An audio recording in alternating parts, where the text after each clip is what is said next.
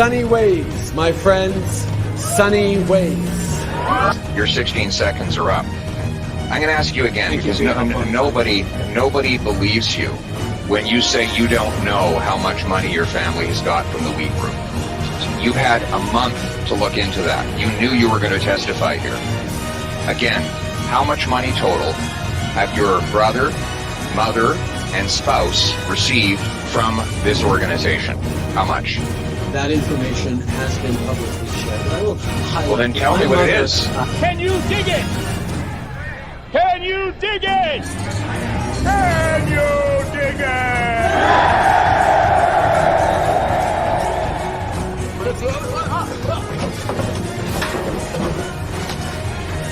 We have recently switched to drinking water bottles out of water out of when we have water bottles out of plastic. Away from plastic towards paper, like drink box water bottles, sort of thing. Sorry, the servicing costs on the debt that you're going to have to carry that you're adding to now, right? Interest rates are at historic lows, Glenn. Where's the funds? On the topic, I mean, in terms of your sort of strategy currently, you're obviously taking the populist pathway. What does that mean? Oh, Justin, you're awake. You made it. Have a seat. Have a coffee. You need some. Wakey time. Let's cut that Disney Plus subscription. So we cut it. It's only $13.99 a month that we're saving, but every little bit helps. A lot of people would say that you're simply taking a page out of the Donald Trump book. Like which people would say that? Well, I'm sure a great many Canadians, but... Like who? I don't know who, but... Well, you're the one who asked the question, so yeah. You must know somebody.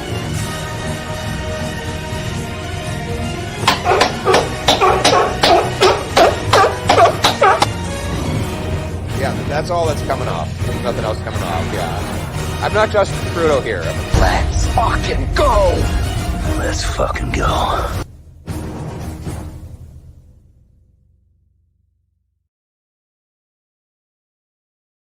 What's going on, ladies and gentlemen? Welcome back to The Fringe. Welcome to election night coverage here on the channel. Joining me tonight, temporarily at least, the very beautiful and vivacious Mrs. Fringe sitting in with us again. How are you? I'm good. How are you? I'm fantastic. As we're watching the numbers run in, guys, let's get a roll call going. We're not going to beat around the bush, so to speak. Let's do our roll call. Everybody loves the roll call. I'm happy to report I saw Colin P. in here. I felt bad ever since Colin had mentioned he thought he was banned. I haven't seen him back in the chat. I don't know where that came from, but Colin, you've never been banned. I'm so happy to see you back. It's been a while, my friend. Let me know where you're watching from. Let's see if we've got any American viewers in here as we cover the election results. If it's your first time watching, make sure to let me know in the chat. Get a thumbs up in there, guys. Keep the comments flowing. It costs you nothing to put a thumbs up in there. YouTube has been beating the hell out of me all week. They've been shoving my videos down. Make sure we get this stream out there for people to see tonight, and let's have a great election night. I'm going to try to get to everybody I can, and then we're going to get to the results that are flowing in from the election. Let's go. I'm going to start it off with David Brewer coming in from good old Springfield, Missouri, USA. Welcome in. Maple MAGA is in the house. It's great to have you here. We got DDV Moore coming in from Spruce Grove, Alberta. Trump for president. Couldn't agree more. We've got Lauren from BC jumping in. We've got Jazzmaster BC, first time live watcher, long time subscriber. Jazz, thank you for being here. Great to have you in here. We've got Chris from Muskoka. We got Callie Surfer Girl coming in from Surrey. Reg Porter from good old Spruce Grove. Barb Pepper coming in from Bayfield, Ontario with a Go Trump. Welcome in all of you. Make sure if you guys are Patriots Club members, you use that emoji in the YouTube channel with the LFGs. Let's get those in the chat. We've got El Guapo coming in from Edmonton. We've got Tammy Eldridge coming in from Elliott Lake, Ontario. Charlene from North Bay, welcome in. It's great to have you. We've got Harry joining us once again from Calgary. A lot of people throwing in Trump stuff. Maple MAGA for sure tonight. Trump is proposed winner in Missouri and Arkansas. Yes, David, we're going to get to that right away. We got Admiral Sniper coming in from Calgary. Great to have you in here again. We've got Queen Esther coming in from Ontario. Great to have you in as well. Donna coming in from Barhead. Carson here from Porno Viagra, Mexico with the LFG. Kamala, just kidding. Kamala. I have to say Kamala. I know I always say Kamala. I'm sorry, guys. It's the Canadian in me. I just can't help it. It's Kamala. Kamala. Um, Peterborough, Ontario is the play blew up at Mr. Sunshine Baby. The True North posted something that I'm not sure what that is, Chuck. We're not doing drama here tonight, but welcome in. It's good to have you. Well, the wife is here, so she's Not while really the wife's here, allowing it. especially. The wife doesn't allow me to get into picking at people. WDH from Edmonton, welcome in. Charlie, remember me from the pleb stream? Love your channel, and Mrs. Fringe is a lucky woman. Definitely is, Charlie. I always remember everybody. Welcome, and it's great to have you here. We got Wendy, member of the Patriots Club, coming in from North Burnaby. Great to have you in here. Let's make Canada great again. Let's start with America tonight, but I couldn't agree more, John. Welcome into the stream. Blackface, kind of son of Castro, coming in Windsor, Nova Scotia with a Go Trump. Welcome. It's great to have you in here. Who else do we have here? Who else do we have coming in? H coming in from Ontario. We've got welcome to Canada. Glad to be here from Langford, Vancouver Island. Trump all the way. Welcome in. Great to have you here. Harry, Trump in Florida, possibly Georgia. Yes, going in for it. Stuart with a Glasgow Rangers fan from Calgary. Stuart, nobody's perfect, but you're darn close. Welcome in. It's great to have you in here. We've got A604 from Coquitlam. Sparkler joining in from Parry Sound, Ontario. We got Luca from Burnaby, BC. Everyone chanting Trump. We've got Harry from Russaganis. I hope I'm pronouncing that right, in New Brunswick. We've got it's a me coming in from Beaver Lodge, Alberta. Great to have you in here. Patrick from Ontario. We've got I can't even pronounce that, but I'm just going to say Link from Quebec right now. Welcome in. It's great. Colin saying I was banned by YouTube for my comments. I wasn't banned by you. Oh, Colin, I'm sorry to see that or hear that. Welcome back in. It's great to have you back, buddy. Maybe we should do some PETA. We'll get some Peter Griffin going on. We got Susie coming in. Hello, Fringe and Wife from Edmonton. Maple MAGA. PP for PM. Oh, that's awesome. Let's go. We got Michael coming in from Port Coquitlam. We got Gilles coming in from Stony Plain, Alberta. It's great to have you in the stream. Thank you so much for coming out. We got Trudeau's Akami, good friend of the channel, driving to Sycamoose tonight. We'll be listening. Welcome into the stream. I met with Trudeau's Akami at our meet and greet last Saturday. What a great night. I've got some great stories about that as we're watching the election coverage tonight. Welcome in. Great to have you here. Lisa coming in from Blind Bay. Guys, the roll call goes on and on and on. Get those thumbs up in the stream. If you're just jumping in, make sure to get those thumbs ups in there. We need to expand this stream. We need to get out there. Tonight's an important night. Please do not take time to waver from that thumbs up. It costs nothing. Let's bring in the screen as to what's going on in the election. Again, Mrs. Fringe is only going to be here for a short period of time. She does have to work, unfortunately, in the morning, but she wanted to jump in for what she could. So I won't have any audio from the coverage going on, but again, we're going to be seeing numbers. We're going to be seeing everything and chatting with you guys as to what's going on. As soon as she leaves, we'll start the audio up. You'll be kicking me out, I'm sure. I will not be kicking anybody to anything, but let's get the stream running with what's going on in the Senate. So far we have Trump at a 154 on the road to 170 to Kamala Harris's Kamala. That's how Trump says it. I'm not going to run against Kamala. 130 or 30 to Trump's numbers. Here we go. Trump's sitting nationwide at a 52.8% to Harris's 46. Again, Trump at 154 over 30. Now, I want to show here the map that I brought in on today's video, because this was my prediction for the election as to what we were going to see the map in. And this is kind of where it's headed right now. Now, with these lightly shaded red states, these were going to be ones that I think were a swing state, that were a toss-up, with Georgia eventually going to Trump, North Carolina, Pennsylvania, Nevada, also going to go to Trump, with Wisconsin and Michigan, being the toss-up states. That's kind of the way the map is painted right now. Again, when they show it, we'll get into it. But mostly coming true on what I called. I'm actually flattered. If Trump were to take Pennsylvania and North Carolina, I think that's going to seal the deal. We're not going to know, but as we go to the interactive electoral map, you can see here, again, pretty much what I just showed you guys, with Nevada still unaccounted for. We've got Wisconsin and Michigan still out in the open there. Pennsylvania still not counted. North Carolina, Georgia. It's all going to come down to those states, as it usually does in these elections. Those swing states are going to be the major thing. Are we going to see any ballots being rushed in tonight? I have no idea what's going to happen. Hopefully it's a sweep for Trump and we can declare a winner early enough tonight. Let's Let's see what's going on. Lucas saying Google has it at 137 to 99. Of course, Google does. They're invested in the Democrats. They're gonna move those numbers as much as they can. Charlie W saying, Derek, we're buying your book for our son this year. Should have been mayor of Calgary. I appreciate that, Charlie. Thank you so much. I hope your son enjoys the book. What do you think about tonight's election so far? Where do you think it's going to go? Oh, I definitely think Trump. You think Trump's going to take it? Definitely Trump. Yeah. I think it's going to come. Fingers crossed. Anyway, I'm not as nervous about this one as I was when he was against Hillary. Really? Yeah. See, I always thought Trump was a shoo-in with Hillary. I always thought it was going to be easy for him to beat Hillary, even though it was a thin margin. I was more nervous about him against Biden because, again, Dominion voting machines entered the race. I've shown video. You've shown video when we were on live stream last Friday showing the Dominion voting machines in Kentucky that were switching over to Harris anytime people were picking Donald Trump. That's totally going to be something that's going to happen here too. So yeah, we're going to see possibly some shenanigans afoot tonight as we go into this election. And don't worry, guys, I'll be here until the election wraps up, at least until everybody's done. When you guys start telling me you're finished. Dylan's looking for a fight. Fight again. Well, if you remember when the attempt went on Trump's life, of course, Trump was pumping his fist yelling fight. Yeah. I think that's what that's a reference to. What we got? Xylo saying those numbers are a bit off. Again, I'll be updating as we go, Xylo. I'm assuming you're talking about Google's numbers being a bit off. We got Gerald jumping in. Hello, Derek and Tiffany from Calgary, Alberta. Gerald and Carol, go Trump. He will win. I'm sure hoping. Harry saying that Trump's going to have they're going to have shenanigans in the election for sure. Nicola saying, make America healthy again from Canada. Yeah. There you go. Jazzmaster saying, wasn't just one, it was two or three.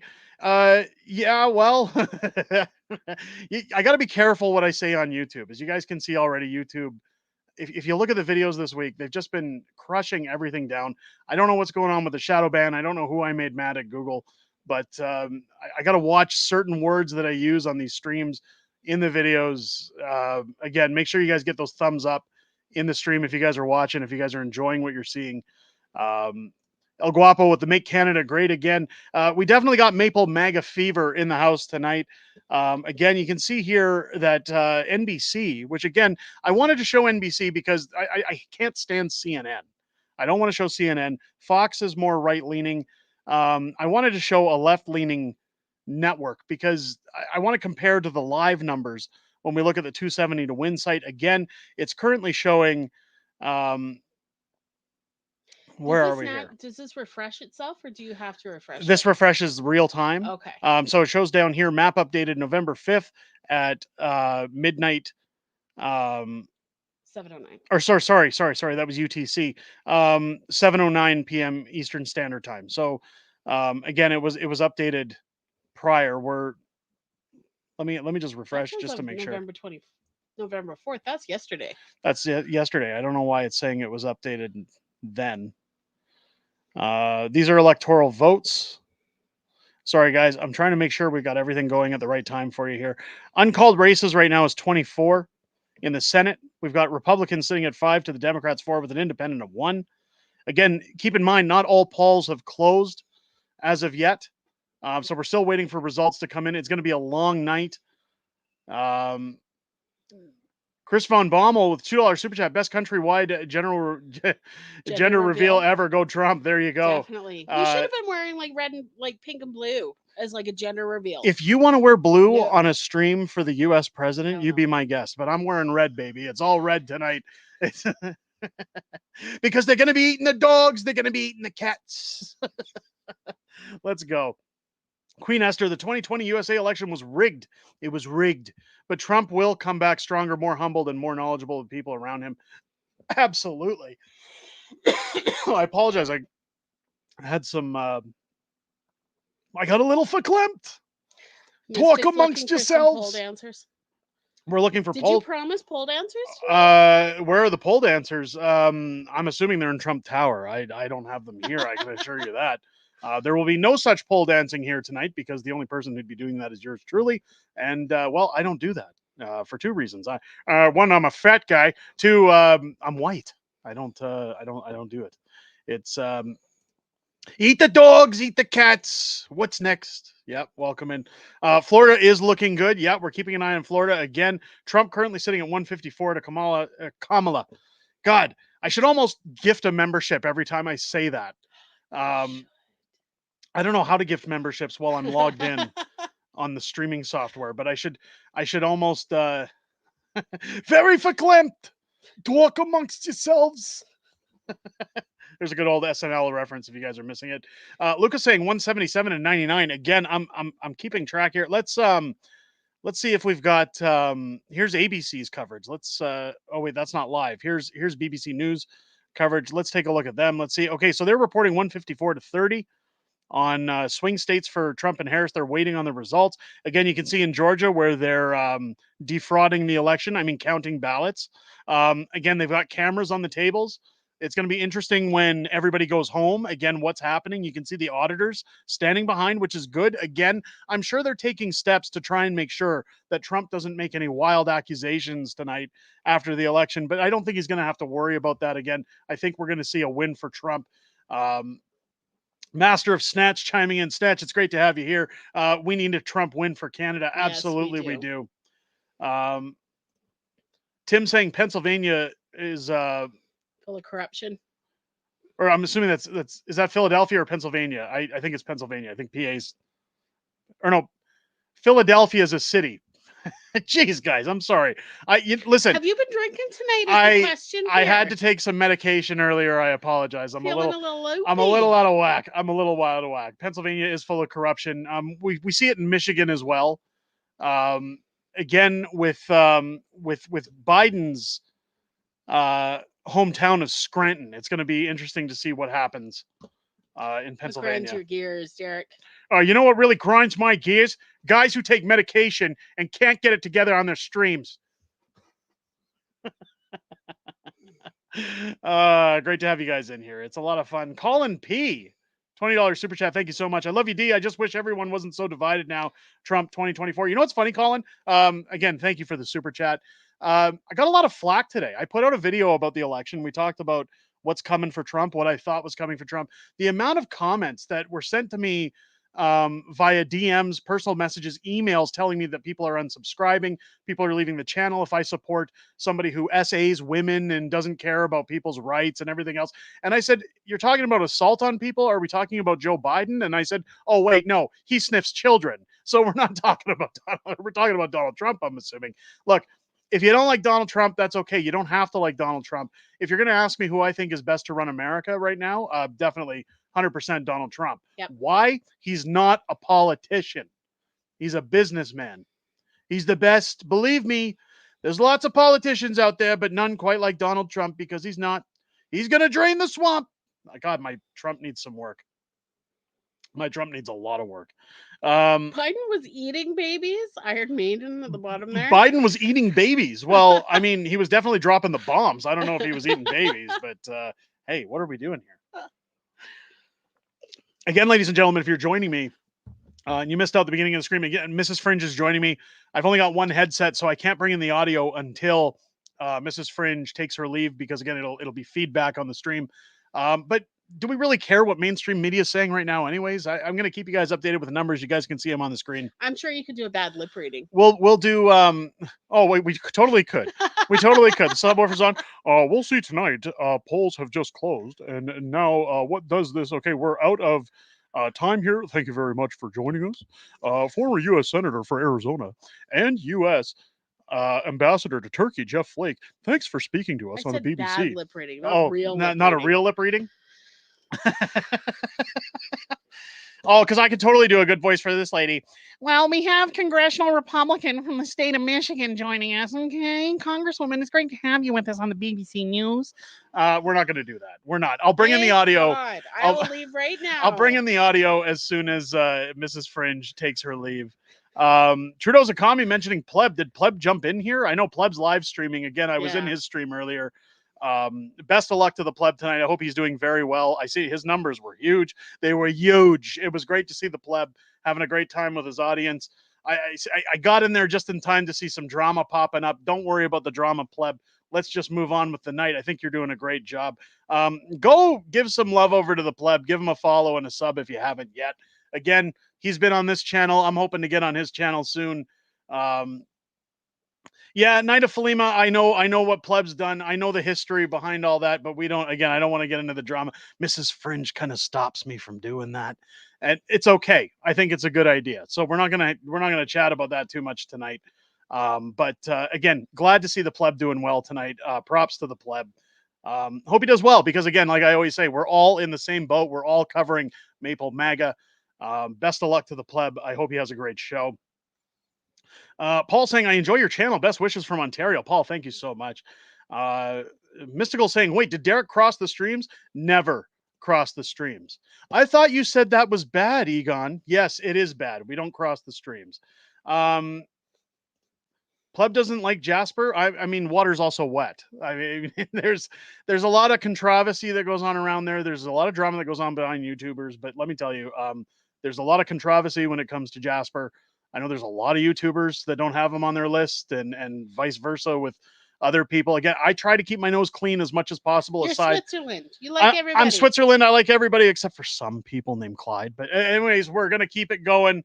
Let's keep it going. Let's get out of the drama. Colin P saying, love you, keep it real, so much fighting and BS daily. Absolutely. It's great to have you guys in. It's great to have you all here in the live stream. Really happy to see this. David with an emotional damage. Welcome into the stream. It's great to have you. Buzz Gaming. We're all in it together. It doesn't mean trash them on live. Again, I shouldn't have even read that. We're not getting into the drama. Radio Reaction. Evening, Derek and the people of the tube. Radio Reaction. Great to have you in here. He had a great video today on some new radio content. I'm not going to fill you guys in too much, but a radio interview with some Liberal MPs. Go check out Radio Reaction if you haven't yet. He's got an amazing YouTube channel. He has great coverage. He finds a lot of stuff that guys like me don't have time to find or dig through. He has great videos. Go give him a follow. He's the best. I know some YouTubers. I know some great YouTubers. He's one of the best, believe me. So that's Michigan. That's in Michigan. Right now, Trump's at a 52 to 45 on Trump in Michigan. Again, only 10% of the votes counted so far. Michigan being a swing state. Again, it'll probably come down to Michigan. It'll come down to Wisconsin. We may even see it come down to Pennsylvania again. We're going to keep our eye on it. Joe Lyman was popping in there. Good friend of the channel, good friend of mine. Joe Lyman, from what I see so far, Trump is averaging 5% gains across all countries. Yes, from what we see in the last election, Trump definitely has a lead over what it was when he was running against Biden. That's good so far. What we got? What do we got? Here's hoping for the best North America. For North America, absolutely. Jazz Zylo. Save the drama for Obama. Listen, guys, tonight on the election, we got to get rid of the drama. If you're going to get your safe space, go put on your pajamas and go hide in the corner, because we're going to be eating the dogs and eating the cats. Trump's taking the White House. It's going to be a great stream. I can't wait to call Trump as the new president. It's going to be great. Luke saying, Derek, you catch up on bombshell India dropped. CBSA high-ranking officer wanted for crimes here in India. I'm going to catch up on that, Luca. Again, I apologize. I've been focused on the American election. I do have a stack of Canadian news to get through. This is a primarily Canadian channel. I will be covering that stuff. Stay tuned. It's going to be great. What do we got here? What do we got? Guys, throw in your comments in the chats. Radio Reaction saying the squirrels too. Yes, we have to protect the squirrels. We got to protect the dogs, the cats, the squirrels. Can you explain 154 to 30? So what does that mean? The 154 to 30. So this is the I believe it's so you need to get 270 to win. These are the votes that have been tabulated so far. Keep in mind, a lot of the votes that are coming in, aside from Florida, who has a very efficient counting system when it comes to their ballots, most states aren't finalized yet. Their counting is going to take a while. And those numbers are going to fluctuate as the night goes on. They're going to go on. It's going to be similar to the Canadian elections, guys. We're going to see the numbers go up and down all night until it gets really zeroed in again on those last couple of swing states that typically take a little longer to count. Excuse me. Again, the race is to 270. Similar in the House of Commons when they got to get to their middle line. This is the line for Trump. He needs 270 to win, but he does have a prominently sharp lead over Kamala. God, there goes another gifted membership. I'll have to gift them out We got later. to start counting these. Cha-ching. Somebody start counting. I think we're at 3 gifted memberships roughly so Yes. far. Start counting those gifted memberships. I'll gift them on our next live stream.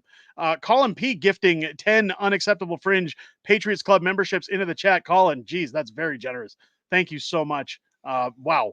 Absolutely amazing. Thank you. I'm very humbled. That's amazing. Welcome to all 10 new Patriots Club members. You are now in the draw for one of our monthly giveaways of the embroidered Unacceptable Fringe hoodie, not available in stores.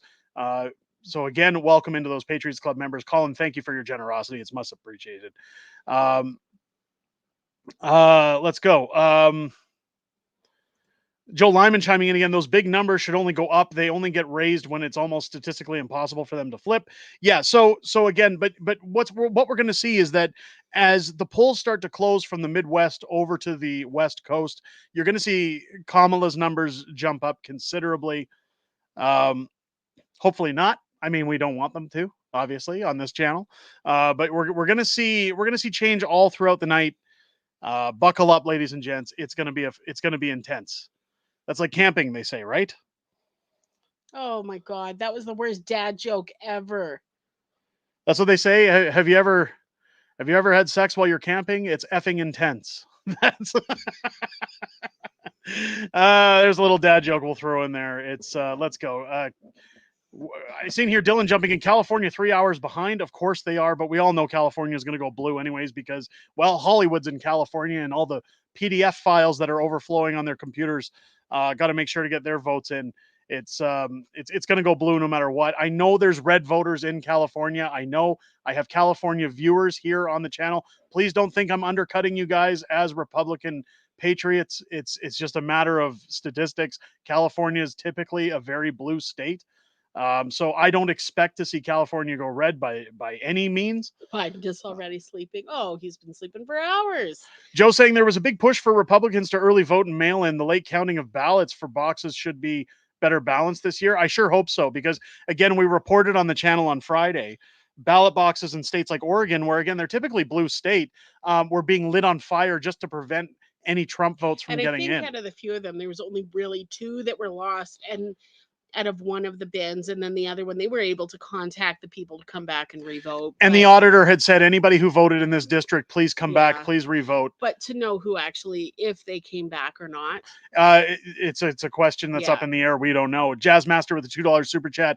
Last money after groceries and bills. Full support here. Geez, Jazz, please hang on to your money. Groceries are important right now. But I do appreciate the super chat. Thank you so much. Let's see. Sparkler saying that done it very often. There you go. Shenanigans. Yep. Colin P. My name is Colin, and I love this shit on not fighting on each other's BS channels. I agree.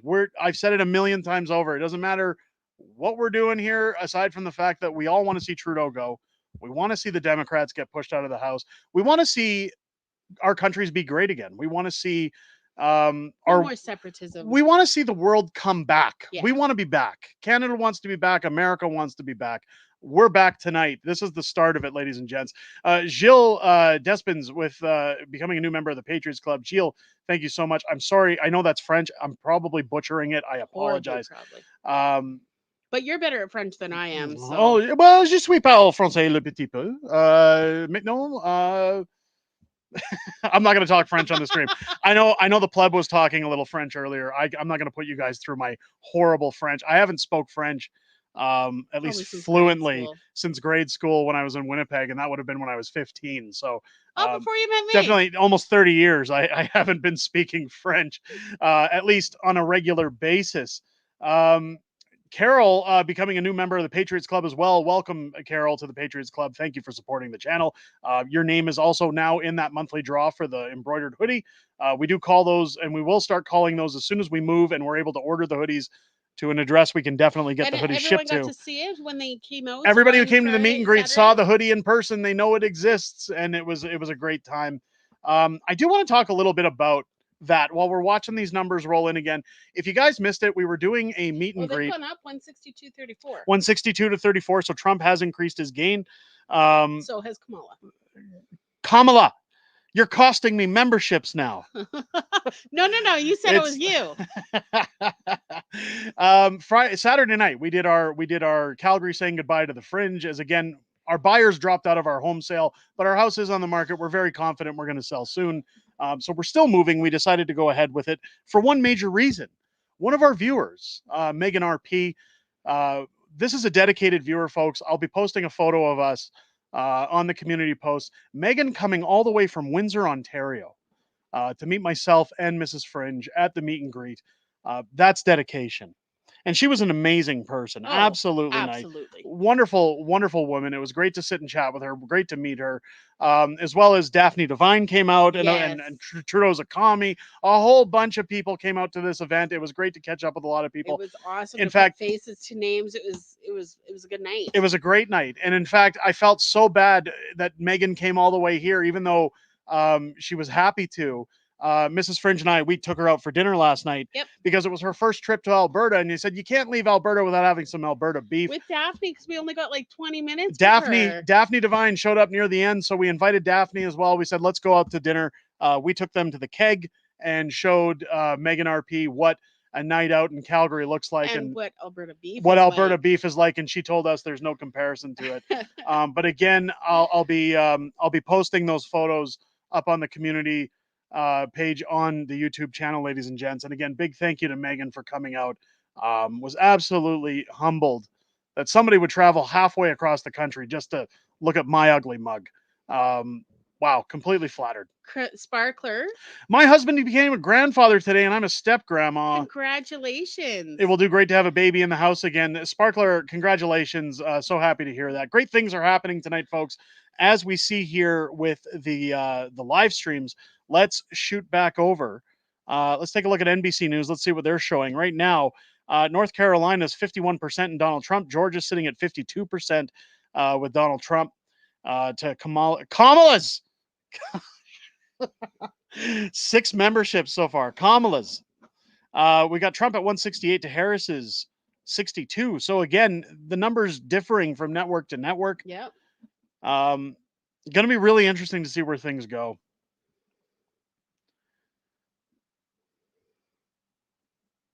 What we see here, Joe chiming in again. There were many states that counted early votes beforehand and dumped them as soon as polls closed. Trump was basically on par with 2020 results. With just early votes, GOP usually vote on day. Yeah. So again, those numbers are going to fluctuate for the states again because very few of them are finished their counts, if anything. It shows here polls closed in Nevada. North Dakota, projected winner, of course, Donald Trump. North Dakota, again, commonly a red state. So we've seen Donald Trump declared the projected winner of North Dakota as of now. Again, Trump's 73% to Kamala's 22. I think that said 22. I apologize. I'm going to turn these captions off because they're cutting off the numbers. The most important issue it shows here for voters, again, the economy. I think that's going to be reflective in what we do in Canada. Yep. When we're voting. I think the economy, inflation, again, the cost of the carbon tax, that's going to be a big deal. The state of democracy, again, Joe Biden with his Build Back Better. Nothing was built, nothing's back, nothing's better. It's a lot of questions after the last election, people's faith being waned. I think this is going to be Trump's night. Chris V saying he took New Jersey as well. Has that been called? We'll take a look. Kamala went up significantly because she took New York. There you go. Again, New York, typically a blue state. We knew that New York was going to be called for Kamala. Again, here, Pennsylvania right now, too close to call, 54 to 44. Kamala versus Trump in Pennsylvania. Again, that's going to be a toss-up. Rhode Island, Kamala, projected winner. 79% of the votes are in with 4 electoral votes again. Colin P., $50 super chat. Oh, YouTube channels used to be a place to vent and get real info. Now it's becoming a sub game, and most viewers seem like they don't give an F anymore. We have to keep positive. Agreed. Colin, I couldn't agree more. Yeah. It's really hard when you're putting out content and you're trying to get people the news that they want to get, the news that we feel that they need to get. There's a reason people come here to listen to what channels like this have to say, because they don't trust mainstream media anymore. They don't want their news from mainstream media. It's very discerning. when multiple channels are getting shadow banned, when their videos are getting crunched down. Because again, it's not just my channel that I complain about. Everybody's, like I say, we're all in the same boat. We want to see that news get out there. We want to see people informed about what's happening in the world. Again, South Dakota coming in now, Trump projected winner. The next poll's closing in just under half an hour at 25 minutes. Again, those votes are going to start flooding in, and we're going to keep you guys up to speed. As Joe said, a lot of what we're seeing on the maps right now are early votes and mail-in ballots, which it's kind of nice to see them counting them early. Yep. Again, that decreases the chance of, busloads or truckloads of votes showing up overnight. You might be able to go to bed tonight. I may be able to go to bed tonight. I highly doubt it. One thing I don't doubt is that Mike TV Dub is gifting 5 unacceptable fringe Wow. memberships to the Patriots Club. Welcome to all 5 of our brand new Patriots Club members. Mike, thank you so much for that generosity. That's amazing. I really appreciate that. Radio reaction saying it's so true, Derek. Me too. I get restrictions all the time. That's kind of the problem here, is that essentially when you talk about Kamala Harris, one of the things we were talking about today is how she wants to censor Americans Yeah. if she wins the White House. Now, it's no secret she's talked about censoring or actually making Twitter illegal because Elon Musk owns it and because Elon Musk has said that it's going to be a free speech platform. No more truth. No more truth getting out there. It's unless again you got a VPN in the United Which States. Is so easy to get. So it's absolutely insane what's going on with censorship between governments. And this is where I feel that government starts to step over the line, is that it's no longer about policy, it's about control. And we've seen that over the last 5 years in particular. When you think back to the pandemic, when you think about everything that's come out since then, I think the pandemic was a testing ground to give the government a bird's eye view of what they could actually invoke with control under the right circumstances.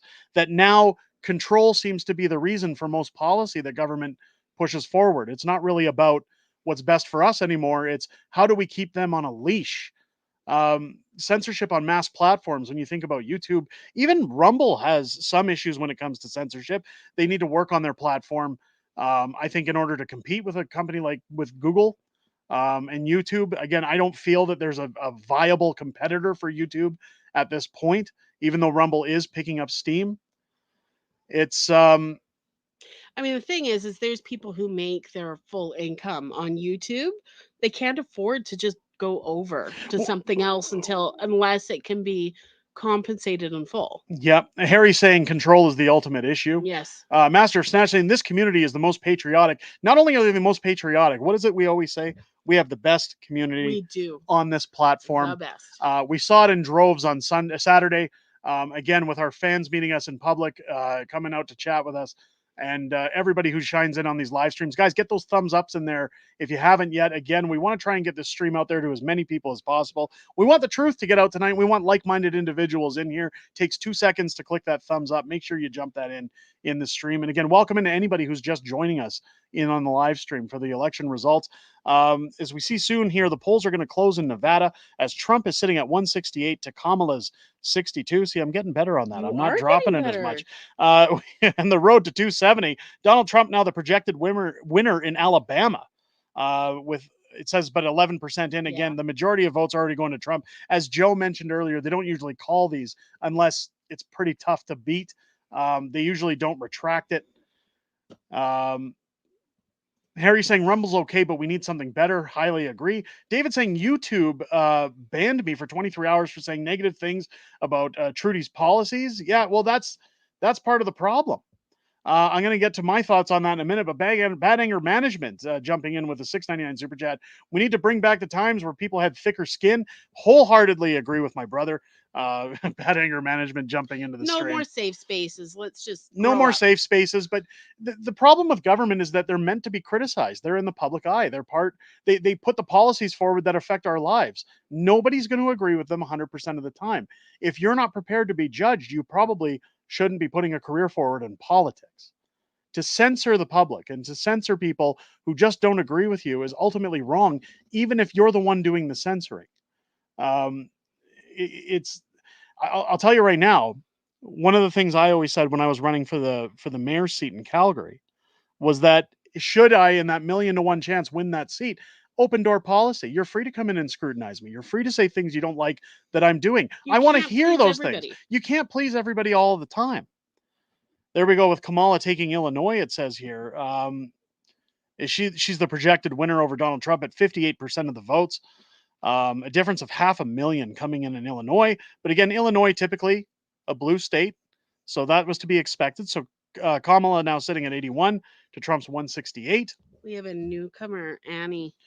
We have a newcomer that's also a member of the Patriots Club. Annie coming in. I am new. Annie, welcome to the Fringe. Welcome into the stream. It's great to have you here. Relaxation is self-inflicted anger management. There you go. Lands of Seven Legs, welcome into the stream. Great to see you back here again. Colin saying, all I'm saying is be effing real. That's what this is all about. That's part of the problem, is that we're not real anymore as a country. We're not real with anything. We always worry about who are we offending? Who are we upsetting? Are we too PC or not PC enough for people's likings? I miss the old days where we were told if you don't like something, just don't watch it. Yeah, keep moving. Keep moving on. Keep scrolling. That's what we need. Iron Maiden saying low-income black women support government in Illinois. I know that typically is the case.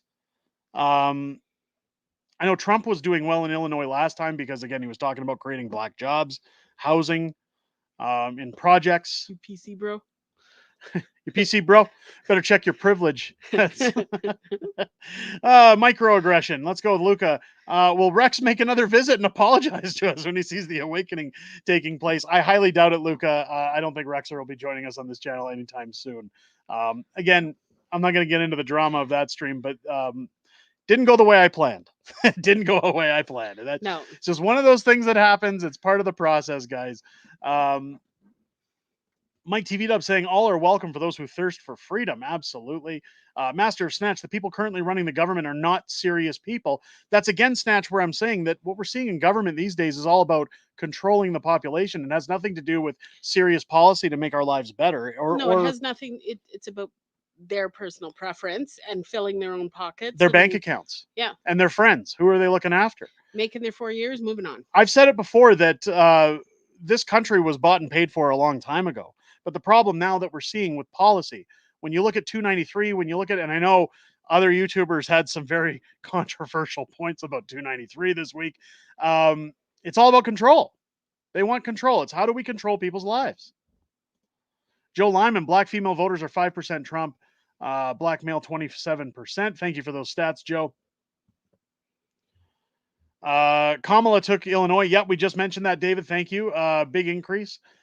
Bill C-63 is part of the problem. It is the problem. Yeah. Bill C-63, Bill 293, lots of bills in the House of Commons that are major problems for us. But they're all on hold, so. Well, not all of them. No. Not all of them.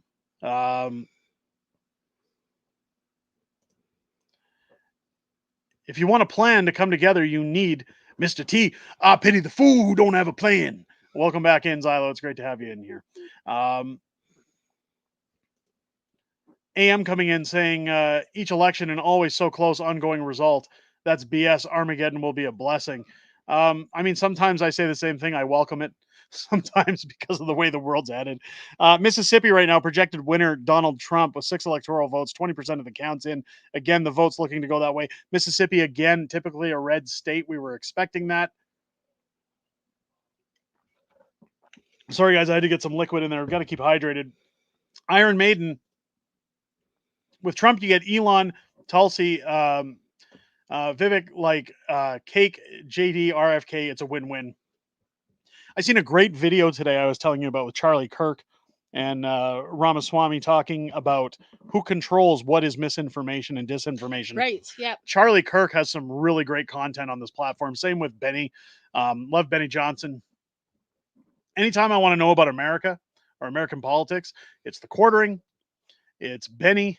it's Charlie Kirk. Great guys. Recommend all their channels. David chiming in, Build C-293 is a terrible liberal ideology. I mean, people on other channels the other day were talking about how Koof came from bats, that it's all about that it's not such a bad thing. I don't know where those comments were coming from. Again, people are entitled to their comments. Anytime the government is asking, here's the thing.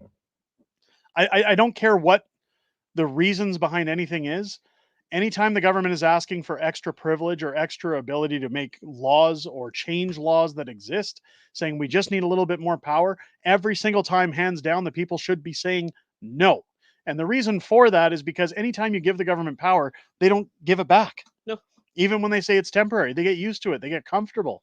And they say, well, it's again, I compare it to Lord of the Rings. Why shouldn't I have it? Why shouldn't it be mine to They control? just make a stupid excuse that people believe as to why they need it. There's Zylo with a Avengers reference. Trump has a Hulk. Hogan. There you go. Well, let me tell you something, brother. I love seeing Hulk Hogan at those. Trump needs to say, to me, my X-Men. Yeah, absolutely. Joe Lyman and Mark Dice. Dice is great, too.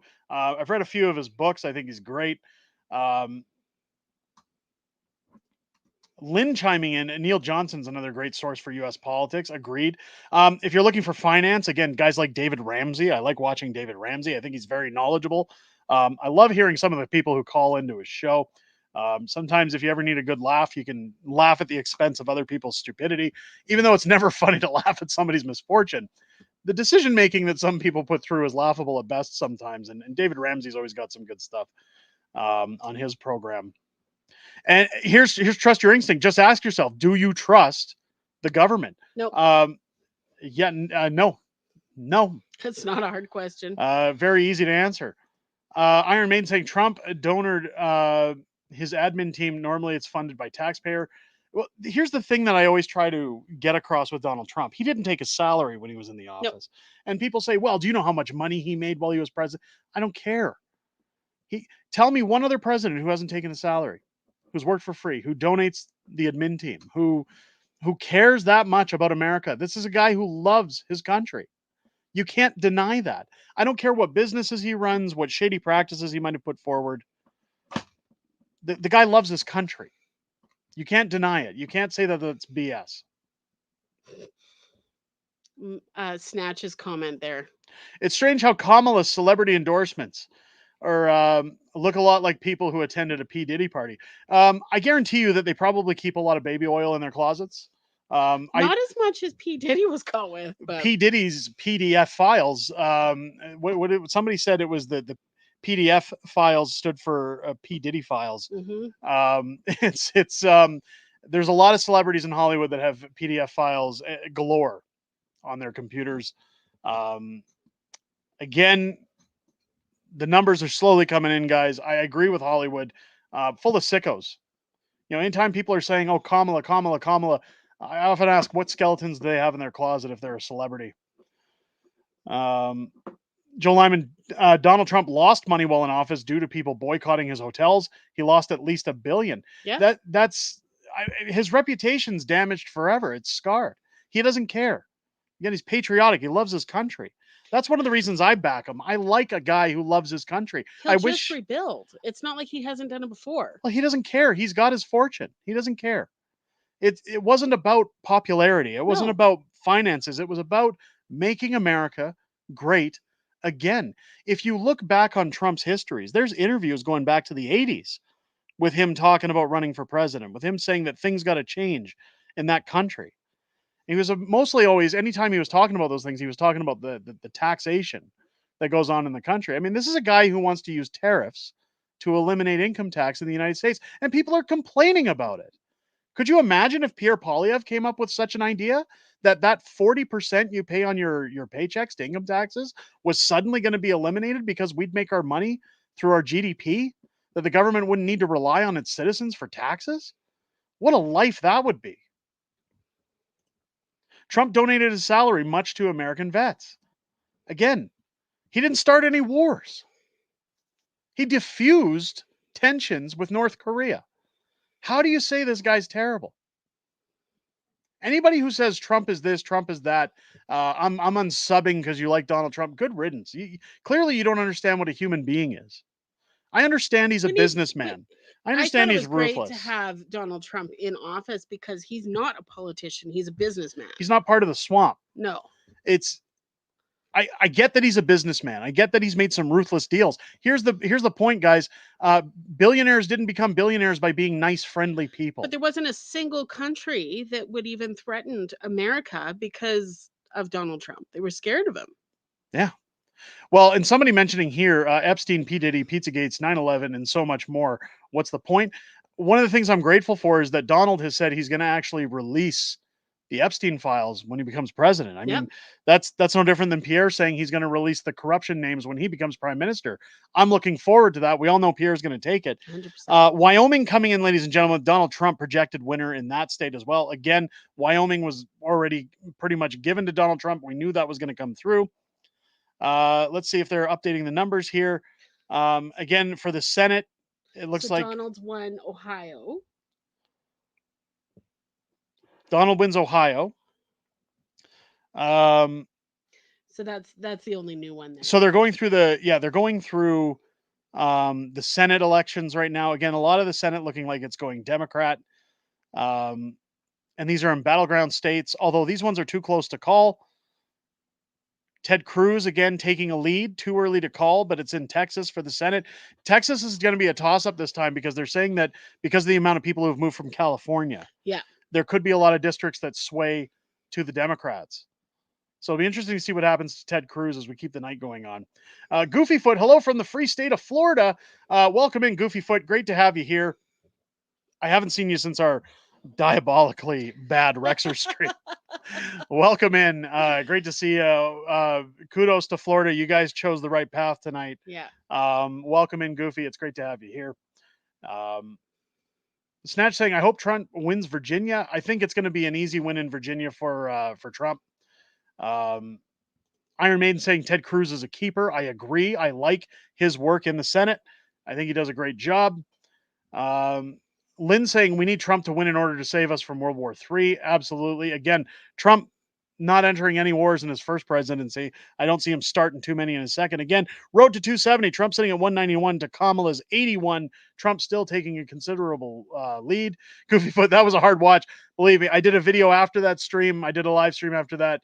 Full explanation in that live stream, Goofy. I'd go check that out if you want a little more context on that stream. But yes, I agree. It was hard to listen to on my end. Believe me, I like Rexer as a guy, but when it comes to politics, I don't think we mesh well for streams. Joe Lyman, Virginia is going to be an easy win. Virginia wasn't supposed to be a swing state. It wasn't supposed to be a swing state, but again, I think it's going to be an easier win for Trump. I think when you come down to it, when you get the votes in, most Virginians support Republicans 9 times out of 10. Again, if it does go Democrat, I'd be shocked. We'll see. We'll see where it goes as the night goes on here. Again, Trump sitting at 191 to Harris's 81, doing a great job so far. Derek, the man who stole freedom, is my favorite. David, I appreciate that. I'm glad you enjoy our books. Again, guys, if you haven't picked up any of my books, How the Prime Minister Stole Freedom, One Face, Two Face, Black Face, Blue Face, How the Prime Minister Broke Canada, Just Axe the Tax, you can find all of our books on Amazon, just under Unacceptable Fringe. Go take a look out there. Pick them up. They're great bestsellers. You guys are going to love them. Most of them Dr. Seuss parodies. You guys are going to have fun with those. Appreciate the comment. Thank you so much. Reg coming in saying White House, House and Senate for the Republican Party. I sure hope so. Harry saying, why can't I see other posters? What's up with that? I'm not sure. Again, I'm on streaming software. I'm seeing all the comments coming in from both Twitter and YouTube. So again, my apologies. I don't know what's going on with YouTube if you're unable to see those things, Harry. Hopefully it works itself out soon. Mike TV Dub with the link to our books on Amazon. Again, guys, go pick them up, support the channel, get yourself something in the process. You're going to like the way those books read. I guarantee it.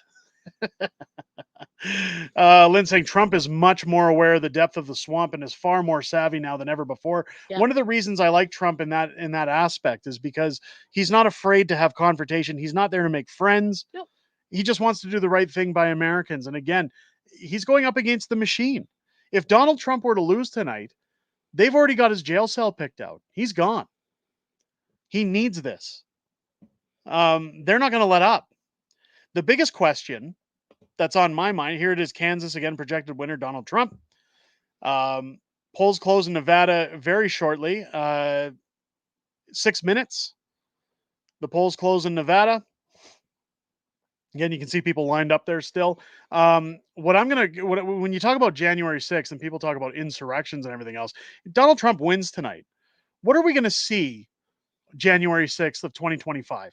What do you think we're going to see? Do you think the Democratic voters are going to behave themselves? Oh, no. Do you think they're going to be nice? Tomorrow it's going to be a freaking gun show. I think you're going to see fires, riots, looting. I mean, he's standing behind bulletproof glass right now. And they're not going to say, look at the carnage that these Democratic voters are putting. They'll say, oh, they're just frustrated. They're just voicing their concerns. But if it were the other way around. If they were the other way around, they'd be, look what Donald did. So it looks like Donald Trump has won Kansas. Harry's saying you should appreciate Tiffany as a co-conspirator. Always.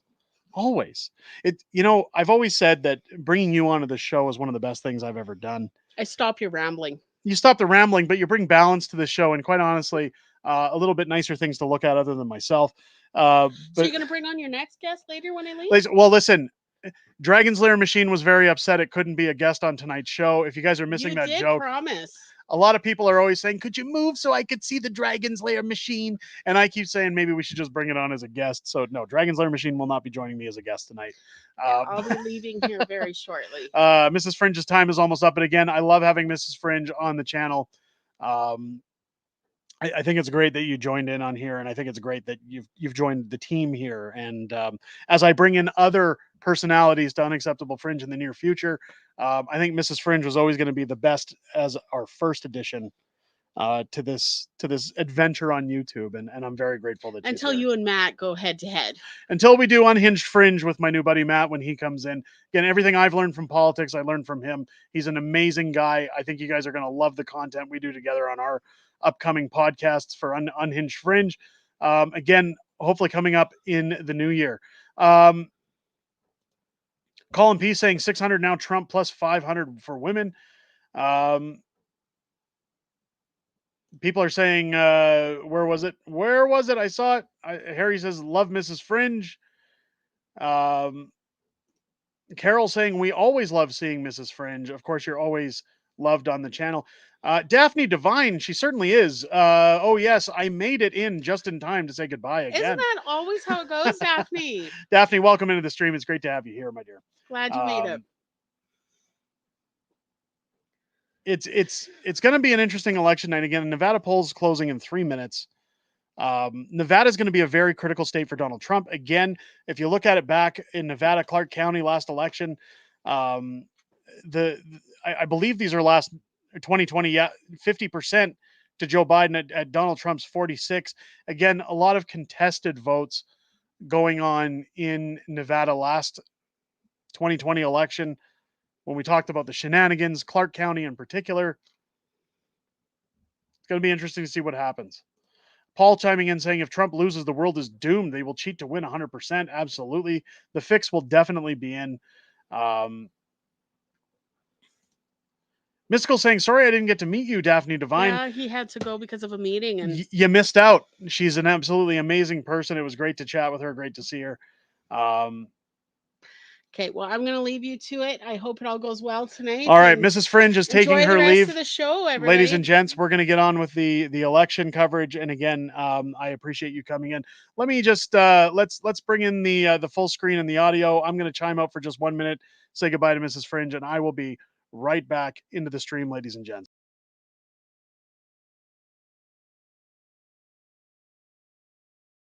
Unclear if it's ever going to become law or if they can even do that. But it was a plan that caught a lot of attention in Nevada, guys. And a populist appeal, definitely. And I think I'm glad Tom was talking through those points here, because I think of Nevada and I think economy, right? You talked about the Republican governor, that largely driven by anger over pandemic shutdowns on the Strip, et cetera. No tax on tips. I'll also tell you another number. I think it's 380, just about 379. That's the price of a gallon of gas in Nevada, the highest of any battleground state. The economy is a big factor in this state, as are the Latino population, of course. And that's another factor. Democrats for a long time had a big registration election advantage, but that's all but disappeared. And as you mentioned, a Republican won statewide office, the governor's race in 2022. It's also one of these states with an abortion ballot initiative as Yep. well, in a state that the Trump campaign believes you could see some ticket splitters on that. And it's a competitive Senate race in Nevada as well. We talked about the fact that some of these Senate races, if you rewind about a month ago, weren't so competitive. It is incredibly tight. Senator Jackie Rosen looking for another term. Look, if the way so far that Donald Trump's performing tonight versus Harris, this really is an indictment of the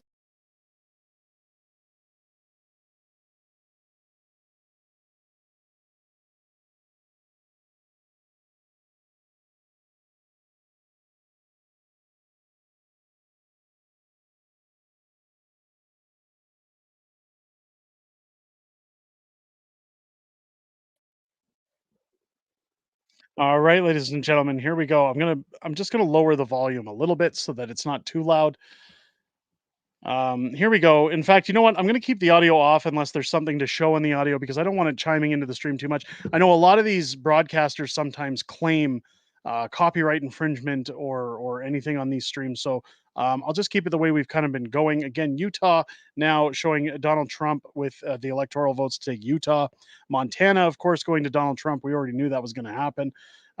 Colin P, $20 super chat. Effing Trump, effing rolls. Thank you so much for the super chat, Colin. Really appreciate that. Wow. Did I?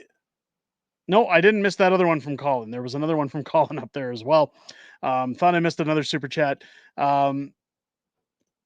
Harry saying, thanks, Derek, for commenting. Only thing I can see here on YouTube is censoring in my opinions. Absolutely. Well, again, other channels are sitting at over 2,000 viewers on these live streams, and we're sitting around our Friday night totals of 400. Guys, get those thumbs up in here. Let's get some more people in the stream. YouTube is obviously making sure nobody is getting this information tonight, especially from this channel. It's getting it from others, but we want the fringe to get a little bit of the spotlight. So throw those thumbs up in there. Let's get some more viewers in here, guys. Colin, again, thank you very much. Joe saying Pennsylvania is about to flip. Is it really? Let's take a look. Let's see if we can bring up the 240 to win. Let's take a look at Pennsylvania. Why is it not loading? Did Pennsylvania really just go blue? Oh no, I accidentally made it go blue. Why is it not giving us the update? Let's go over here. We'll keep an eye on these streams. They'll be letting us know what's going on. DC again, projected winner is going to be Kamala Harris. We already knew Kamala was going to take Washington DC.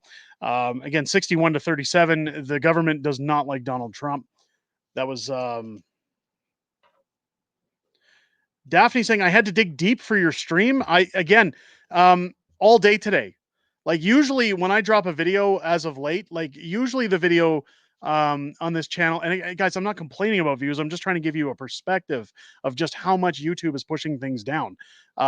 Anytime this channel would drop a video, we'd usually see about 20 to 40,000 views on average a video.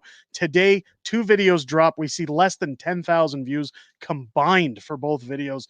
They're just smushing them down. Anytime you mention Donald Trump, anytime you mention Justin Trudeau, they push it down. They don't want it getting out there. Again, make sure to get those thumbs up in the stream. It helps us. It helps push us past their algorithms. Conjul saying so much corruption. Legacy media already predicting that results won't be known for days because the counting will need to be done, just like BC, last minute uncounted votes. It'll be interesting to see where the night goes. Tell Harry to close his page and reopen it. That usually does the trick for the comment stream. Well, there you go, Harry. If you're watching here, please reload. That should do it. When Trump's reelected, you're fired. There you go, says Mike TV Dub. There we go. Trevor saying great coverage. Trevor, I appreciate that. Welcome into the stream. It's great to have you here. What are we looking at here? Iowa, too close to call. Donald Trump, 49 to Harris's 48. It's very close, 36% of the ballots in. Again, the next poll, I believe, is the last poll for the West Coast, closing in 56 minutes. Again, we're going to keep you guys up to speed. It's going to be a long stream tonight, guys. Grab some caffeine, grab some food, some snacks, whatever you need. Grab your F. Trudeau flags, your Maple MAGA stuff. It's going to be a long night. I'm going to stick with it for as long as we can, or at least until you guys start saying in the chat, Derek, we're done. Call it a night. Let's keep going with the LFGs. Colin, I love you, Fringe. Colin, I love that you love me, and I love that you love this channel. I love you too, brother. Welcome in. No homo. Grandma G, Michigan, Wisconsin, or Pennsylvania. Trump needs to win one of these in order to win. Kamala has to win all three in order to win. It's going to be, again, those are always the toss-ups, Grandma G. So again, as the night goes on, going to be interesting. Maybe we'll start doing the Trump dance. We'll get the Trump dance going on in the stream. Make sure that we're giving that energy, keeping that energy for Donald. Let's keep the stream going. Let's keep it alive, folks. Let's boost this up. Let's keep the screen full screen for you guys, so you're getting all the stats on the screen. You don't need to see the rest of YouTube sitting out there. Maryland right now projected winner Kamala Harris as the night moves on. As it rolls on again, next poll closing in 55 minutes. Donald Trump sitting at 201. Again, the road is 270 to Kamala's 81. Donald Trump still having a very considerable lead. I think things are going to be great. Carson saying, grab some dogs, grab some cats. We're in it for the long haul. It's going to be a long night. But it's going to be worth it. It's Darren saying, when did you start? I started just over an hour ago. I know some people started earlier than that. The reason I wanted to start at 6 p.m. Pacific was it was an hour after the first polls closed. There really isn't a lot to discuss until those first polls have a little bit of time to close and start counting their ballots. I didn't want to waste anybody's evening. So I kind of thought, hey, other guys have started. This is a good time to start up and just kind of get down to business. Let's start crunching the numbers. Let's look at where we're going. It's a very important night, Colin. Again, usually what happens in America dictates how our elections are going to go, at least statistically. If Kamala wins this election, between her and Trudeau, the censorship that's going to come through for North America is going to be unreal, unprecedented, unmatched. It's going to be unlike anything you've ever seen before. Policy is going to strike Americans. Immigration is going to go out of control. You think in Canada right now, when we look at people pooping on our beaches and flooding through over the border, destroying our country, crime rates ramping up, drug use ramping up, that's all we're going to see in America. Even when you look at places like Oakland and California, like the homeless encampments, the shabbled ruins of society. Take a look at San Francisco and their laws. Look what Gavin Newsom has done to California. North America is in a sad state of affairs if Kamala wins this election. Nebraska, again, 5 electoral votes. Harris slightly in the lead, not by much. She's only in the lead by about 3,000 votes. So again, very close to call. New Hampshire, same thing. Harris at 178,000 to Donald's 157. So again, only 41% of those ballots are in. New Hampshire will probably go Democrat. It's a typical Democrat state.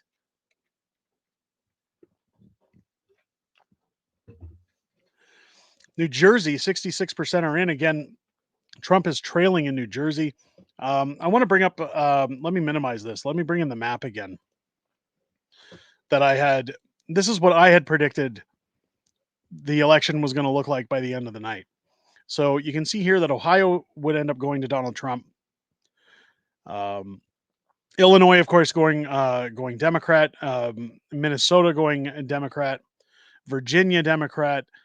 New York, Colorado, New Mexico, California, Oregon, and Washington. The rest of them essentially going to Donald Trump. Pennsylvania, North Carolina, Nevada, again, being those toss-ups. It's going to be really interesting to see where things go as the night progresses. Now, that map was constituted based on betting pools, based on statistics of where states usually go. Interesting to see where things head as, and not from a voter stance, but more, are we going to see the shenanigans start to roll in? North Dakota, again, Donald Trump projected as the winner. Is there a way for me to move where my screen sits? Can we go? There we go. We'll go like this. There we go. That puts it a little bit better, doesn't it? Let's get a background in there as well. So you guys aren't looking just at a plain old black background. Does that look a little bit better? Maybe let's do it. Let's get an American flag background in there. I'll get one downloaded here. That way you guys got a little bit of a background to look at. as we continue election coverage here tonight on the stream.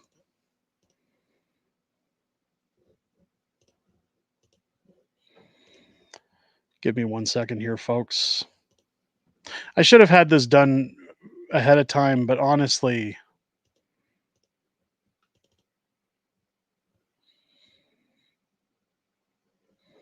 that wasn't a JPEG, really?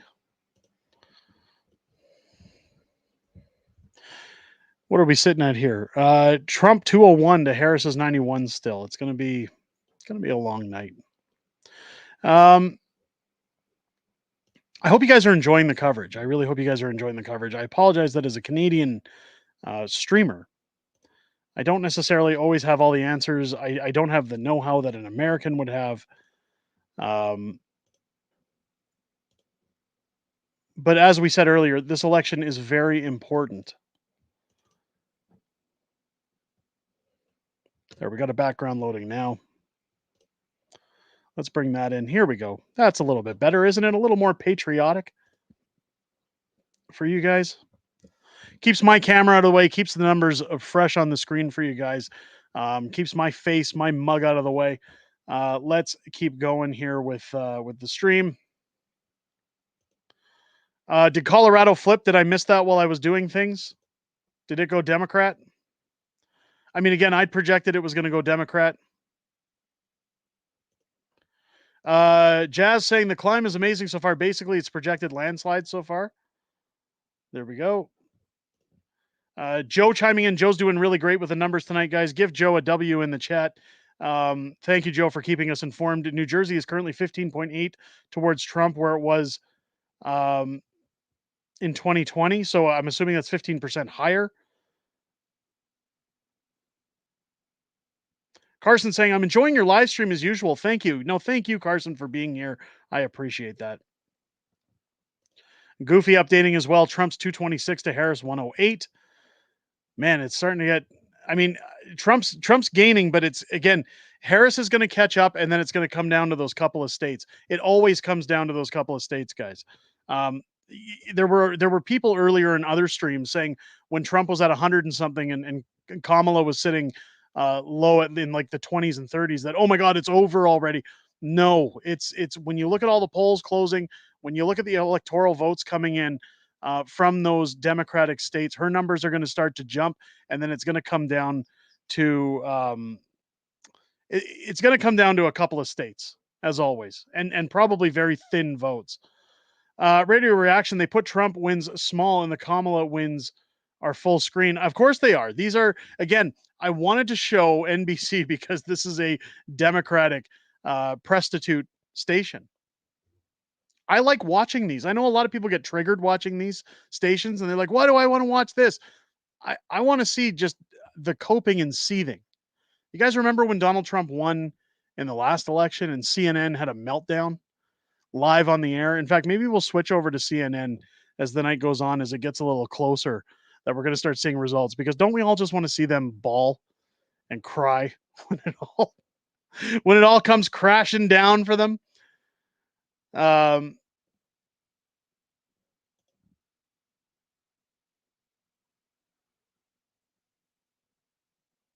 How the numbers are suspiciously close. Virginia looks like it's going red, says Derek. Again, I hope so. I certainly hope so. The blue states in the West still have to finish voting. Yeah, the polls are closing in 47 minutes on those. Again, then at that point, I believe all polls are closed. Unless there's polls for, like, I'm not sure if Hawaii and Alaska are separate from that. But to my knowledge, they're part of those polls for the West Coast. Can't wait to see how the left flips out if Donald wins. Donald is winning tonight, guys. It's going to happen. It's going to happen. Let's keep the faith. Aaron saying, just watched the horror show in my home province of BC. Globalist traitors yet again. I hope I'm not disappointed again tonight. Trump says, this BC man. I sure hope so. I mean, what happened in British Columbia was devastating. Very shocking, too. I didn't expect to see BC go the way that it did. Well, I did and I didn't. Again, shenanigans are afoot. Newsmax figures their slots are wonky. Again, this is why I kind of try to stick to the networks. I know a lot of people hate the networks, but I find that their numbers seem to be a little bit more on point because this is their only chance to get ratings as election coverage.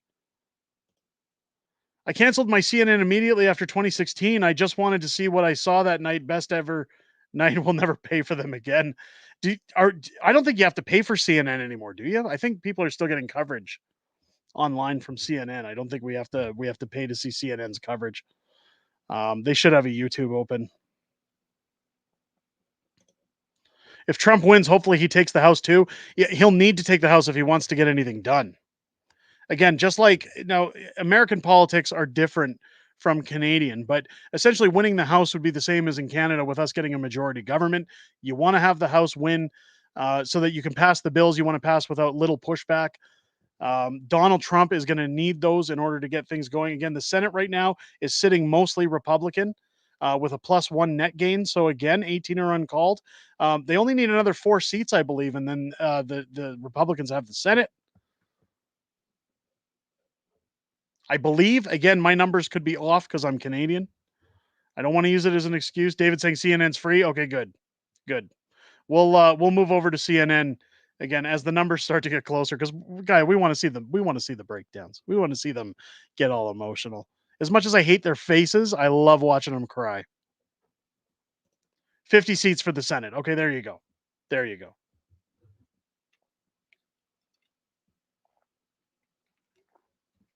I apologize for drinking on the air. It's really hot down here. I got to make sure we're getting those fluids in. I don't want to take off my Trump hat. I want to keep it going for you guys. With Susan mentioning at the same time, love your hat and always enjoy your show. Was great to see Mrs. Fringe earlier too. Thank you, Susan. Appreciate you coming in to the stream and being here. And thank you for the nice comment. Don't worry now. It'll be right. Just don't celebrate. Be positive. Yeah, Colin couldn't agree more. I think it's going to be great. Mr. Fringe, can you do a little bit of Peter Griffin in there? Okay, so we got Donald Trump over here as the projected winner in Kansas. Oh my God. I don't have a joke for Kansas. I was going to be like, oh my God, that's worse than the last time. But I can't think of a pun for that one. Again, Donald, the projected winner in Kentucky.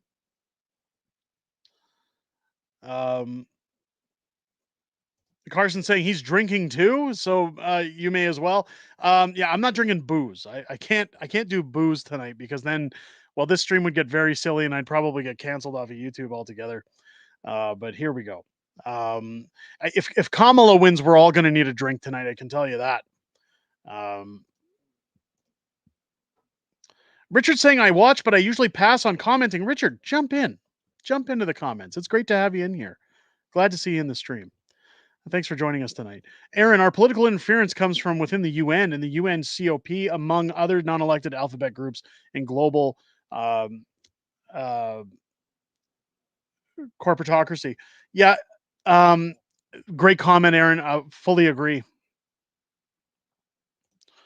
Trump won Kansas and saved Toto. Kamala is not looking like it's Kansas anymore. Kamala taking Maryland as the projected winner. Again, a lot of the East states typically go Democrat. We knew that was going to happen. Again, if you look at statistics, if you look at other elections, Donald Trump, again, projected winner in Iowa. Covered that one earlier. Again, he's got 53% of the vote. The difference is 60,000 coming in to Kamala's. Again, at 207 to Kamala's 91. Again, this map's shaping up again like the one I showed earlier where I made my predictions. I think, again, it's going to come down to Pennsylvania, Wisconsin,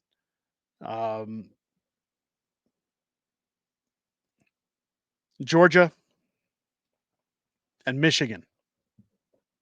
I think those are going to be, I think Wisconsin and Michigan, two of the big ones in this one. Iowa, again, Trump, the projected winner. Boy, he's taking the names tonight. He's doing good. He's doing the best. I've seen some presidential nominees, but Trump is the best. I'm wearing my Lucky Trump socks. Before my mom passed away, I always made these jokes about Trump, especially the Kafifi. If you know what the Kafifi tweet was, when Trump was in office back in 2020. My mom gave me a pair of Donald Trump socks with him yelling into a telephone all over them. I'm wearing those tonight. My lucky Trump socks. I think Trump's going to take it. It's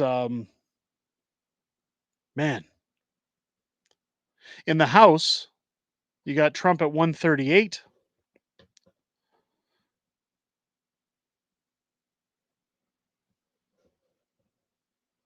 And on the road to 270, Trump sitting at 207 to 91 on Harris. Trump taking Montana again. We knew he was going to take Montana. That is a typical Republican state. Let Trump finish the wall. He needs to build a little bit of a wall over Roxham Road too. Maybe Pierre will build that one. Howard saying hail from Timmins, Ontario, Canada. Lots go, Brandon. I think he means let's go, Brandon. Absolutely. Welcome in. Majority shares of Vanguard owned by King Charles the Crown. Majority of shares of BlackRock and State Street owned by Vanguard, etc. See the funnel. Absolutely. We've talked about those things before. And yeah, again, Aaron, wholeheartedly agree. People have had enough of Biden and Trudeau. They destroyed our democracy. They destroyed our economy. They destroyed our trust in government. They destroyed pretty much everything. They broke it. Like Justin Trudeau broke Canada. Biden demolished the United States. Nothing's built, nothing's back, nothing's better. Joe Lyman reporting that Trump is up 70K votes in PA. Again, guys, give Joe a big W in the chat. Joe keeping us up to date with the numbers he's getting on other ends. Thank you, Joe, for that update. That's a good one for Trump being up in Pennsylvania. The U.S. problem is the CFR, also unelected. We'll ask why these unelected people have anything to do with U.S. policy, especially if you're a farmer. Again, we have similar influence in Canada. The problem is the lining of people's pockets. People who get in office who owe favors. You know, anytime you hear about these super PACs, the money comes from somewhere. And those people owe at the end of the day. And that's when the corruption starts getting deep, is that contracts are awarded to those who don't deserve them. Money bleeds out. Policies are made to help friends and friends of friends. This election is having good impact on the Canadian dollar. It is going up. I sure hope so. Because right now our Canadian dollar is in the toilet. It's almost, 30 cents on the dollar? We need the Canadian dollar to jump up a little bit. The Amish were out in droves for Donald Trump today. Good to see them getting out and voting as well. Harry saying, I'm back. I didn't know you left. Welcome back. What are you going to other streams? There's no other streams to be in tonight. Just this one. Don't cross the streams. It would be very bad. And saying Tucker Carlson on YouTube has 50,000 watching. Unbelievable. Somebody tell Tucker he should come over here. Only kidding. I had the pleasure of meeting Tucker one time, talking with him. He's an absolutely amazing person. I wish I got more than the whole minute and a half to chat with him, but yeah, he's a great guy. Radio Reaction. Carbon Tax Carney has been running in Canada secretly for years. Well, he's trying to get his way in right now with the Liberals by secret ballots. Joe saying Polymarket is up on 87.8 on Trump. There you go. Airwork saying I'm watching about 5 streams at once. No, watch this stream 5 times at once. Come on, Airworks, get with the program. Get those thumbs ups in here, guys. We're increasing our viewership. The viewers are getting out there. The dollar's at 69 cents on the dollar. Yeah, there you go. That's one of the things I hate the most, is that a lot of our stuff comes from America. And anytime I'm ordering anything from America, it's like it's almost double the cost by the time you put in your duties, your shipping. Forget it. Forget it. It's not happening. Steven Crowder sitting at 415K on Rumble. My God.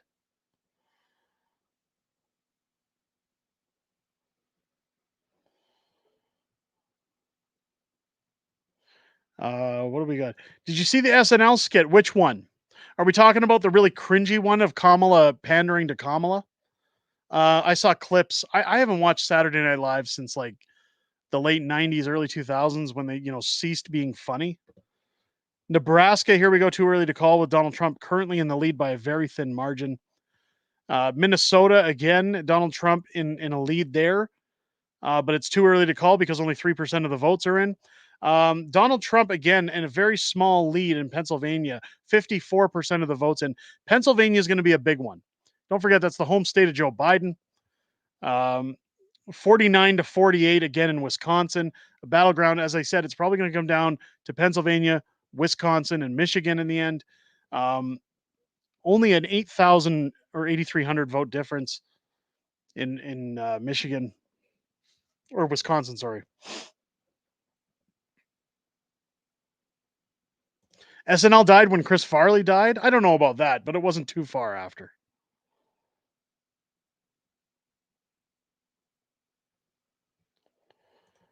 Trudeau's punishment for calling us an unacceptable fringe should be to watch reruns of Pierre Poilievre explaining the Arrive scam. Guys, I have some really exciting news to share with you guys while we're waiting on these numbers. If you recall a video that I put out earlier with Trump on a podcast that only had 300 subscribers and 1,000 views in 2 days. Good friend of the channel, Clinton Jaws, also covering that podcast. I've reached out to Justin Trudeau's office because in that video I had said Justin made a claim that somebody in a trunk honked their horn and said F Trudeau. And he just walked right over and said, excuse me, is there a problem? What can I do for you, sir? And had a polite conversation with this gentleman. I've called BS on that claim from the second I heard it come out of his mouth, just like all the other crap that comes out of it. And I've said, it sounds to me like Justin Trudeau is willing to talk to anybody who has a difference in opinion of him. So why doesn't he come on this channel and have an interview? I'm happy to report, ladies and gentlemen, that not only did I call his office to bring him onto this channel to utterly humiliate him and destroy him, but his people were very well aware who I was when I called that office and forwarded me on to his media manager, who also got back to me and said, let us know how long you would like Justin Trudeau on your show for, and give us a list of things you would like to discuss. That being said, ladies and gentlemen, I don't think the interview is going to happen. If it doesn't happen, it gives me more slack to absolutely humiliate Justin Trudeau for being an absolute chicken, for not willing to come onto a show and talk to somebody with a difference in opinion. But if this channel were to land that interview with Donald Trump, I'm focused on the election. If we were to land that interview with Justin Trudeau, can you imagine the questions that old Fringe is going to throw in his face? It's going to be a great time. I'm going to keep you guys updated the more that I hear back from his people, if I hear back from his people. Again, I was talking to Snatch and Joe last night, and I said, I'm just shocked that they acknowledged who I was and put me through to his media personnel, and they got back to me. I figured they'd say, don't talk to this guy. Don't bother. I think it'll be great to have him on the channel and completely humiliate him. I said I'd be cordial. I said I'll be cordial. I'm not going to call him names. But am I going to throw some questions in his face to make him look stupid? Absolutely. I can't wait to utterly destroy him. Snatch saying it was funny. It was damn funny. And I'm looking forward to it if we can get Trudeau on the show. Vassie. Trudeau's too busy in his bathtub. Maybe he'll do the live stream from his copper bathtub. Who knows? Either way, it would be a great to get Justin Trudeau on this channel and utterly destroy and humiliate him. Romanian Patriot with a $5 super chat. Sorry, I missed Saturday night. Was super sick. I'm sorry to hear that. Thanks for covering the election today. Hope Trump wins. Trump is going to win, Romanian Patriot. Thank you so much for the $5 super chat and for sticking it out with us tonight on the channel. Hats off to them if they even talk to you, says Radio Reaction. It was absolutely crazy. It's I think it would be funny. I don't want Justin Trudeau gracing his presence on my channel, but I do it in the sense of in the name of comedy. I think it'd be funny, and believe me, if you think I'd be nice to Justin Trudeau, boy, what an interview that would be. Here we go. We got some updates here coming through. Georgia right now with 85% in. Trump in the lead at 51% to Kamala's 47%. In Illinois, Kamala projected winner again. We already knew that. Chicago typically votes Democrat.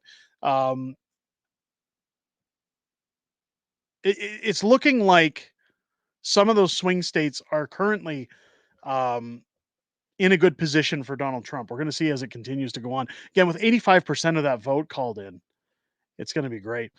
Derek, how many people showed up to your meet and greet? I'd say at least about 15 or so throughout the night. It was again really fun.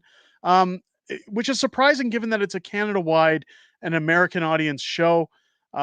15 people locally is a pretty good turnout. And again, we didn't have lots of notice, but it was great to have those folks out. It was great to chat with people. I'm almost glad it was a smaller, more intimate setting because it gave me a chance to make sure I got time to talk with everybody, visit with everybody, sign their books, take photos. A lot of fun. A lot of fun. DJ Sugar saying, I'm happy you're covering this event. I'm happy that you're happy, and I'm glad to see you here. Thanks for coming in.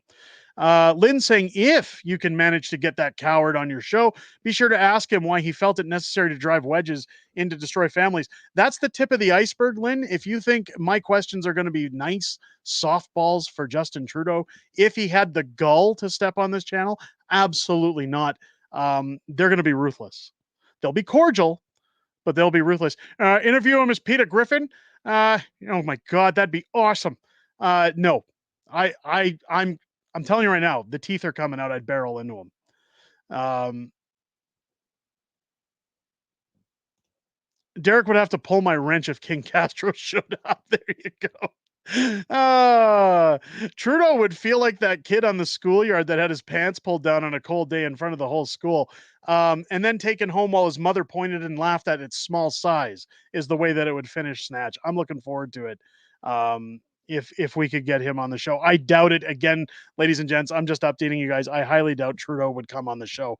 I'm just mostly shocked that his people knew who I was, put me through. Again, I knew some of his people watched this channel, but that they put me through to his media personnel and that they asked me to tell them how long I would like with Justin and what I would ask. That's a huge, huge unexpected jump in where I thought things were going to go. But I'll keep you guys updated. Again, likely not going to happen. And saying a Light Warrior Network on YouTube would be a good comedy for your show. And love Southern Neighbors. Absolutely. I'm going to have to figure out a few things we're going to do on this channel because, again, YouTube's really kicking it to the curb.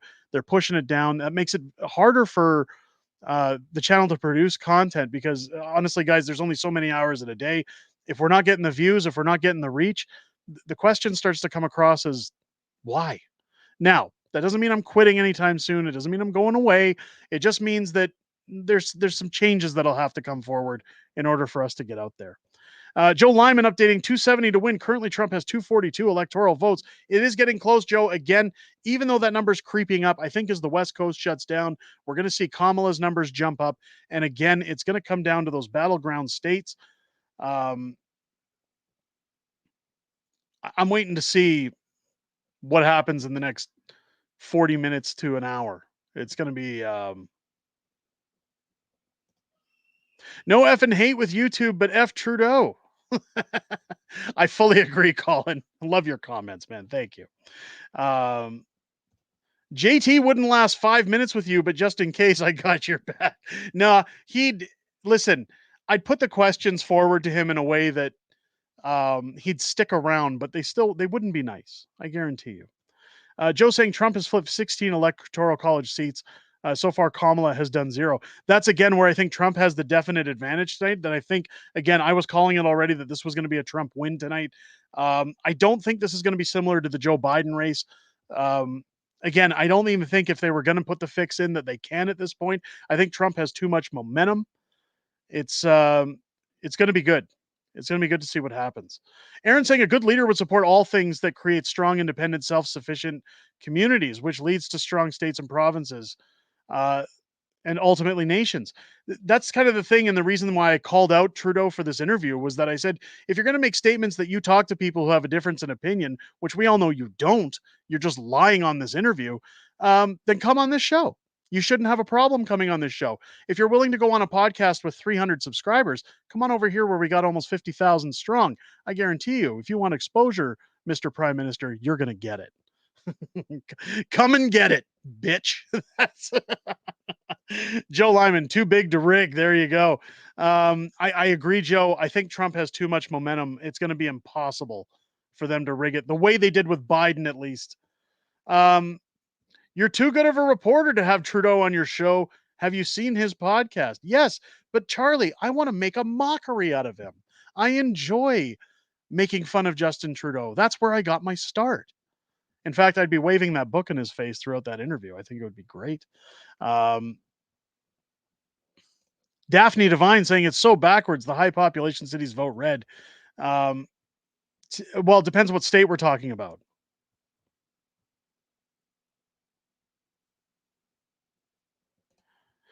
I've returned, had to sort out some of Trudeau's gimmigants trying to break into my truck. I hope no gimmigants were breaking into your truck. I hope that's just a joke, but welcome back in.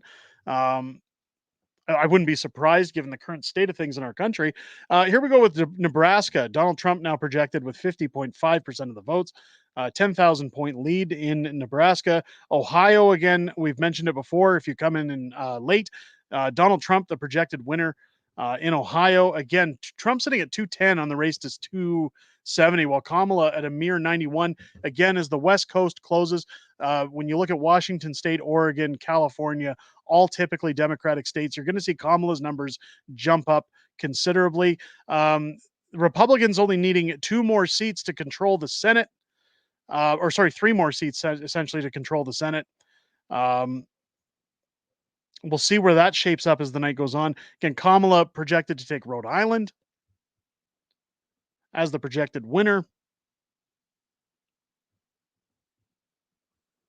It's shaping up the way I kind of figured it would. It's going to be interesting again. Hang in there until those West Coast polls close, folks. I believe they close in roughly 25 minutes. You said the 2nd of November, but where was it? LOL. Are you talking about the meet and greet, Colin? We had the meet and greet at Shanks South. It was posted all over the community notes on the page. I talked about it in every live stream. If you were in the area and missed it, I apologized. We will be doing more. I'll be doing another meet and greet when we move up north to Spruce Grove. Again, we'll be doing other meet and greets. I come back to Calgary often. I'll be visiting my father. My family's all here. We'll be doing more meet and greets when I come back to Calgary. So keep your ears to the track there. I will keep you updated when we do those meet and greets.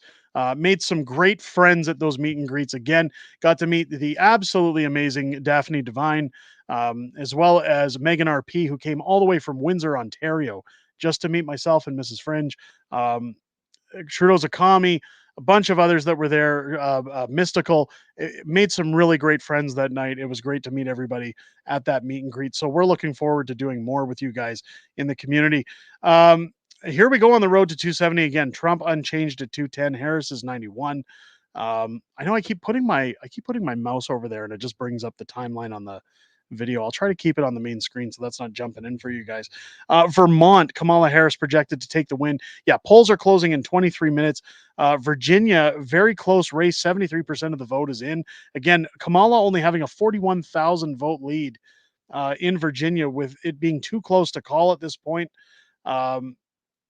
Pennsylvania, 68% of the vote is in. Trump still in the lead in Pennsylvania. So it's going to be, again, interesting to see, as Pennsylvania is going to be one of the very critical and crucial states for Donald Trump in this election. Data God saying, I love the arcade games. I appreciate that you love that. In fact, I was talking to Mrs. Fringe tonight about acquiring my new pinball machine, my new digital pinball machine, to go next to my other digital pinball machine. And it sounds like it's going to happen. So, Mrs. Fringe, I'll tell you one thing. She loves me so much, and I am so grateful to have such a beautiful, amazing wife who allows me to do those things, who allows me to have this space. I know my children love this space, but I love that she allows me to be me. Again, I said it earlier, I think she's one of the greatest things I've added to this program, to this show, this platform. I am so grateful every single day to have her as my wife. In fact, we were reminiscent this afternoon, as today marks the day 21 years ago that we got together and started dating. We've been married for 18 years, but we've been together for 21. What a haul. I'm looking forward to the next 21. She's absolutely unbelievable. Best friend in my life.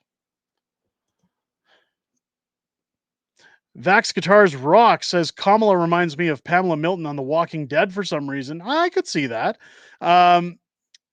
Lena coming in, Trump for POTUS. Absolutely. We got Maple MAGA freedom going on in the stream tonight. OCU, it's 21 years. Congratulations. Thank you so much. Doesn't feel like it. Daphne Divine, Mrs. French spoils you. Gotta love that. She does. She absolutely does. I don't deserve it, but she does. I'm so grateful. You have more integrity than the two big ones. Colin, thank you. You're very generous with your words in this stream. I appreciate it. Lynn's saying she's definitely prettier than you. You're handsome, but she's beautiful. Let me tell you something. I didn't get this good-looking mug overnight. She's a good accessory to pump that up a little bit and make it look better than it should. But I appreciate the kind words. Colin saying you and the moose are the real. I appreciate that. David's a great guy as well. I love his content. I don't really watch a lot of other channels because I don't ever want to feel like I'm stealing content from anybody else. In fact, the podcast with Trudeau I covered, Clinton Jaws had covered that, and I felt terrible because I filmed that over the weekend and then saw his video drop and thought, people are going to start thinking we got our wires crossed or that I'm stealing things. I don't ever want people to think that. It's part of the reason I don't watch those channels, but I do poke in from time to time. And David's got a great channel over at Moose on the Loose. If you guys don't know about Moose on the Loose, go check him out. I don't know why you wouldn't hear about him if you're following politics on this platform. Go check out Moose on the Loose. Amazing guy. Check out the Pleb.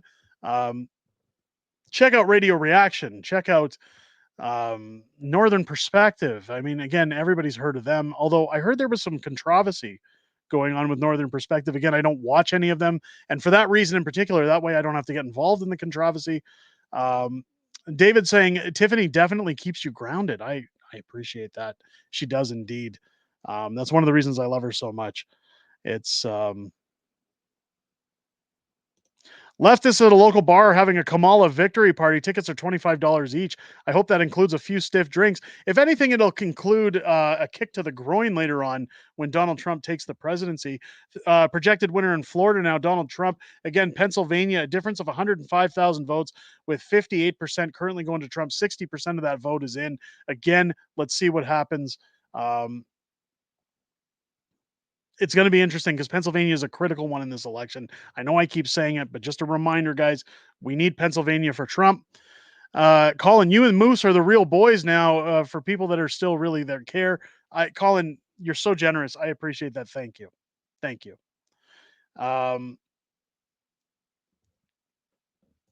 Remember, Trump is the GOAT. Says the YYC guy. Welcome into the stream. Absolutely, he is. Yes, Trump for the win, says HonkTube. David Bird, I love all you guys. You are reporting the truth. I appreciate that. Again, it's hard sometimes when you're putting out the content when YouTube squashes everything and you start looking at the numbers and you're going, again, our videos usually do 20, 30, 40,000 views and they're having a hard time even getting like 5, 6,000 now. Just because we're shadow banned, YouTube's pushing it all down. Again, I'm a stay-at-home dad. My wife took her job because she wanted her career. She's gone to university for her career. Daycare was too expensive for our 3 kids. So we also wanted a parent at home full time that if they have to come home from school, if they need anything, somebody's here. I told my wife, you love your career. I had my books. They weren't where they were that they are now. And I said, I want to do my books. I was putting them together. So I said, you take your job. I'll stay home with the kids. So essentially YouTube and Amazon are the only 2 ways that I make my living. And when YouTube squashes that, you're used to a certain level of income. And then all of a sudden YouTube says, yeah, we're only going to give you 10% of that this month because you did a video about Donald Trump or you did a video about Justin Trudeau. Makes it really hard to get ahead. So I appreciate everybody saying the kind words tonight, joining us in the stream. That makes it all worth it.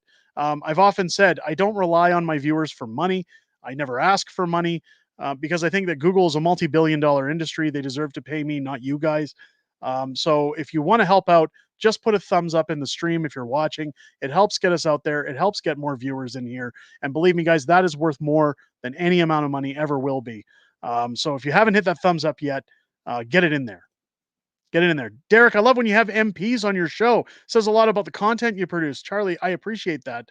Still working on getting Andrew Scheer on the channel. Hoping to have him on soon. Again, I've been going back and forth with his people. So keep your ears to the ground again. I'll let you know. Here we go in Michigan, 15 electoral votes. Kamala Harris in the lead in Michigan at 52%. Only 26% of the vote is in so far. Again, Michigan's going to be another close one. Georgia, Pennsylvania, it says still too close to call. Minnesota, Trump is in the lead by quite a bit. But again, only 6% of the vote is in, so that could fluctuate and change. It will fluctuate and change. What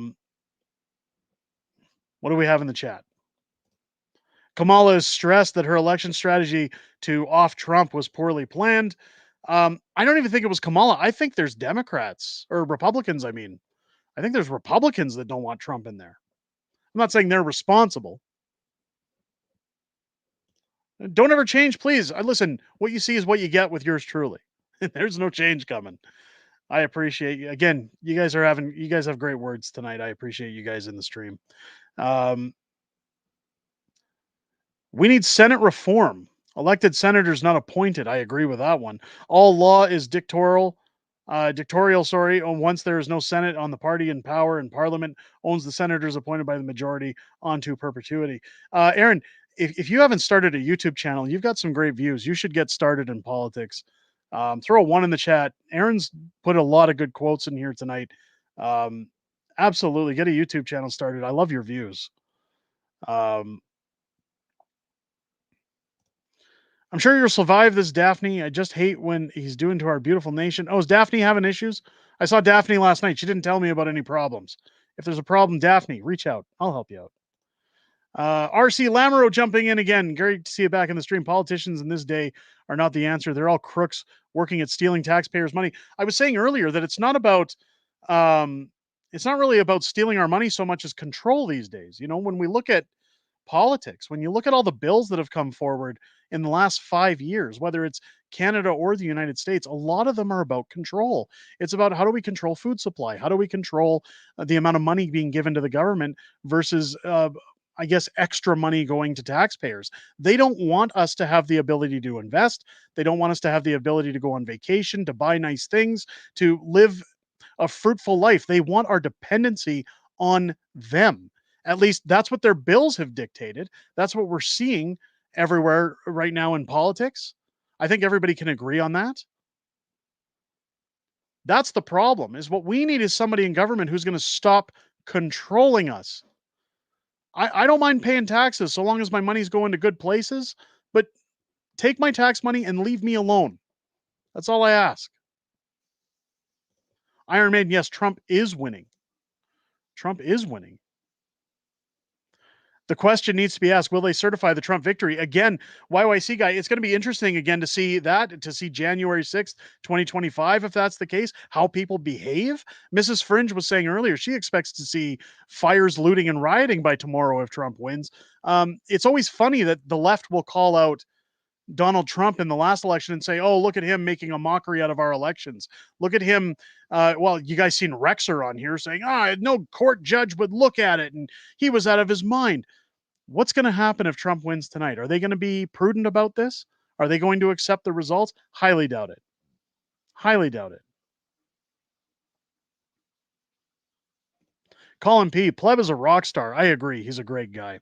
I do have respect for Sunshine as I did watch him in the RV. When he was in his RV, he is real. I'm not going to weigh in on that one.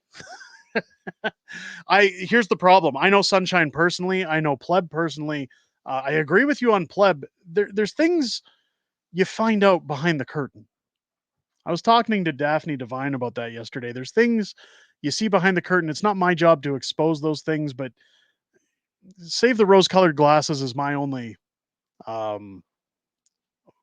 advice when it comes to certain. I'm not saying anything bad about Jasper. I'm just saying the old term comes in, never meet your heroes. I'd hold to that. Goofyfoot chiming in, the government's mostly globalist. Yeah, that's the problem. Taxation is theft. Yes. Pennsylvania flipped red. Well, it's not all in yet. Pennsylvania's not done yet. Again, it was only about 70% of the vote that's in at this point. Trump is up 115,000 in Pennsylvania, says Joe. Again, we'll wait and see. Hillary saying, leave my kids alone as well. Absolutely agree on that.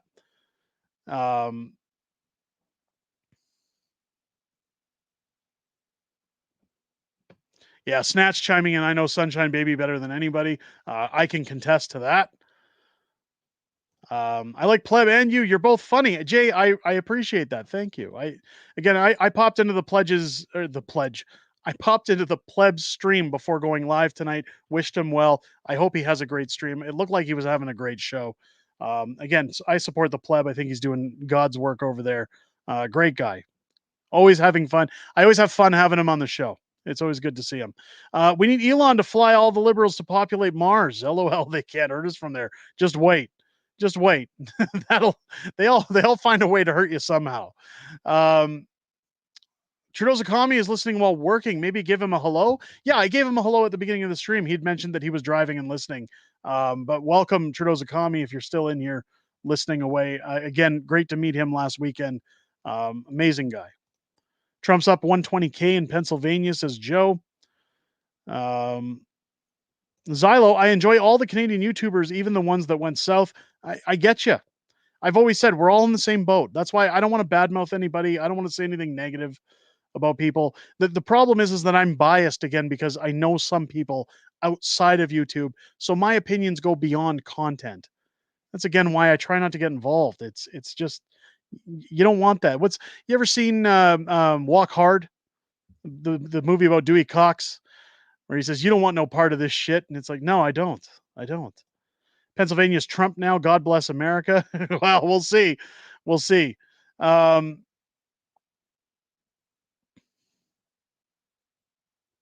You know who creates the problems and sell the solution? Like pushing shopping carts down the hill just to fix them and sell them back to the store. That's essentially what the government is doing right now, isn't it? RC saying the demon rats are pissed because the Trump family gets to milk the taxpayers' cash cow now. They get to drain the swamp, is what they get to do. Romanian Patriot. The sad thing is I'm rooting for Trump. All the rest of my family is rooting for cacking Kamala. I almost said it. I almost had to gift another membership there. I'm the black sheep. You got to love division. Not. Yeah, I hear you. I hear you. Lynn saying that Colin P, a Chad, is second only to the GOAT. There you go. Trump up to 93.4% in the betting market. I think that's a definite.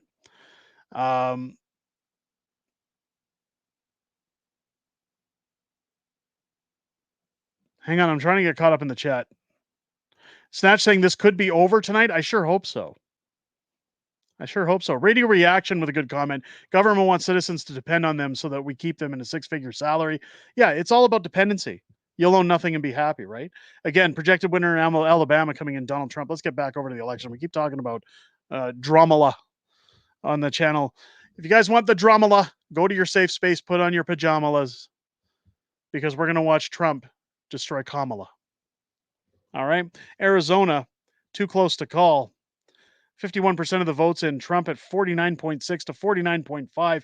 Again, Arizona is going to be a close one. I still think Arizona will go to Trump. I hope it will. It's projected ahead of time to go to Trump. Arkansas, 70% of the vote. Again, Trump's the projected winner. We already knew that was going to happen. That's a Democrat or a Republican state. Colorado, 70% of the vote roughly in. Kamala, the projected winner in Colorado. Again, we knew Colorado, again, by the map that I showed earlier. I had predicted Colorado was going to go Dem. Connecticut, 15% of the vote in with Kamala. Again, on the lead on that one. Again, I thought Connecticut would go Democrat.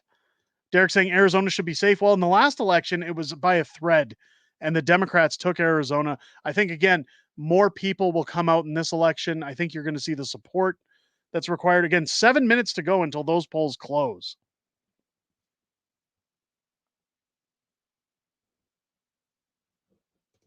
OCD saying I already own nothing and I'm happy. There you go. So life can't be too bad. Waiting for the left to collapse tomorrow. We're going to see it tonight. We're going to see it tonight. Again, as the votes come in closer, we'll switch over to CNN and we'll watch them absolutely frown when they start looking at the fact and the possibility that Donald Trump's going to take this. It's going to be great.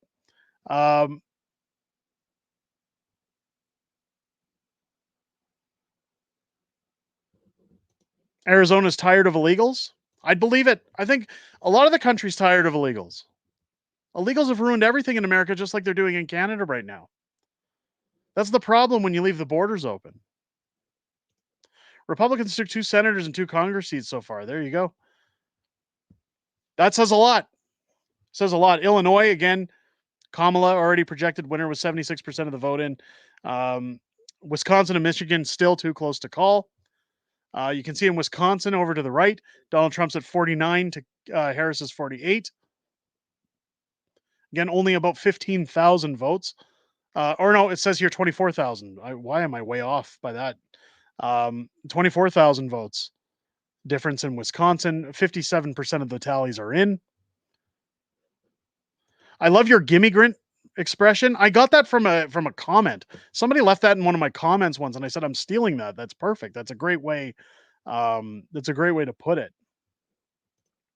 Pierre should also drive a garbage truck. He should drive a garbage truck over to Justin Trudeau's house and tell him to jump in. That's what he should do. And then take a stop over at Guy Beau's house in Chrystia Freeland's.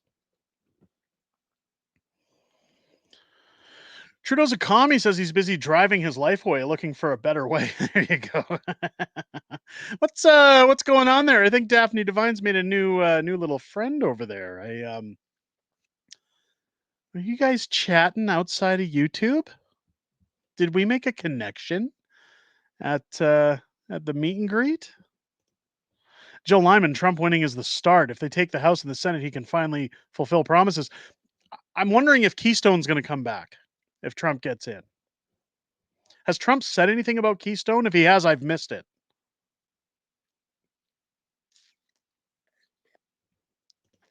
Iron Maiden, I'm blasting heavy metal tonight once Trump wins. I'll get that volume cranked to 11. It's coming. What's it Donald Trump says? I'm going to come. It's happening. North Carolina, again, 85% of the votes in. Trump sitting at 50 to Kamala's 47. Again, very close. Too early to call. You've got North Carolina. Certain ridings, again, showing that they're going to Kamala. But Trump definitely in the lead in North Carolina. I think, again, the Republicans will take North Carolina. I think it's a shoo-in at this point. I hope I don't eat those words. But again, North Carolina sometimes swings the other way. It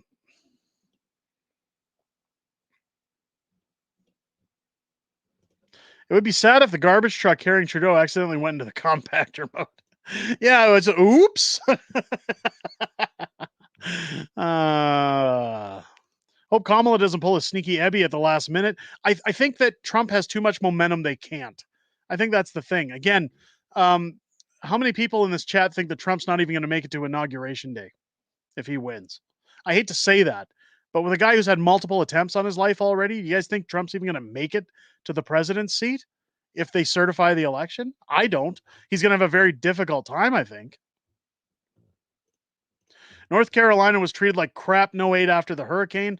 Again, I agree. It's just the problem is that you've got people that are hardcore Dems in that state. So it's going to, they're SJWs. It's going to be careful.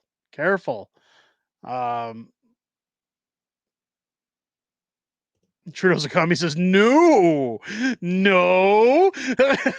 But then Daphne says we sure are. He, like you and Tiff and Megan, are my kind of people. There you go. I think we made a little love connection there on Saturday. I think we hooked 2 of our viewers up together on the show. Isn't that great? Isn't that great that this community is bringing people together in more ways than one? Hopefully without an itch. Or anything. No offense, Daphne. It's just a joke. Please don't think that I'm making a jab at you. It's just a little joke. Don't say that. We can put him in bulletproof box like they did with the Pope. You're going to have to 24/7. It's let's see. Freedom of religion is good. So is assimilation. How is there any sense in leaving a space for a new place, turning the new place into the place you fled? There's a lot of places in there, but yes, I agree. Derek the Matchmaker. There we go. I think we've made a match here on the channel. I think it's great. I think it's absolutely great. I hope that's the case. 2 good people. definitely love to see that. We only got a minute and a half till the polls are closing, guys. If you're itching, I'm scratching. Hey, listen. I'm a happily married man. None of that. You got to at least buy me dinner first. I already bought you dinner. You can't do that. That's the jokes. Love the jokes. Vox Guitars Rocks. Kamala's politics reminds me of the Borg. Aaron, again, unless, of course, changing the place you flee to isn't about fleeing at all. It's about invasion and thus Machiavellian. And, well, that's what Canada is right now. That's what it is right now. Easy. Easy. Daphne's on fire. There you go. Kamala's doctor is going to have to increase her supply of antidepressants. She's going to have to give her some Valium or something when this is over. Boys and girls can be friends with benefits, like cats and dogs. Yeah, I get it. Come on, Daphne. Don't do this to me. I already know what's going on over there. I might have been born during the day, but it wasn't yesterday. Is that the old saying? Trump's still sitting at 210 over Kamala's 91. Again, with these polls waiting to close, we're not really seeing much momentum going through until those West Coast votes come in, ladies and gents. Anonymous, go Trump. The enemy of Trudeau is my friend. There you go. Bad Anger Management, $7 super chat. Have you heard of the game called Off the Grid? They did an epic Trump versus Harris ad event. Send it to your Facebook. I'll check it out. Bad Anger Management. Appreciate you sending that. I'm sorry, haven't you heard? Because I was under the impression that everybody had heard. Do you or do you not know the bird is the word? Oh, there we go. There's a little bit of a change. Trump at 214 now to Harris's 145. So again, we're seeing a bit of a jump there as the polls close. Again, they can start making things a little more official.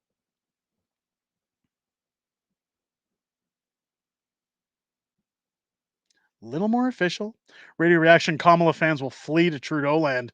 Buy Derek's house. I'm fine with it because I'm leaving Calgary. So if they come by my house, that'd be great. I still am baffled with the housing market in Calgary. We had 7 showings in this house in 24 hours. 7 showings, not a single offer. And all of them say, we love the house, but we just started looking. We'll get back to you. How do you do that? What do I got to do to get somebody to buy this bloody house so I can get out of here? Bryce, how did the Calgary send-off go? It went very well. Very well. It was really great to meet people. Gemini, are you getting out of here? Thank you for popping in. It was great to have you in the stream. Have yourself a wonderful night. I know if you're on the east coast of the country, it is getting late. Again, I'm going to hang in with you guys as long as we can until we start seeing some results. The night is young. I may have to grab the Jack Daniels at some point if Kamala's numbers start to creep up. Kamala had California called 162 versus 246.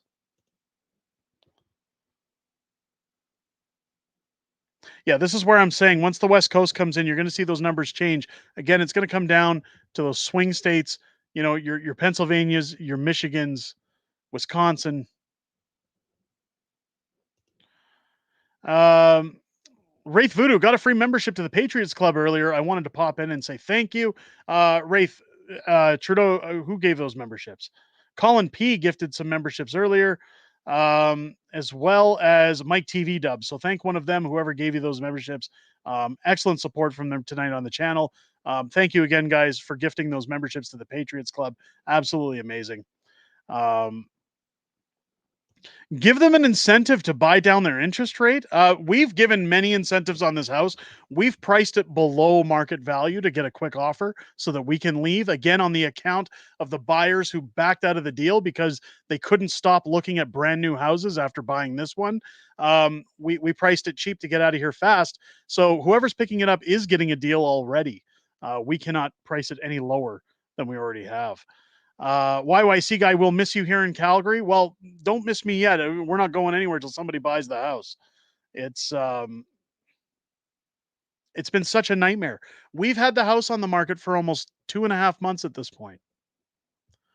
In a city where you used to be able to sell your house in 48 hours. And it has nothing to do with the house. Like, the house is in pristine condition. It's the market. The market just went to shit. It went to shit. We have too much inventory. There's too many people trying to get out of here. Thanks to Jody Gondek. There's too much inventory. People can take their time now. That just kills me. A brand new build will fold the fastest. Well, a brand new build will cost $250,000 more than this house for the same square footage. That's the thing. They obviously wanted to put their money there. That's up to them. It's fine, but don't put an offer on a house if you're going to keep looking at houses. Don't do that. They relied on the inspection to get out of it. That just bothers me. I think it's so scumbag. Florida just slammed by 2 major hurricanes. They're one of the largest states and had all the ballots counted 2 hours after the booths closed. Well, it's because Florida's not corrupt. Florida's got an accurate counting system. Houses near me in Ajax, Ontario sell within a week. Unbelievable. I wish we could do the same in Calgary. It is kicking tires. They come in kicking tires. We had people come in here on Sunday who said, well, we love the house, but we don't want to put an offer until we decide if our son's going to move schools. Shouldn't you decide those things before you're looking at a house? Like, what are we doing? I guess I get frustrated because every time somebody wants to see the house, I got to load my toddler into the car if it's on a weekday. I got to get my dog and my cat in the car. We got to go hide around the block while people are looking at the house. And when you get people who come in here and just him and haw, it just feels like a waste. Don't waste people's time. I know it sounds like I'm having a pity party. It's just after almost 30 viewings, starting to wear thin. Starting to wear thin. I have a house down my street listed for 1 year, and it's right beside our school. Jeez. There's got to be something wrong with it, or they're way overpriced. I was chatting with a buddy earlier from Pennsylvania. He's super worried about Kamala crazy getting in. We'll see what happens. Again, it's very close in Pennsylvania. I think it's going to come down again to Pennsylvania, Michigan, Wisconsin. Very few understand money and finance. No one even knows what money is. It's not what you get from the bank, not by law. That's credit. Even the paper. There you go.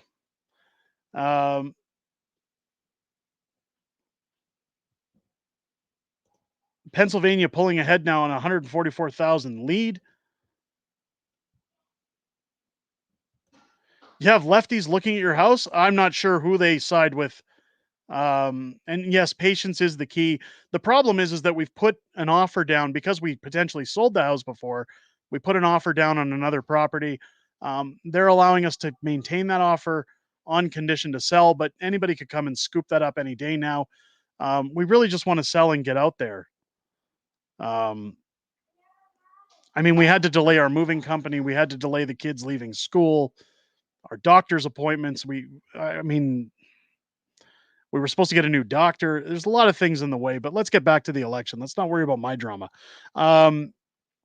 Wyoming, or Oregon, sorry, projected winner for Kamala Harris. Again, massive lead over Trump.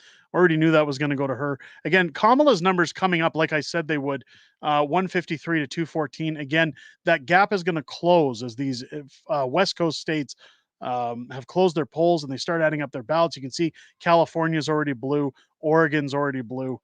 I expect Washington State as well to go blue.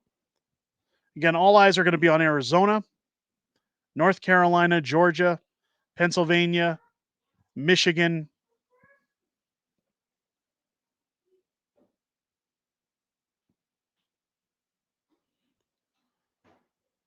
Unacceptable fringe isn't leaving Canada. That's Clyde Do Something that is bailing out of Canada. Derek's a patriot. Yeah, we're just moving a few hours up north to a smaller town. We're not leaving Canada. I love Canada. I love Alberta. We're staying in Alberta. Get off of NBC. They're way behind in the news. Well, one thing I said we were going to do, I said we were going to catch up with CNN. As much as I hate CNN, they seem to be pretty good with their numbers on election nights. Let's see what's going on there, because again, when Trump wins tonight, we want to see the reactions on their faces. Oh, this is them counting ballots. Never mind. We want to see the election. Let's go to CNN's page.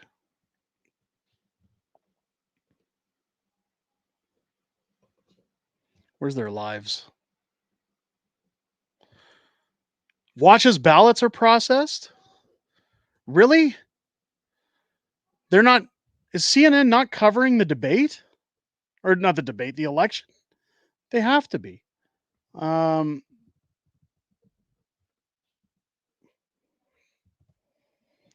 Let's just go American election. Let's find we got BBC, Associated Press, PBS, CNN News. Here we go. Here we go. There's CNN. Let's stick with CNN. Pardon me, guys. I apologize. We want to see the look of shame on their faces when Trump takes the election. It's again Trump sitting at 211 to 145. Again on the race to 270. Trump just needing a couple of those big states. And if any of them close in, if Georgia, North Carolina, any of those start to close in, you're going to see Trump's numbers shoot right up. Yes, I just want to see the purple hair fairies lovers cry. There you go. Yeah, that's what we're in it for. I mean, isn't that like the ultimate kick in the pants?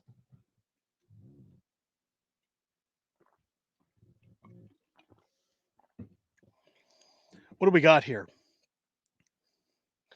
Michigan right now, Kamala Harris is in the lead, it says 50 to 47.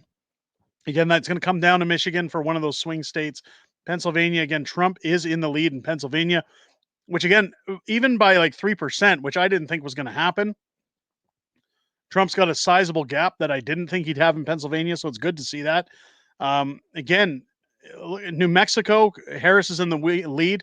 I predicted New Mexico was going to go to the Republicans, so again, if it doesn't go there, it's going to be interesting. I think Nevada is going to go Republican, hopefully. I want to see that no girl lose her mind. That meme is just priceless. I love it. I love it.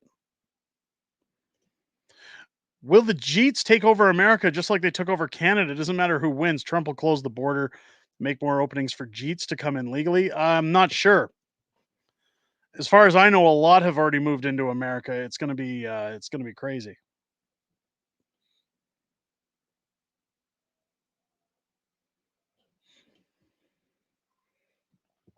We need Trump and Harris in a cage match. There you go. I'm going to watch what Mark Dice has to say tomorrow morning. It's going to be crazy. Yeah, butt scratcher.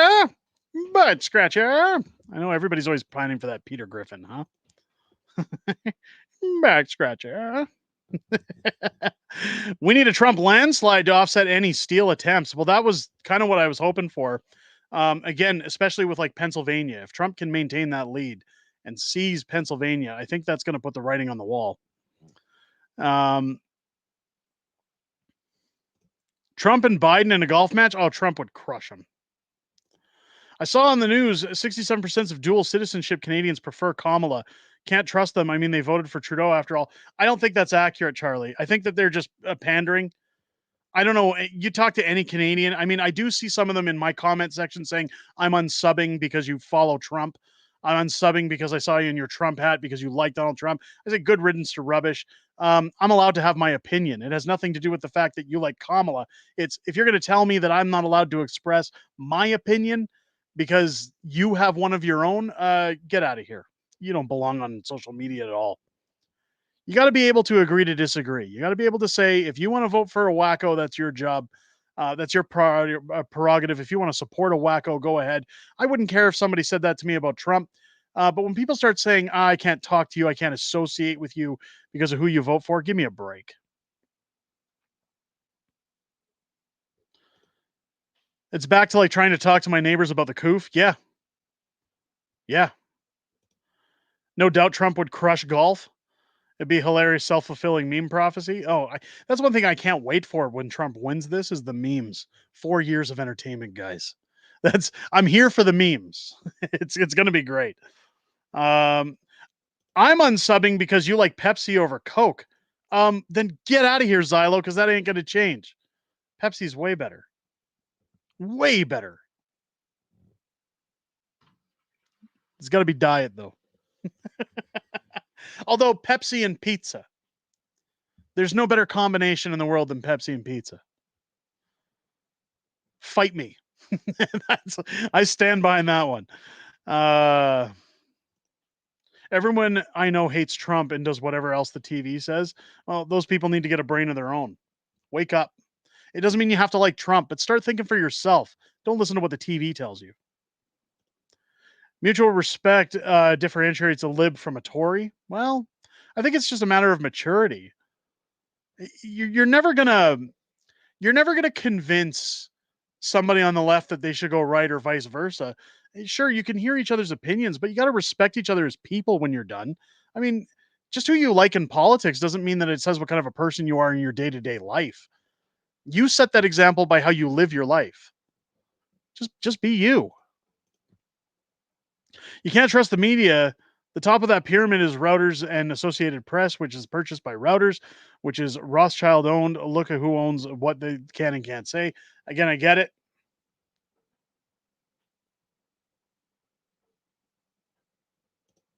Derek, I'm trying to tell you, look at the Raccoon-O-Matic live map. It's live. I've never heard of that. I apologize if that's like a normal thing. Let me see if I can find it here.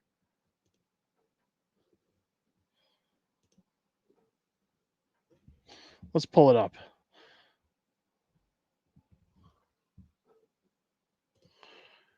It's called Raccoon-O-Matic.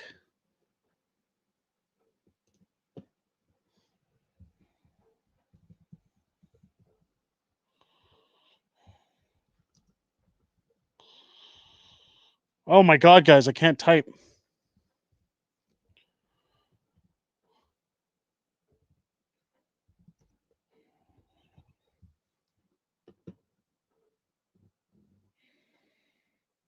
I don't see it. Does somebody have a link? I don't think you can put the link in there.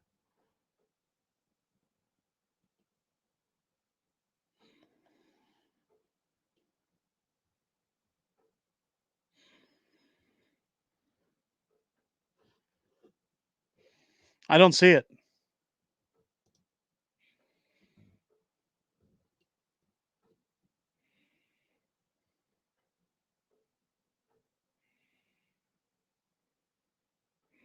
I don't see it. Let me get caught up in the comments. Let me see if it's in here. I don't see anybody mentioning it. Am I missing what a Raccoon-O-Matic dealio is here? I apologize, guys. I'll get back to here. I just want to make sure you guys are getting the numbers while we're looking this up.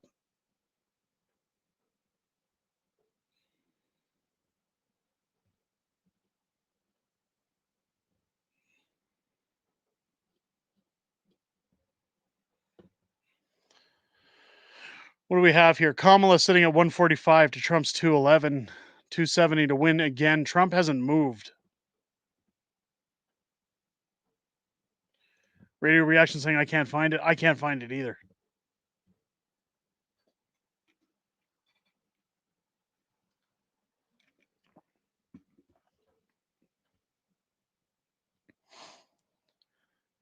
MSNBC should be funny too. They're all funny. Look, I know we don't have the audio coming in because we're adding the commentary ourselves here, but I think it's good because we don't want to listen to libs anyways. But I think CNN, for the most part, is usually pretty on par with things. They're usually on top of things. These are the only times they ever get any ratings, is because people watch them for election coverage. So even if the live map is faster than this, I still think that we're going to have I think we're going to have better results watching this live broadcast, or just as good of results. Trump is currently winning the popular vote, says Joe, 49.9 to 44.4. That's a huge jump and a big gap. Again, Electoral College beating a main factor in this election. Harris has jumped up again. Now she's at 153 to Donald's 211. Again, those Western states are going to increase her number. Trump's at 214 now, says DJ Sugar. I'm sure, again, it'll update very quickly here. I've never seen an American election with such a strong lead for a single party. Usually they're incredibly close. Again, I agree with that, Charlie, but I still think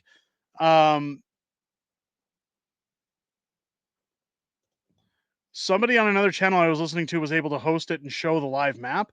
Let me pull it up on a tab here. I'll see what I can find while we're doing that.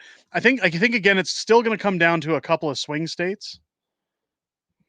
I'm just going to type in U.S. election 2024 live map.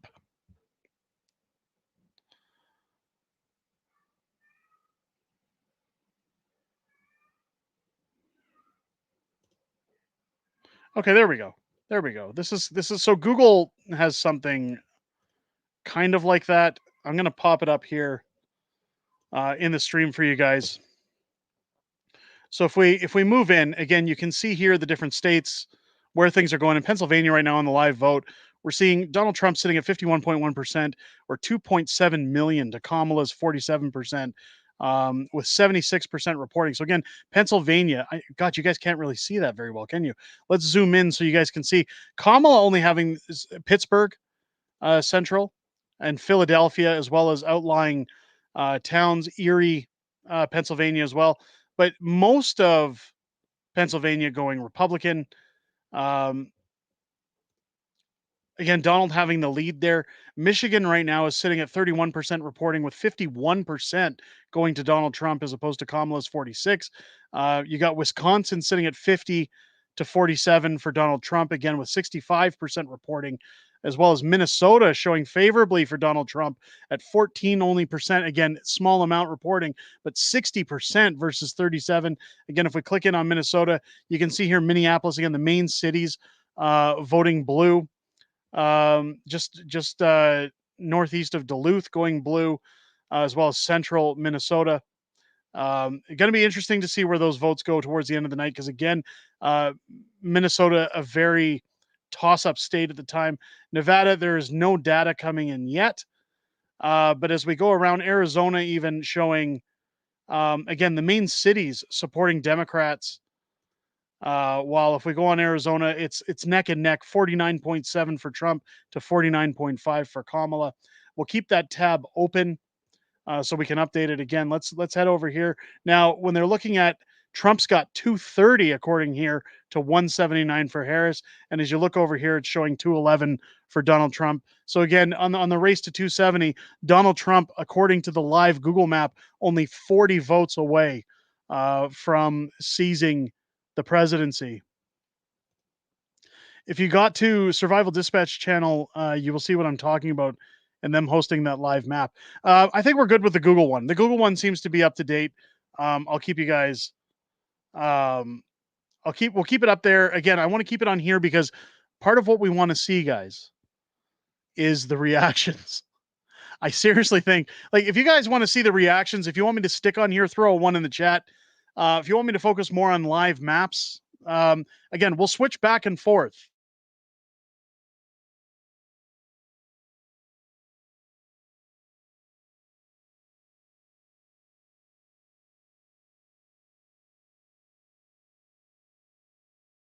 But I intend to try and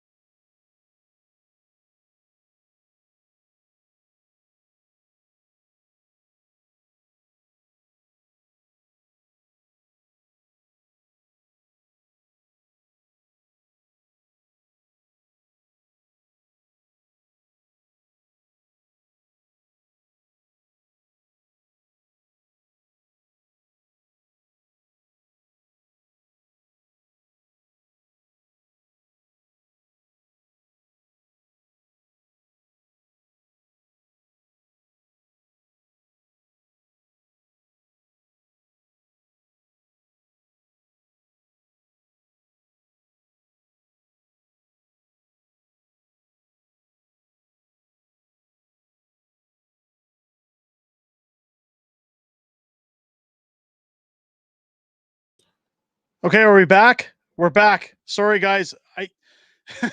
There's something going on with the internet in the neighborhood. I'm getting all kinds of notifications from our internet provider. There's something going on.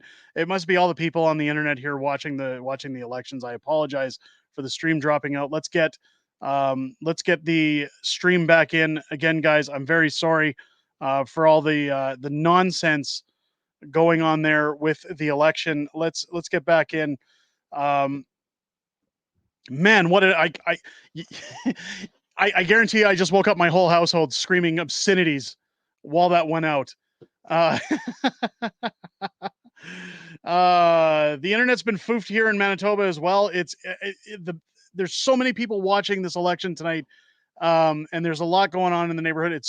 There's some weird weather going on in Calgary from what I've been told. I haven't been outside, but I'm getting notifications as soon as the stream shut down. I picked up my phone and I had 2 notifications saying there may be service disruptions from the internet in the city. So again, my apologies, folks.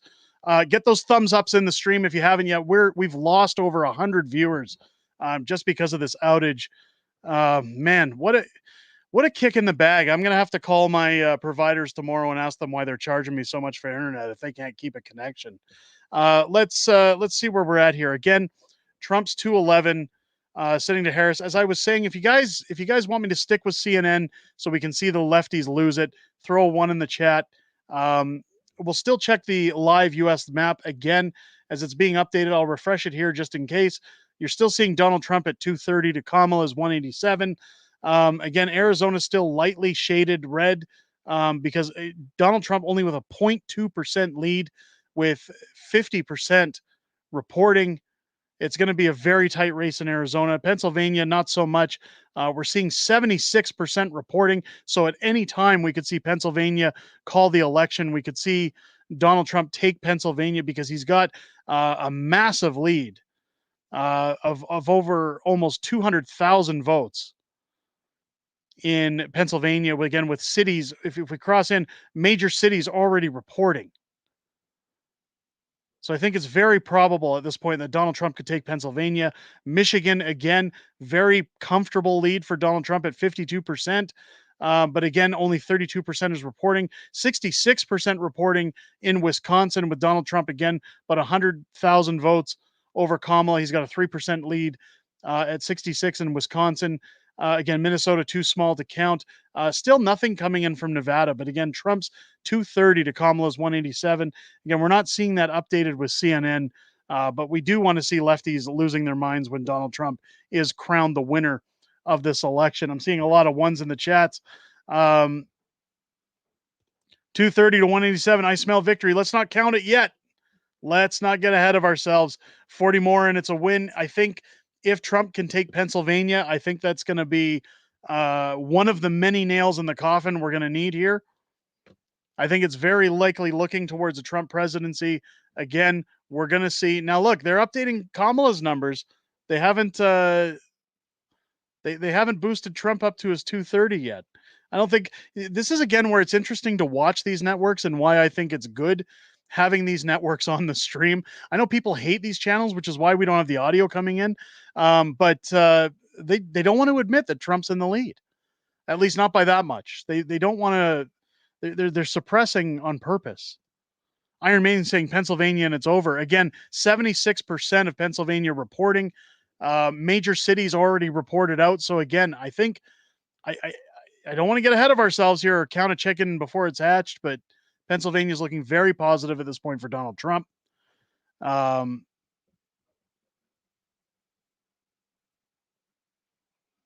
Give who a break? Who needs a break?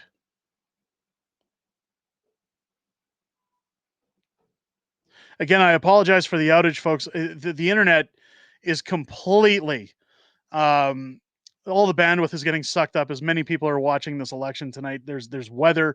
There's a lot of factors. Again, my providers let me know there may be interruptions. Get a beer. No need to worry. I'm not worried. I'm not worried. Let's,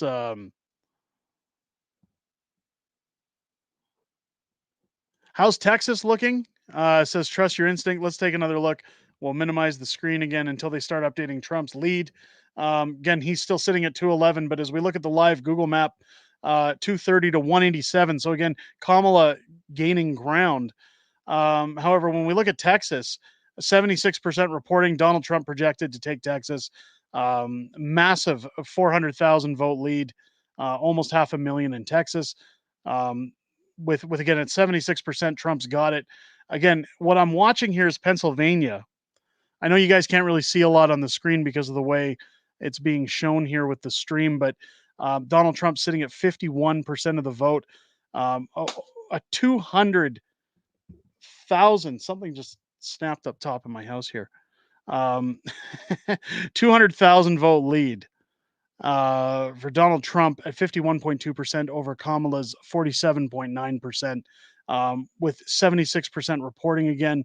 Michigan, 34% reporting with Trump in the lead. 67 in Wisconsin with Trump in the lead by over 3%. And again, Minnesota, you've got Donald Trump again at 16% reporting. Again, with a sizable lead in Minnesota. So it's going to be interesting to see what happens with Donald Trump. Again, the CNN hasn't updated the numbers for Donald Trump yet. I'll keep you guys. Radio reaction. There's a Wi-Fi stream government cap now. Probably, again, censorship's at its best. Here's David saying, my internet just went out here in Springfield, Missouri. There you go. Must have forgotten to pay that climate tax. Now they're cutting off your net. No, we're paid. It's just the joys of technology, I guess.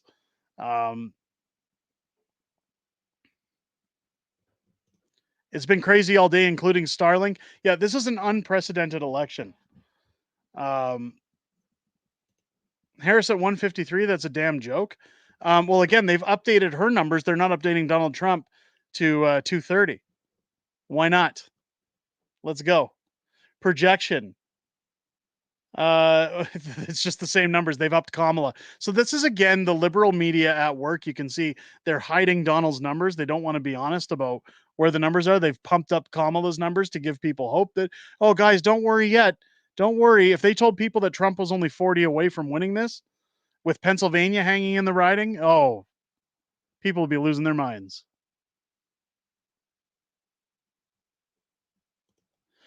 Biden is about as far ahead in Pennsylvania as Kamala is in New Jersey. 187 Harris vote count includes 54 electoral votes from California. Yeah, so that's important to recognize as well. Again, California automatically goes blue because, again, a lot of people have PDF files in California, if you get the joke, because we're not allowed to say the real word. Kevin, hey, Derek, I hope all is well. All is great, especially now that you're in the stream. Kevin, welcome in. Good to have you now that we got back on the air with the weird stuff going on with the internet. Trump flipped Michigan so far, at least, Joe. Again, Michigan only having a small percentage of voters coming in so far. But so far, I mean, Michigan usually is going blue by this time. So Trump definitely making leads in Michigan. It's going to be good to see where that goes as the night carries on.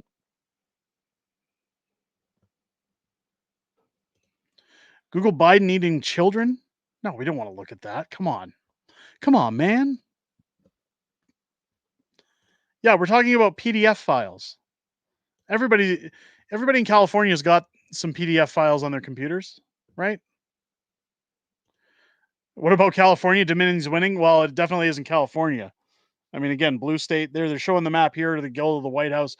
Again, CNN's showing Utah going to Trump. Again, Arizona's still up in the air. California's blue. Oregon's blue. Again, I think Washington State will turn blue. I still believe it's going to come down to this top center between Minnesota, Wisconsin, and Michigan, Pennsylvania. I mean, if you throw North Carolina and Georgia in there as well, I mean, those are helpful. Let's take a look at that map again in North Carolina and Georgia. North Carolina showing that it's projected to Donald Trump at this point with 89% reporting, 50% of the lead. So again, Donald Trump looking to get, that's part of his 230. Donald Trump projected to take North Carolina. In Georgia right now, 91% reporting. There's less than 100,000 vote margin in there. 51% to 48 for Trump. 91% reporting. Again, key race in Georgia. If Trump takes Georgia, Pennsylvania, it's over. He's going to have this. But again, Kamala's numbers have jumped up because, as I said, Washington State has turned blue according to this live map. She's now at 192 to Trump's 230. Now, remember, folks, if that's starting to look a little risky, keep in mind, I reported earlier, this is going to happen as those West states close. You're going to see those numbers jump up. They're going to pop up in high numbers because you're going to see they're typical blue states. So, of course, her numbers will pump up. But again, as these key riding states finish, as we see North Carolina, Georgia, Pennsylvania, Michigan, again, I keep mentioning them for anybody who isn't aware how vital those states are in this election. Those are going to be the big deciders in this election.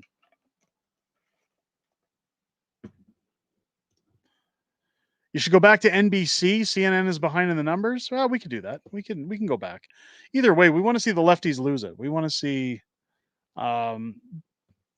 people in the polls losing their minds, eating the dogs, eating the cats.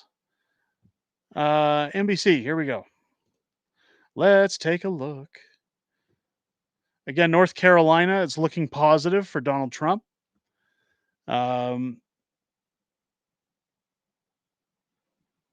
Projected winner now, North Carolina, they're calling Donald Trump, 88% of the vote in. So there we go. As we said earlier on that Google map, Donald Trump taking North Carolina. Again, that's great. A difference of 136,000 votes. That was a big state. That one was needed for Trump. Maple MAGA in the House. Trump taking North Carolina. Now it's coming down to, again, Trump's 230 to Kamala's 172. They haven't upped her to the 190 yet that we saw on the Google map. But again,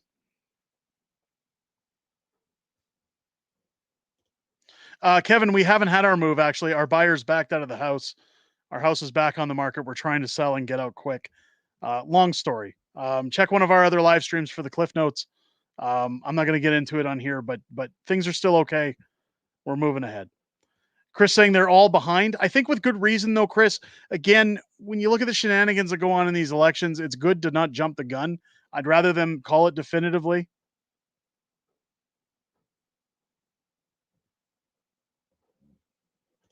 There's no way she's won that many votes, says Gwen. Well, again, California is a major one for those votes for her numbers to go up to that 190. So, again, don't give too much credit. You can see there that whole West Coast between Washington, Oregon, and California, all going Democrat. She also landed New York. Those are all Dems.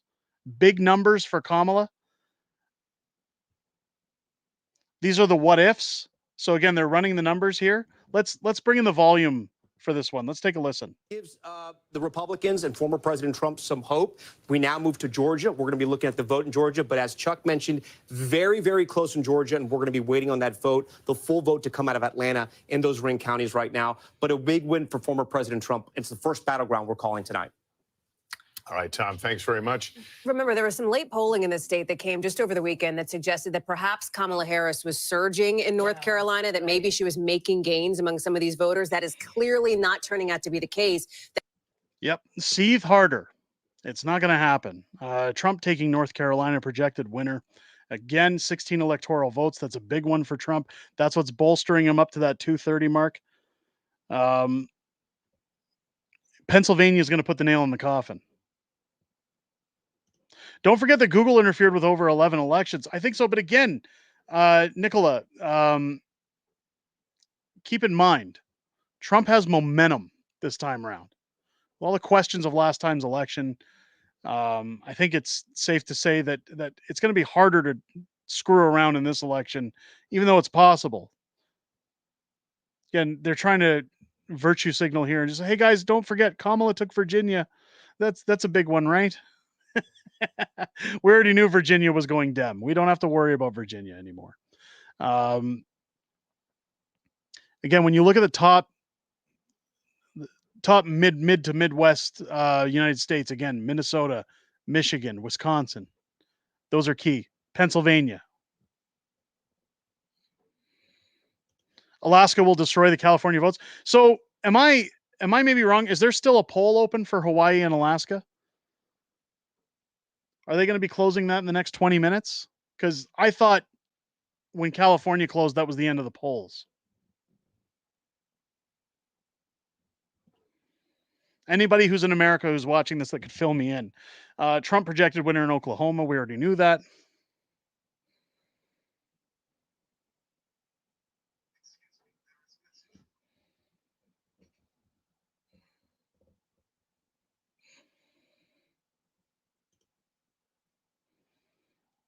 Just after midnight? No, I get it. I don't trust Google either. I get it. Midnight Eastern. So yeah, so in 20 minutes, Alaska and Hawaii will close. That'll be the end of the polls. Let me bring in the sound. My phone is going off the hook with notifications. I got to grab it. Let me maximize the screen here, and I'll bring in the audio for you guys while I take a step back. I'm going to grab a drink. I'll be right back, folks. Stay with the stream. More to come. The outcome aligns. And you look at everything from, did they get what they needed in the big cities? In Philly, there are some cities that haven't fully come in, so they're waiting for those. But also what the margins are for Trump, which are higher, as you've been reporting, and we've been talking about over at MSNBC, in some of the rural counties, meaning he's getting more votes there that they need to make up for in the cities. So it's a numbers game in each of these states. But even in reliably blue states, we're seeing narrowing margins. We just saw it in Virginia. We called it. Kamala Harris won it, but I believe by a smaller margin than she did, or that the Democrats did 4 years ago. I want to show Minnesota right now, which we are calling too close to call. And this is a reliably blue state. Let me show you what the numbers look like, the breakdown. Half of the vote in. It's called too close to call. Again, when you see that wide margin, you were thinking, what are you guys talking about? It's because our decision desk is crunching the numbers. They know where those votes have come from, whether they're reliably Trump districts or reliably a Kamala Harris or a Democratic area of the state. And on that basis, they're saying too close to call. Does that surprise you? Minnesota is a close state. It often is a close state. It's a one certainly that the Harris team would love to have been in their win column earlier. But again, I think for them, what becomes harder and harder is as you get more vote total in, and the path becomes narrower and narrower and narrower, and that's a bit where they are By in the way, this moment. the sitting governor, Tim Walz, on the ticket. Minnesota's governor, Tim Walz. And a pretty popular governor in Minnesota. And there's a lot of things that bend the mind a little bit if you're the Harris team, including that. I don't know that they're overly worried about Minnesota, but certainly, yes, would have liked to have that and Virginia in their win column earlier. I've heard a lot from people on the left who have asked over the last several weeks, how can this be a tie? What's your answer? I would ask that. I would have asked the same question. I mean, I think under the same scenario. Because obviously with the economy, with the 2/3 of the American people who think the country's on the wrong track on the immigration, like all of the issues and kind of general polling would suggest that this would be a runaway for the Republican or for the non-party in power. The fact that it's not, I think there's obviously a lot of. Do you think if any other Republican were on the ticket, you'd have much greater margins in terms of a Republican victory? That's difficult to answer because Donald Trump brings out such a passionate base where you might have a problem getting that overperformance in rural areas because he is so animating, especially on the right. Now, he's equally animating on the left, which turns out that opposition. Well, you might get suburban women on the side of a different kind of Republican. Jen, has the conversation begun yet about Joe Biden and about the decision to ask him to step aside? It will begin. It will begin depending on the outcome. Sure. And obviously, there hasn't been a race called yet. If this is not a Harris win, that will certainly be part of the discussion. It is. She's run a campaign over the course of 107 days. That is not something we've seen in history, and there'll be lots of questions about exactly that, the timing and the impact of that. Well, Chuck was bringing up the history. I mean, in terms of vice presidents trying to win the presidency with a unpopular president, he said it's bordering on politically impossible. And this gets back to something that we talked about. The favorability rating for President Biden is low. And you look at some of these numbers on how people feel about the country right now, and about 3 in 4 Americans in the exit polling say they feel angry or dissatisfied. And that is something that may end up being critical in this race as well. And one of the things that I think is so notable heading into tonight, I think one of the big questions Would the economy be the top issue, as Mark is talking about, or would reproductive rights, given that abortion is on the ballot in 10 different states, would that be the biggest energizing factor tonight? What we are seeing is that right now it seems like the economy and immigration continue to be the most motivating factors for people. And I'm almost interested to see, though, because we did see, especially using Florida as the example,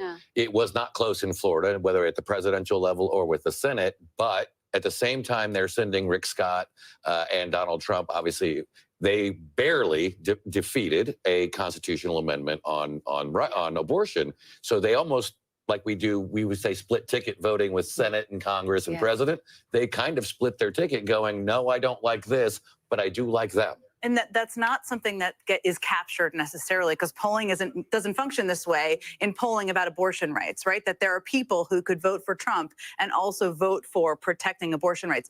Arizona is another interesting state to watch on that front, as you know, Arizona native, because I talked to Senator, or maybe we'll see, Congressman Gallego the other night, and there are people who could be Gallego, Trump, abortion rights voters, which bends the mind a little bit, but that's where maybe we don't entirely understand how the electorate comes down on these issues. Well, It maybe feels people conflicting, but maybe it's not for them. Neatly categorized as political journalists would like to believe. Yes, that's true. Well, we're just moments away from midnight here on the East Coast. What are you guys doing tomorrow? I'll tell you what you're doing. Right the here. battleground Caffeinating. states, they have not been called yet. Stay with us. We will be right back after a quick break.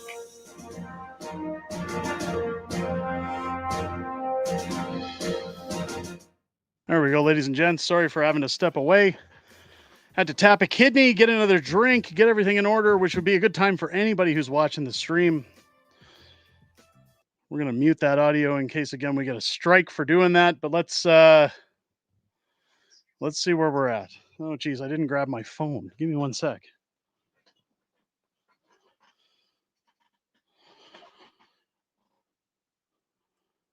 I gotta love when my guys on Discord are messaging me during live stream, thinking that I can just chit chat.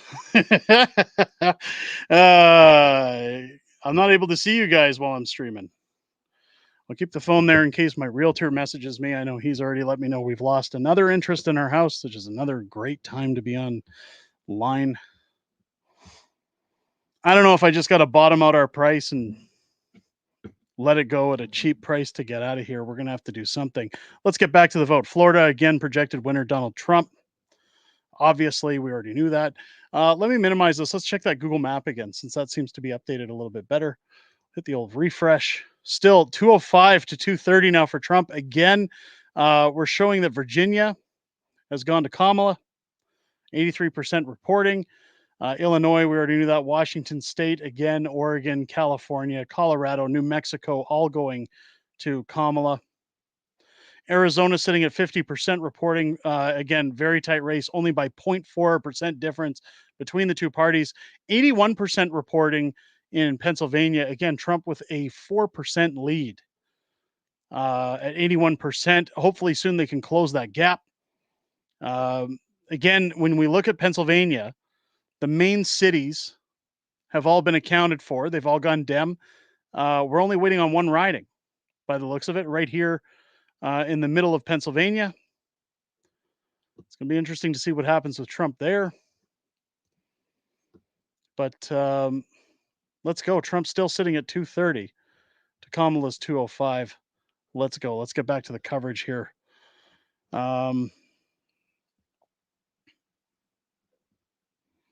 T-Rich saying, raise your house price?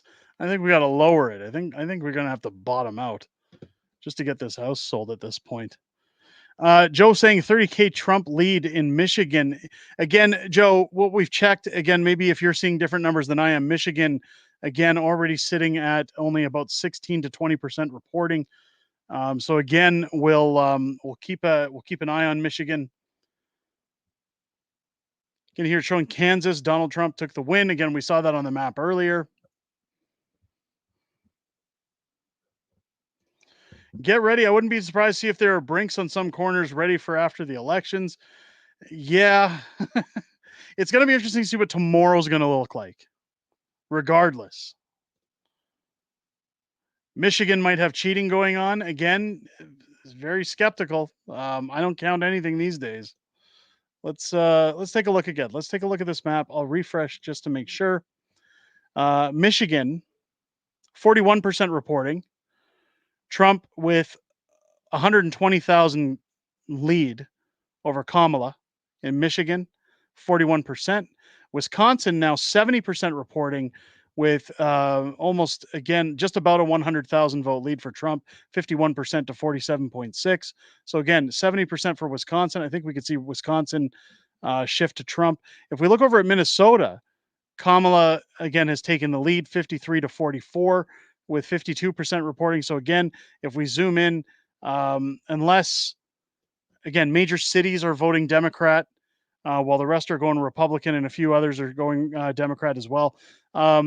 It's going to be tough to see if Trump can pull off Minnesota, as again, it's starting to turn blue. Georgia sitting at 91% reporting with Trump with a 2% lead, 2.5% with 2.5 million votes to 2.4 for Kamala. Again, at 91%, Georgia could be called at any time. It'll be interesting to see what happens there. Again, these are going to be the battlegrounds, I think, as we go into the end of this election. Project Veritas reported that boxes are showing up in Michigan. There we go. Keep our eyes on that. Anytime the boxes are coming in, like a lot of people have told me, hey, I've worked at elections. This is part of the process. And others are saying, well, but after all the shenanigans we saw in 2020, like our trust is broken enough. I don't fault anybody for questioning it now. I don't fault anybody for saying, what are we supposed to assume when there's 90% reporting in a state and all of a sudden boxes of votes come in from trucks? What's in the box? Betting market is 96% to Trump. Wow. Insane. Guys, if you're enjoying the live stream coverage, make sure to get a thumbs up in the chat or in the stream. It helps out the stream and helps push it out there. Let's get some more viewers in here. Of course, Unacceptable Fringe, the best place to watch the U.S. election, at least today, at least this year, this election. Trump again projected to take Montana, a very red state. We already knew that. Stick a fork in her. She's done, says Severo.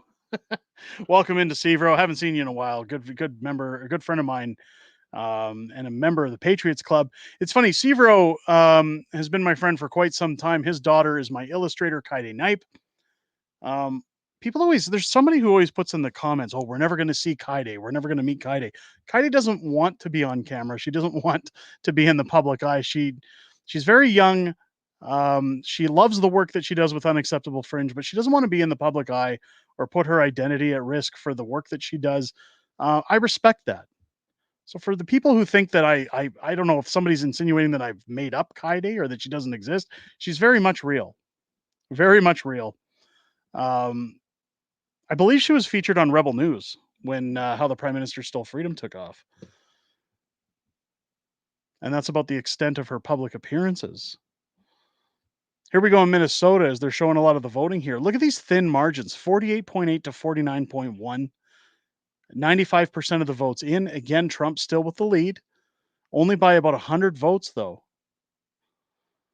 It's coming close.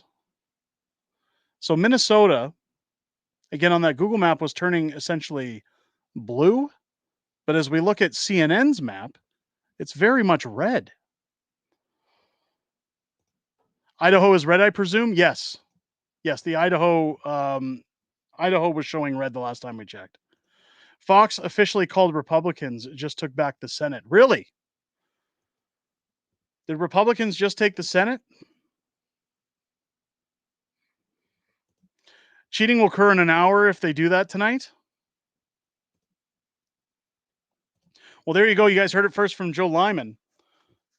The Republicans have taken the Senate, at least according to Fox. That's a good thing. So now if Trump wins, boy, the work can get done, guys. They're one step closer to making America great again. Let's keep it up. Georgia, 93% called already, 50% going to Trump, 48% to Kamala. Kamala, shit. 8 gifted memberships I'm going to have to give out on the next stream.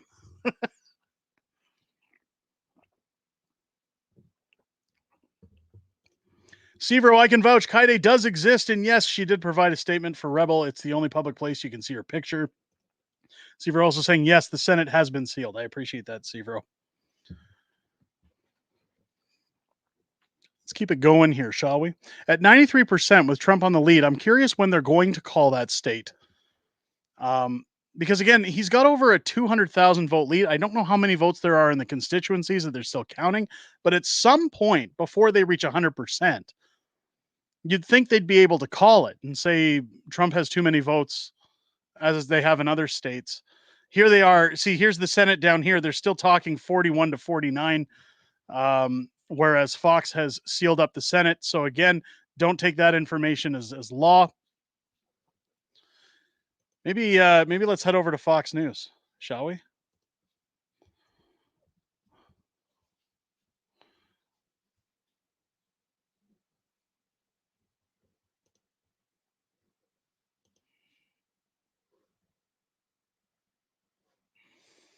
Oh, this is Fox 5. Hold on.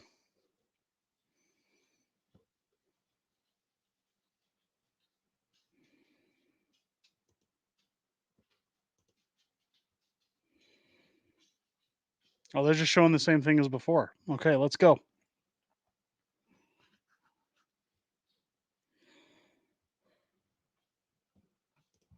Fake news reporters are confused, and so are their children. There you go.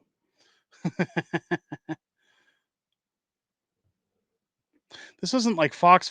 This is like a small station of Fox, like a sister station.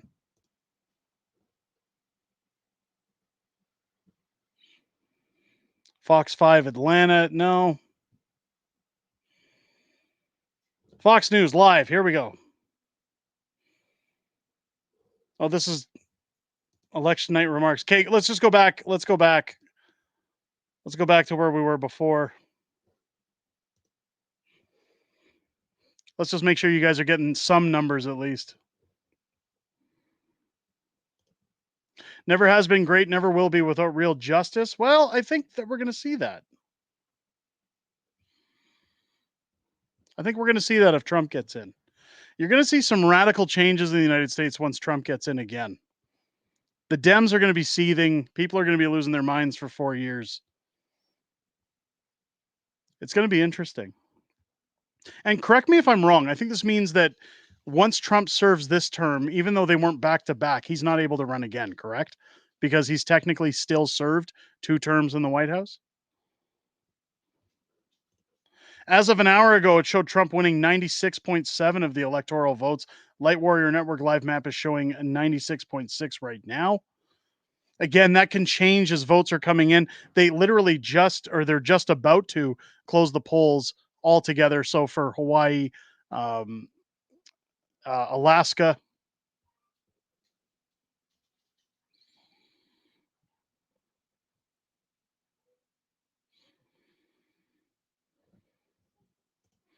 Elon predicted 96%. MJ saying Alberta loves Trump. Yes, they do. Absolutely, they do.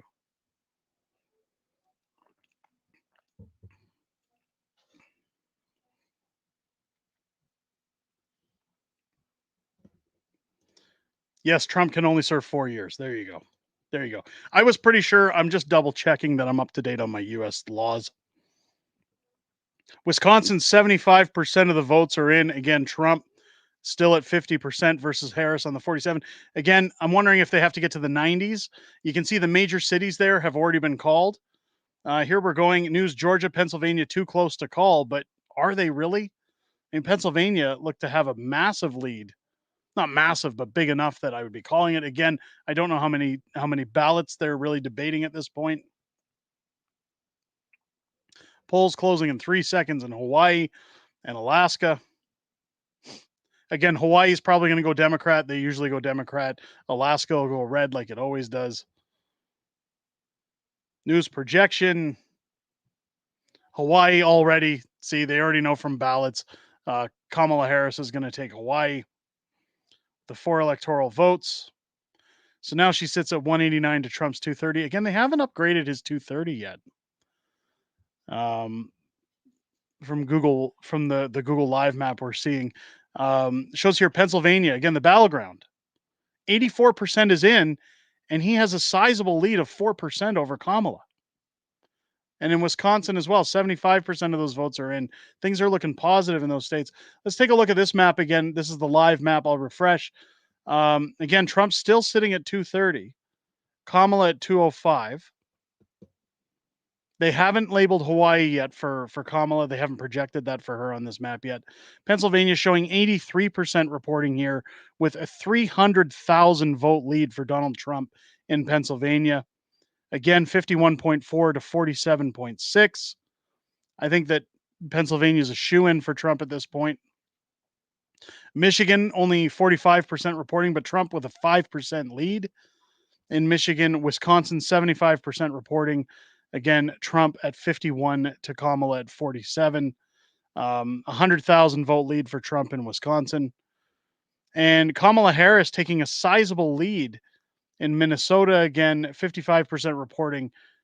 She's got 52% of the vote versus Trump's 45. So again, she's got a sizable lead. As we look over at Arizona, again, still shows 50% reporting with 49.8 to 49.4. I think Arizona is going to be a toss-up no matter which way we say it. There's still no results in Nevada, which makes me a little nervous, especially when you think about Clark County. You've got Hawaii again being projected for Kamala. They might as well just call Alaska for Trump at this point. They still haven't announced that Trump has the Senate. So these guys are way behind.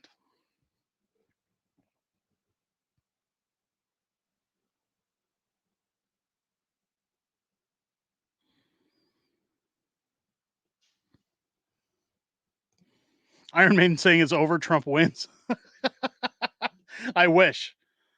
Don't want to toot the horn too early, but I think Trump will win. I think so as well, Romanian Patriot. I think it's looking very positive for Trump. Welcome, Mr. Trump, as president. This Canadian welcomes you. Yeah, if he's going to seize it, I think it's okay. I think we're looking good.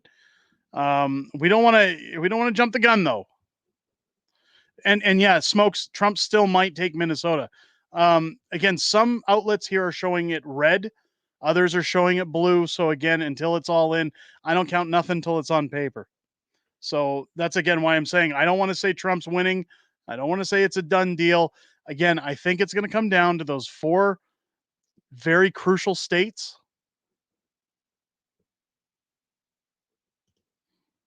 Still at 2:30 until Georgia, Pennsylvania, Michigan, and Arizona are called. Yep.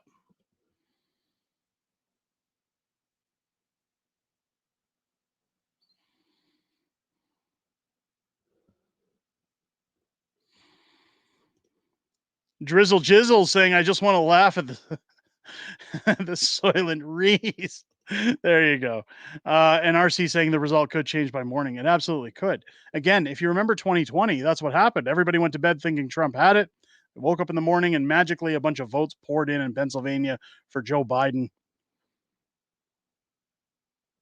So again, until they say 100% reporting or 98% reporting and they project Trump, I'm not counting nothing. It's funny that you got Madison, Wisconsin voting Democrat. You'd think they'd had enough of the shit show in Wisconsin. Again, Harris taking in Dane County 74 to 23 on Trump. It's again central Madison, Wisconsin.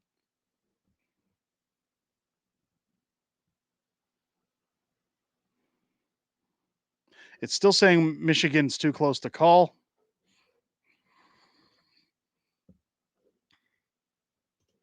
We need to wait till the fat lady sings, folks.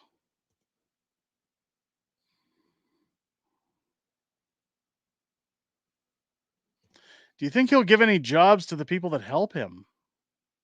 Are you talking about Trump?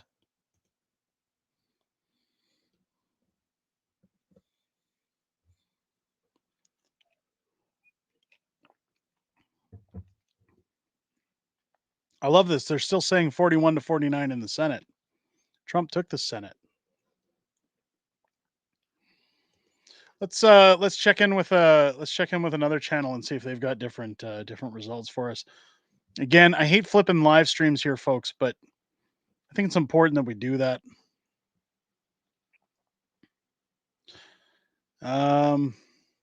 We don't want to look at Associated Press.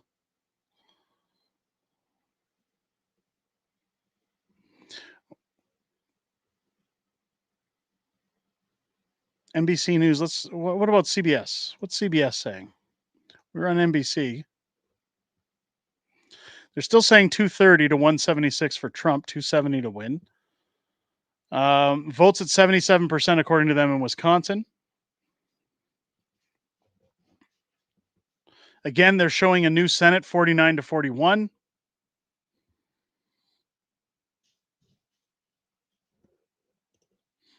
Transplants in Wisconsin, like they were trying to do in Texas, possibly. Then we go to bed and it flips. America will riot. I agree. That's what I'm saying. Tomorrow's going to be the day to really watch. Tomorrow's going to be an insane day because you're either going to have Democrats, like all these soy boys looting, rioting, just like the Summer of Love. Again, businesses being burnt down probably. And again, what's funny is that I bring up when you look at January 6th, where they call it an insurrection and all these other things. And oh, look what Trump did. And I'll tell you, if people lose their minds tomorrow, keep in mind, this isn't tonight. This is a rally they're showing from Trump or live. I mean, it's not live tonight. Do you think anybody's going to say that what the Dems are doing when they lose is going to be unacceptable, or that it's frowned upon? And they're going to say, well, rightfully so. These people are upset. They're angry. They're just expressing themselves. But when Trump does it, it's, well, look at the devil. Orange man bad. Yeah, OCD tomorrow's going to be messy. It's going to be very messy. Worse than BLM? Yeah, I agree with that. I just hope Pennsylvania gets called tonight. Between it and Alaska, they can print as many ballots as they want. They can no longer win. That's what I'm hoping for too, Joe. That's why, with Pennsylvania being so close, I believe it was 80-something%. I'm hoping they call it soon. Let's take a look at the live map again.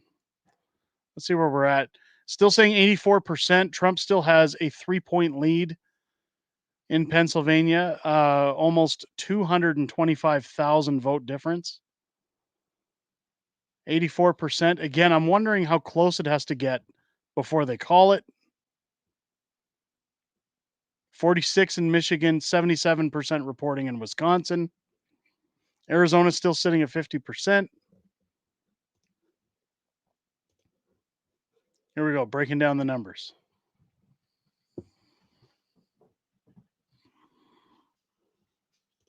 If Kamala gets in, it's the end for the U.S. It's the end for Canada, too. Canada, if you think Canada's going to do well with her at the president's chair, it's going to be 4 more years of problems for Canada.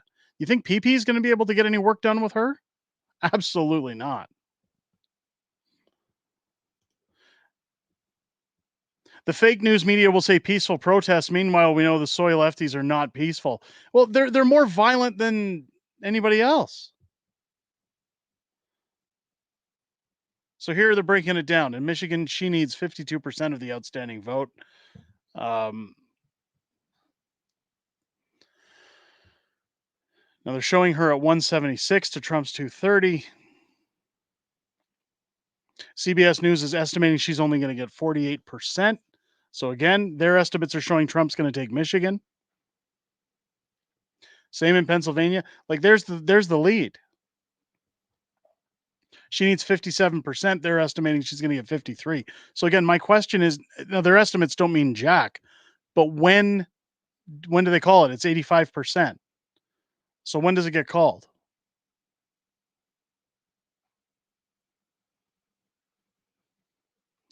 Trump's at 247, says Kenzie Kraken. Harris at 213. Kenzie, is there somewhere you're seeing that? Is there an outlet that's showing that you can point me to? Because again, I'm checking all the major networks here, and they all seem to be behind.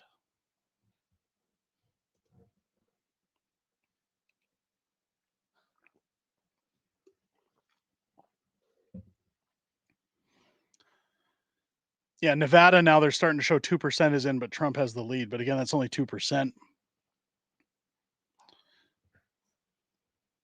And here it is, North Carolina, they've called it with only 90% of the vote in. So when do they call Pennsylvania? They're at 85. So when does Pennsylvania get called? Senator Ted Cruz, born in 1970, Calgary Foothills Hospital. I stand corrected. Yep. Yeah, he was born in Calgary. He is American, though.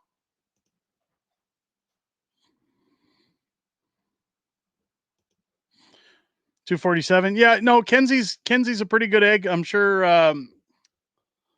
she's got a source. Give it some time.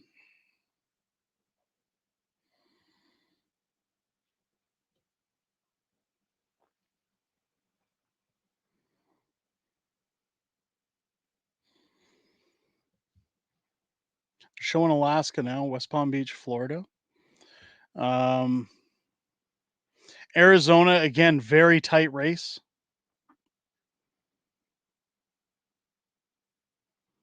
Trump ahead in Georgia. 93% of the vote is in. Again, how close can they get before they call it? No, Kenzie, I can't see the link.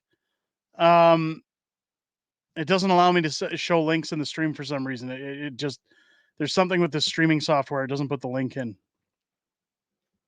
Is there a network that it's on or something? Or a YouTube channel you're seeing that?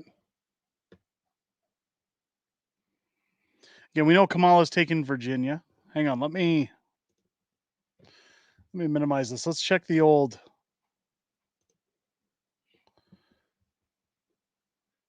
%84% in Pennsylvania reporting.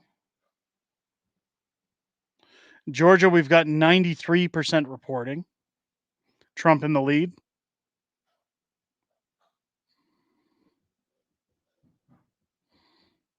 Robert saying the internet keeps freezing. It's happening here too. We had a stall earlier. We actually lost the stream earlier because the internet's going crazy. It's all the traffic tonight, a number of different things. Seattle's starting the peaceful protests already. If that's the case, my God, doesn't Seavro saying apnews.com. Let's take a look. Let's take a look there.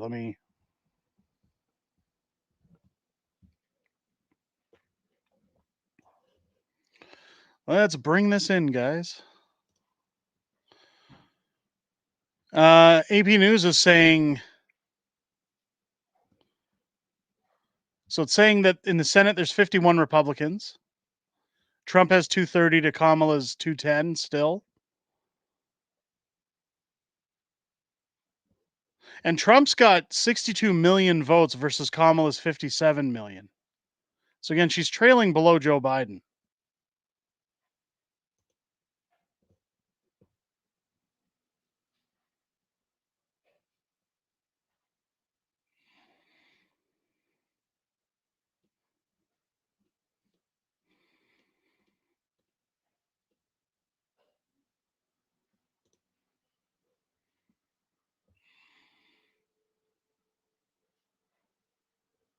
How do I maximize this? We'll just keep it on here. We'll keep it on here. We'll come back to this one. Let me pop it in there. Oh, there's commercials here. We'll refresh this map. I'm sorry, guys. I'm sorry for stalling with the commentary. I want to make sure we're getting everything here. 85% again in Pennsylvania. 93 in Georgia. 77 reporting now in Wisconsin. Again, Trump's still in the lead by 4%. Minnesota, again, showing Harris with a very cushy lead of about 100,000 votes, but only 57% reporting. So again, that can change at any time. He has Georgia. That was my prediction map. It's not showing Georgia on here. Let me refresh.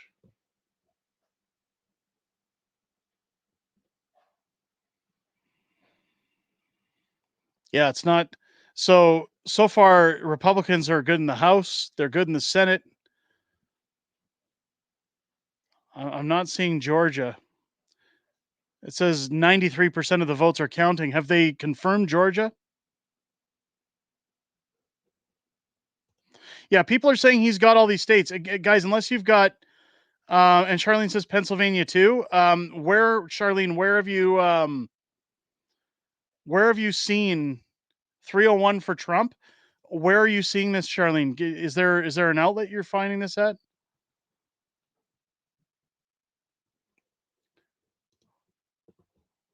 Because none of these live update maps are reporting anywhere near this. Yeah, Charlene, let me know where you're getting this information from, because I'll post it up in the stream. Georgia just announced at RSBN a Trump win. Let me pull that up.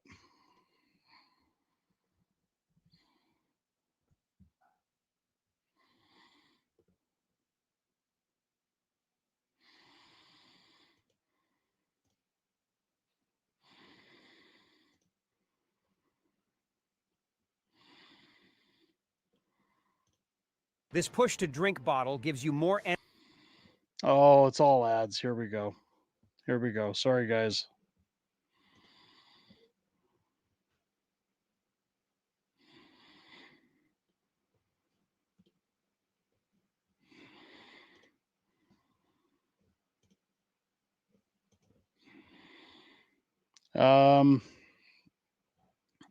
Okay, let me pop this over.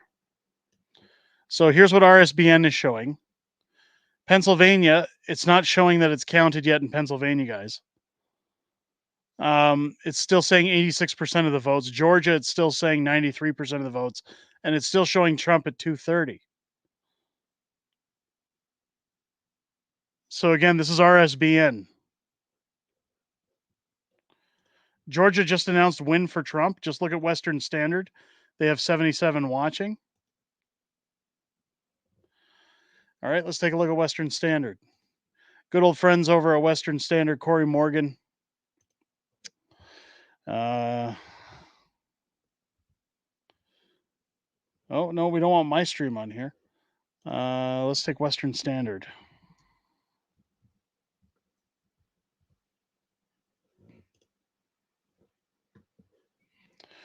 So if we take a look at Western Standard's coverage. So yeah, they've given Trump Georgia on Western Standard, with Republicans sitting at 262 to the Democrats 226. Or sorry, or is it 242? What are they showing here?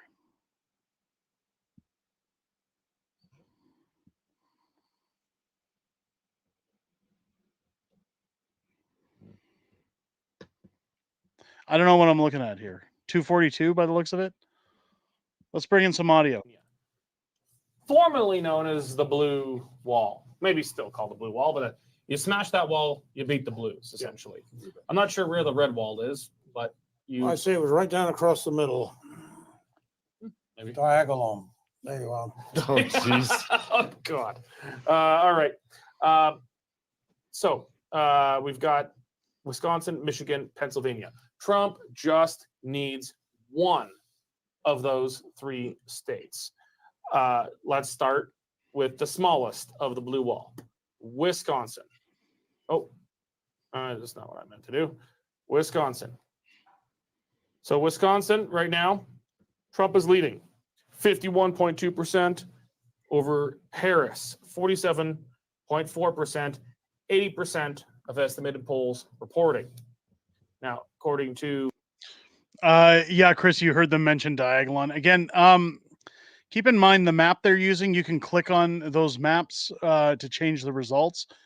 I'm going to keep refreshing these live updates on the maps. And as soon as I see something called, again, Georgia is not filled in on this one. Let's check this live Google map. Again, it's been pretty good and straightforward so far.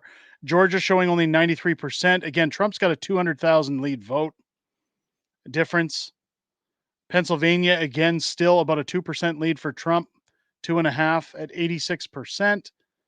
Michigan, 50% reporting with Trump with a 7% lead, as well as a lead for Trump in Wisconsin, Still shows 57% with Harris taking a sizable lead on Donald Trump. Let's take a look over here at CBS News and what's happening.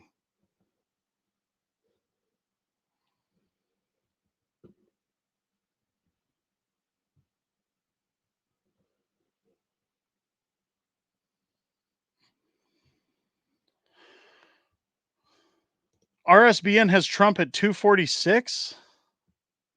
Okay, but that's one outlet. Like, I'm looking at several and none of them have been updated. So again, guys, I'm not saying that anybody's right or anybody's wrong here. I just need to see it on more than one outlet. And we'll start to, because these guys would be blowing up if that was the case. All of these. No, nobody's won yet. No. Have you never seen a US election? No, nobody's won yet. I want Trump to win as much as the next guy. But I'm waiting for actual results. Somebody's saying 301 for Trump. I got to see more than one outlet reporting on this stuff, guys. Like, I want to see it too, but like, again, nothing's changing on this. This is a live update map. It says updated at 10:22 Mountain Standard Time. It's 10:22 my time right now. Fox has Trump at 232, Harris at 216. Like, this map was literally updated now, it says, according to Google. 93% reporting in Georgia now, 86 still. So we haven't seen any movement. Wisconsin sitting at 80%. Again, that's getting close to it with Trump on a 4% lead. I'm curious when they'll call that one. If we even check this one at AP News, they still haven't given Trump Georgia. It still says 93% of the votes. Pennsylvania is still sitting at 86. Yeah, nothing's been called yet, guys. I can't look. If there's one thing I try to do on this channel, it's be credible. I want to make sure that whatever I'm reporting is fact.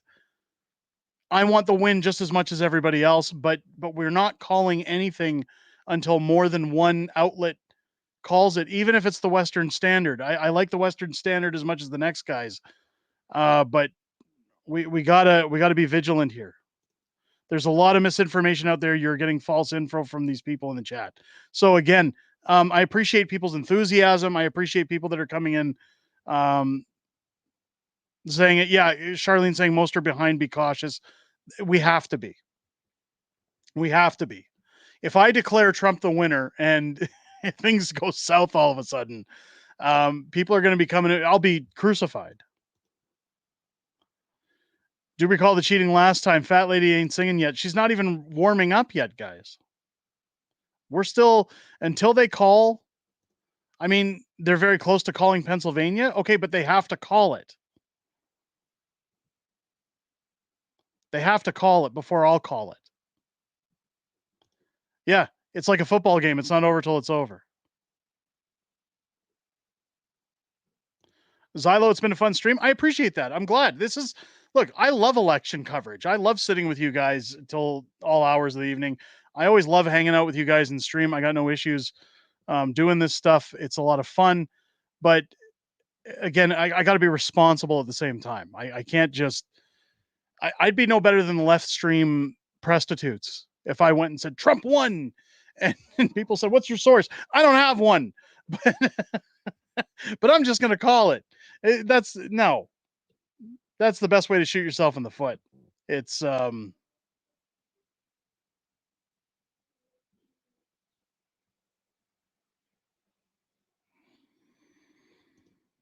where is NA on that map? Sorry, maybe I'm off on my states. What is NA?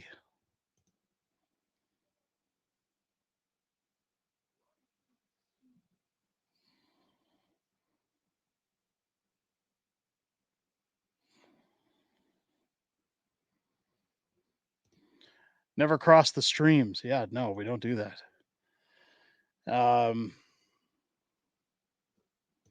North America?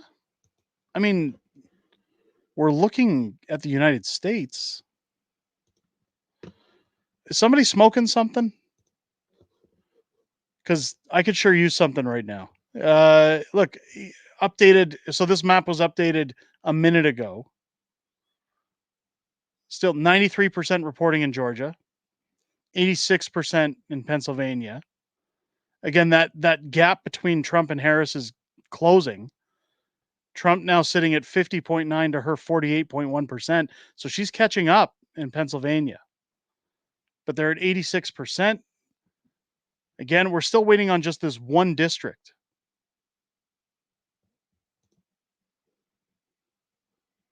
Wisconsin, 80% reporting with Trump with a sizable lead. Michigan, 52% reporting. Trump's still in the lead by almost 7%. So again, he's got a sizable lead. Kamala, sizable lead in Minnesota. Again, other outlets are saying that it's not that big of a gap.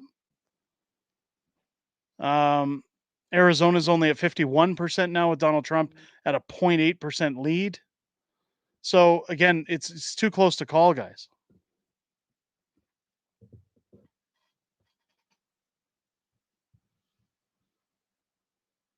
Like, look, they're showing Georgia here. 93% of the vote is in. They can't even call Georgia on this stream.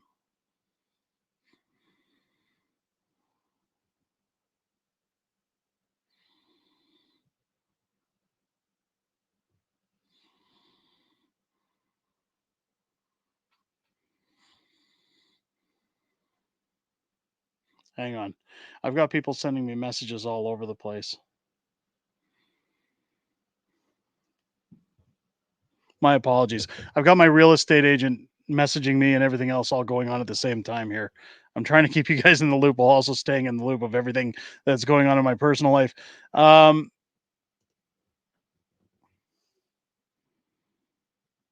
these are just polls they're showing right now. Again, they've updated the Senate. It is now 50 in the Senate.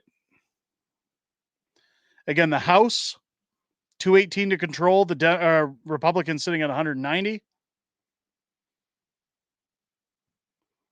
And now they've upped it again. Harris is at 189 to Trump's 230, according to CBS News.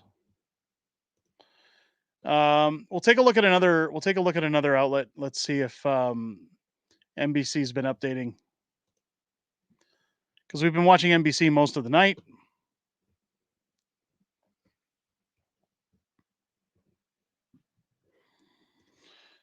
RSBN is calling Georgia for Donald Trump. Well, we've got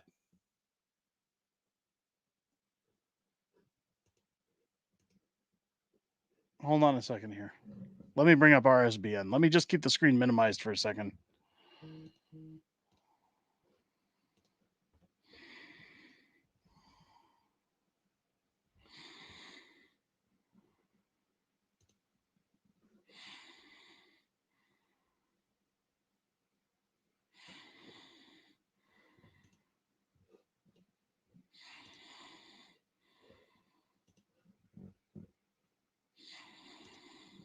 Stop wasting your money on iCloud. This new stick makes backing up your smartphone easy. American energy suppliers don't want you to know about this trick to warm up houses for practically zero cost. When they released. All right, let's bring in RSBN. They're calling Georgia for Trump. But again, this is one outlet. Right?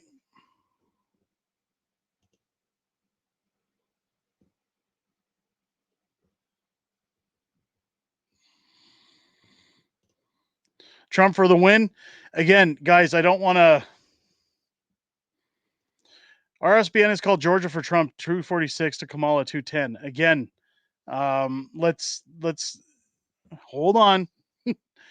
I know what they're doing. I know what they're calling, but again, for the sake of integrity, let's just pump the brakes. Keep in mind, there were some outlets in the last election that called Donald Trump to win certain states. And again, I'm not saying don't believe these guys, just that they flip. When the fix is in, when these guys can flip votes, it can go either way really quick. Let's just, This is a good thing, but let's just simmer down now.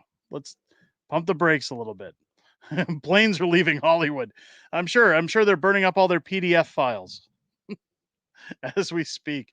Any guesses on who's been in the shadows running in the United States for the last 4 years? Not sure what that means, but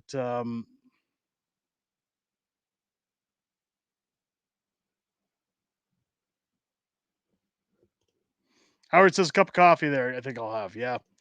It's I mean, I'm glad these guys are calling Georgia, but again, until another major network calls it, I can't in good faith say, yeah, it's done. I am being positive. It's just, look, there's a lot riding on this election. There is so much riding on this election that you can't just say, well, one network. Like, think about it this way. If I'll use the Western Standard as an example. If we had a federal election going on and the Western Standard came out and said, we're going to call that Pierre Poilievre has won the election over Justin Trudeau, and these were by razor thin margins. And they called Pierre Poilievre as the new Prime Minister of Canada, and Justin Trudeau somehow had this surge in popularity that it was razor thin between him and PP. If the Western Standard called it, but Global hadn't called it, CTV hadn't called it, CBC hadn't called it. I'm not saying that they're the trusted news sources, but if none of them had called it, and a small independent outfit was the only ones to call it, would we jump and say, it's official, it's done? You need others that are getting the data verifying that, yes, it's called. You need the certification that, yes, it's called, because you don't want to get people's hopes up. You don't want to get people excited just to piss in their cornflakes. If you've ever watched an American election, these things turn all the time. Does anybody remember Bush and Gore in the state of Florida? Yeah, Mike TV saying anything can happen till then. Look back to Al Gore. It was called in Florida, and it took days.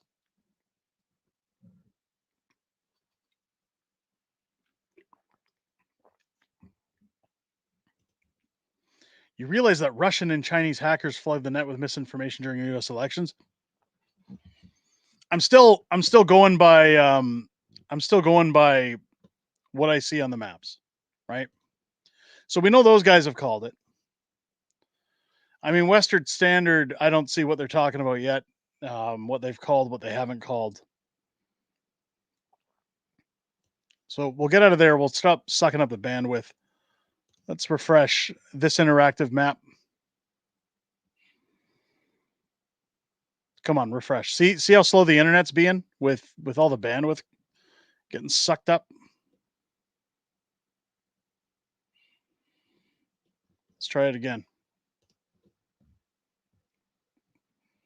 There we go.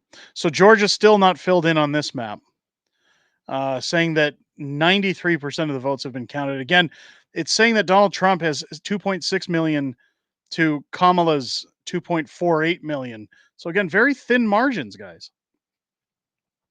Pennsylvania, 86% of the votes are counted, supposedly. Trump sitting at less than a 200,000 vote lead. Let's check our other live map. We'll refresh it. Again, Georgia's still not counted on this one. It says 93% reporting again. Less than 200,000 vote difference in Georgia. Pennsylvania, again, 86% reporting. Trump still with a 2% lead, roughly, in Pennsylvania. 53% reporting in Michigan. Trump still in the lead. 82% in Wisconsin. Trump still in the lead by 4%.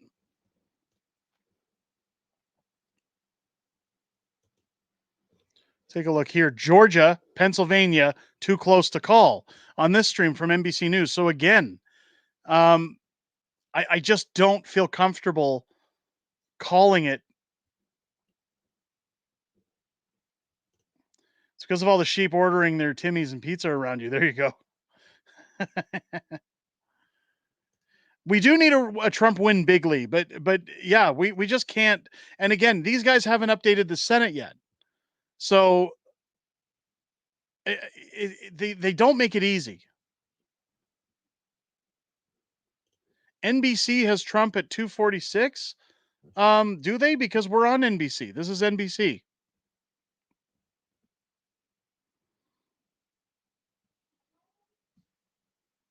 Let's see that. No, they've still got Trump at 230 on NBC. This is NBC News. He's not at 246. This is NBC News that we're watching. See, again, I don't want to insult anybody, but, you know, wherever you're getting your information. Yeah, I get who owns these things, but you have to be patient. They can't just not report what's going on. You have to understand that an election night, it doesn't matter who's winning. All these networks care about is their ratings. They want their integrity. They want their ratings because they want the views. They want people sticking their eyeballs on their network and not one of the millions of others that are covering it. They want to have the best show, which means they want to be up to date. They don't want to stall things out as much as they can. I'm watching NBC now. It could be an NBC affiliate, but this is NBC News that we're watching, the main NBC News channel.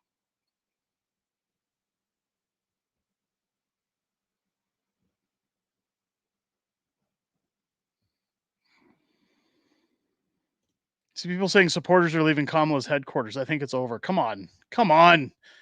Are you looking for a gullible in here?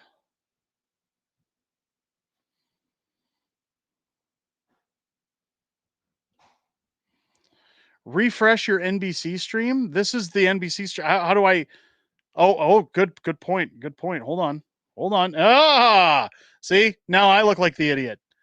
It hadn't refreshed. We weren't caught up to speed. Sorry, guys. Somebody giving me the best advice on the stream. Wow. I'll just take my piece of humble pie and piss off here. I don't know how that happened, but boy, now I look like an amateur. Let's get the real numbers. Let's see what's going on because I did see the Trump numbers just as soon as it flipped. Senate GOP control is now projected. So again, they're calling the Senate. So now there's 51 seats reported in the Senate. They have a 1-seat majority. So again, the Republicans taking the Senate. Now we can now talk about that. Rick saying it's been a long night. It has.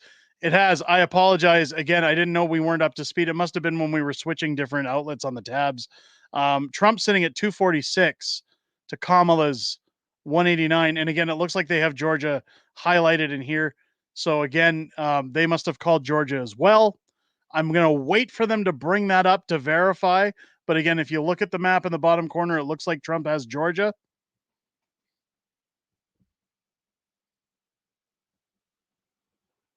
Lag is unacceptable in 2024. The only thing unacceptable here is the host who screwed up the stream. I apologize.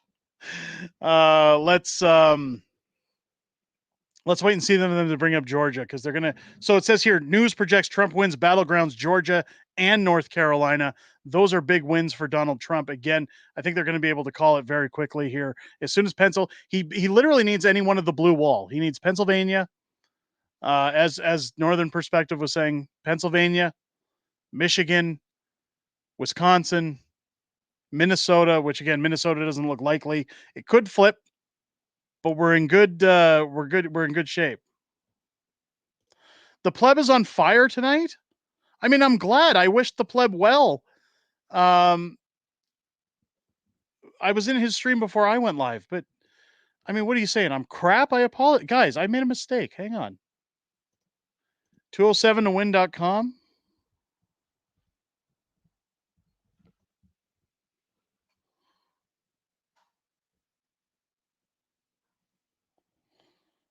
That's not, it's not giving me anything. Or is it maybe not called 207 to win?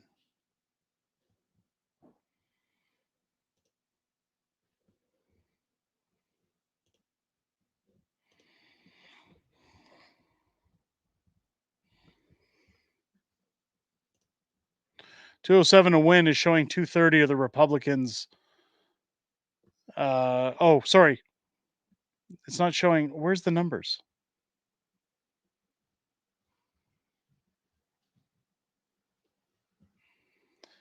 Pennsylvania is sitting at blue, is it?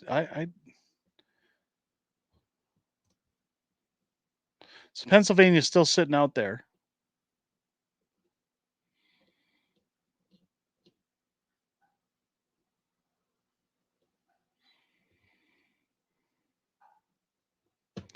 Let's take a look back at the stream here.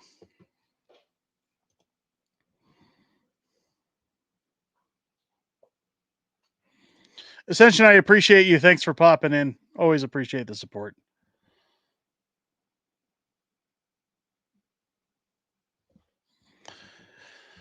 Let's make sure this is refreshed, that we're not screwing it up any further.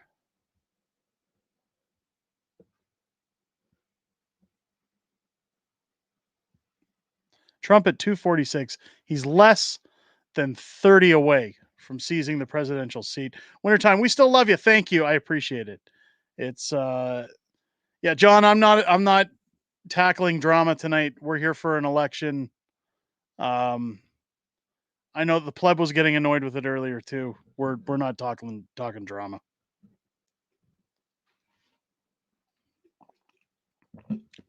As I said earlier, if you're looking for Dramala, go to your safe space, put on your pajamas, because Trump is defeating Kamala.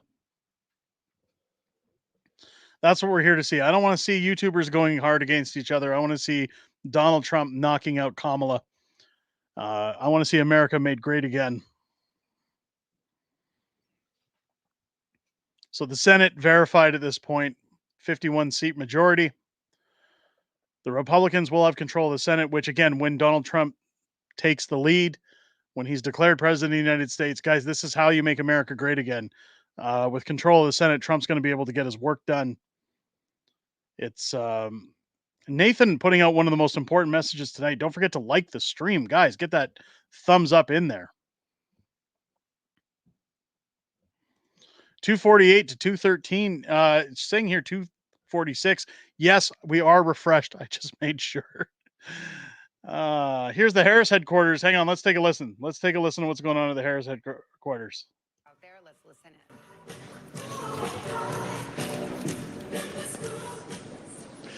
Good evening, Howard. Good evening, HU. I want to say good evening to all of the Harris campaign, the campaign family. Thank you for all that you have done. Thank you for being here. Thank you for believing in the promise of America. We still have votes to count. We still have states that have not been called yet. We will continue overnight to fight to make sure that every vote is counted, that every voice has spoken. So you won't hear from the vice president tonight, but you will hear from her tomorrow. She will be back here tomorrow to address not only the HU family, not only to address her supporters, but to address the nation. So thank you. We believe in you. Okay, we're going to cut it out there.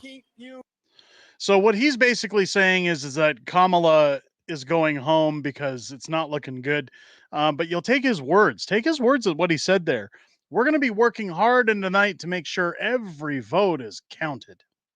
Does that not sound like the fix is in, ladies and gentlemen?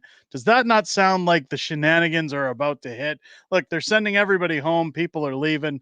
That says one of two things. Kamala is taking her tail between her legs. She's taking her ball and going home.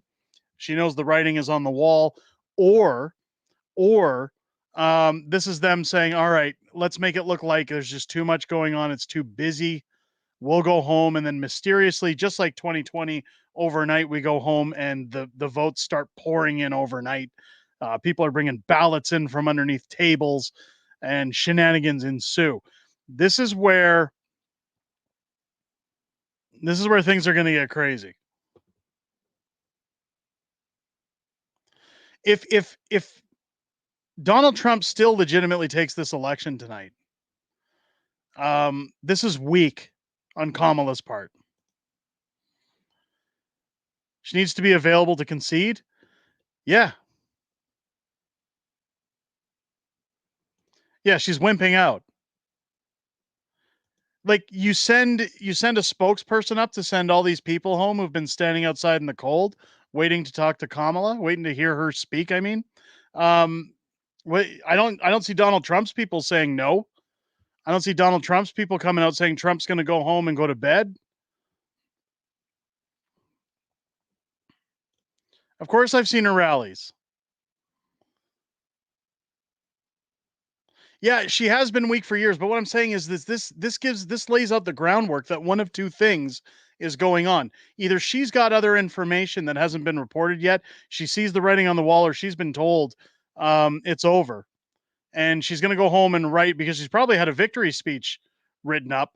They're either fixing the vote, and you're going to start seeing questionable actions happening with trucks showing up with boxes to get the fix in, or you're going to see Trump come out and declared president of the United States, and Kamala will wait for all of the happiness to die down overnight and come out tomorrow. And much like Hillary did, you'll remember Hillary took off as well when she ran against Donald Trump.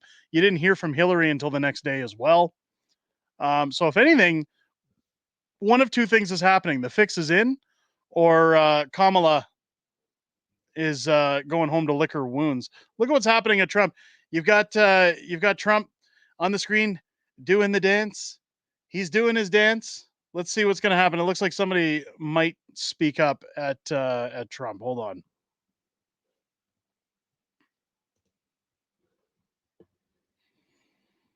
Another level even more. Well, as we go to a commercial break, there's the side-by-side picture. If you were just tuning into all this, I think the pictures speak loudly.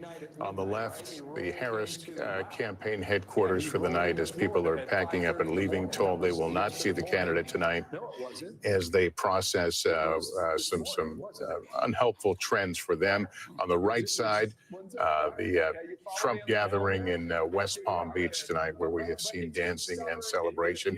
Again, the race has not been called yet, but they, like everyone else, watching some interesting trend lines that seem to be pointing in that direction. We'll take a break here. Still be with us, and we'll be right back.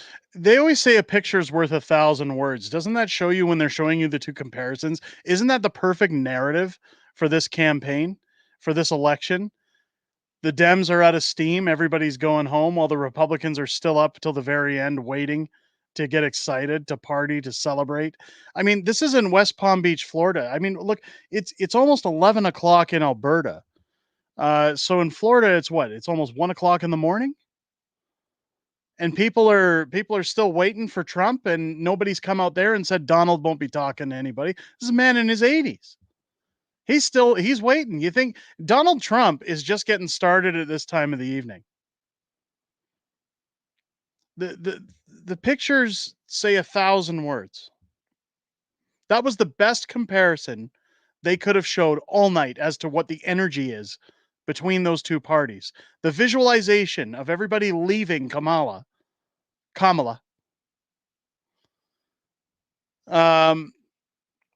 versus everybody sticking it out with Trump. Betting market, Joe says, is now 97 to Trump. Yeah, it's increased. Trump is 78? I thought he was over 80. How old is Donald Trump? Let me look that up.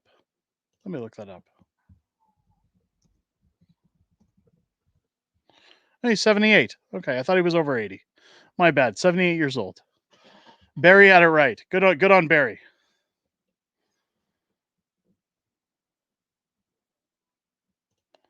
Why does RSBN have Kamala at 220? I don't know. There's all these networks that are running numbers all over the place.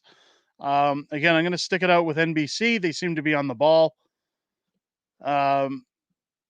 It's 1:49 here in Halifax. I'm excited AF. There you go. So it's around the same time in Florida, I would assume. It's the same time zone. Almost 2 o'clock in the morning. I don't see Trump packing it in.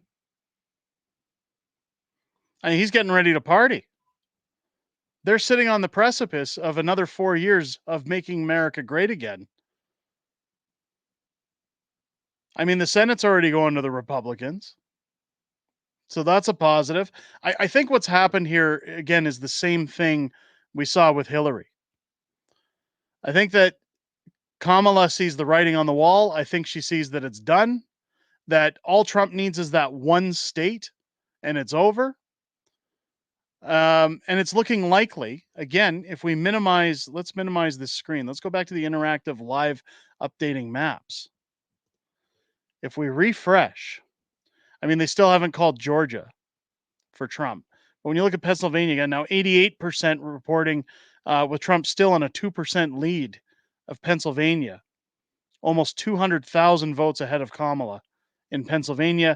In Michigan, 58% reporting Trump has a 7% lead almost over Kamala in Michigan. Wisconsin, 84%. Trump has a 4% lead over Kamala. I mean, again, how do you think that it's going to pan out for Kamala at this point? Again, I don't want to toot our horns early.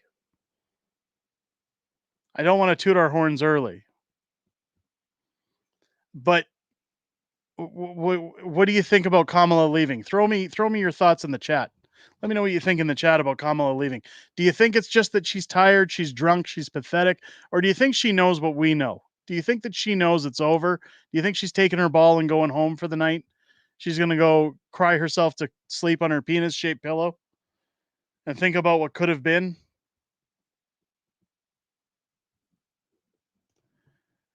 CBC is streaming also. Trump is up 245. Maybe just check it out. CNN is saying 98% vote in Georgia and Trump is in the lead 2.5%. Well, I mean, again, other outlets like NBC have already reported Georgia for Trump. So again, I feel comfortable calling that one. Not saying that NBC is uber credible. People were saying to check out CBC, the Clown Broadcasting Corporation. Let's take a look at them.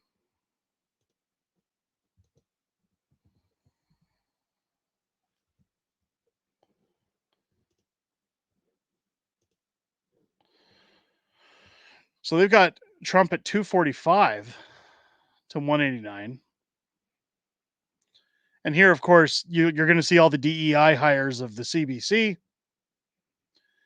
You're going to see, oh, look, they got what's her face on the end. She's probably going to be talking about Russia. I forget her name.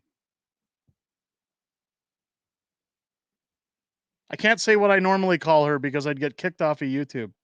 But Russia. So according to CBC, Trump is only sitting 25 votes away from taking the presidency. Kamala's lead in Minnesota has been cut in half from 100,000 to 50,000, 63%. So Smokes, again, I'm going to wait for verification on that. Appreciate the updates, guys.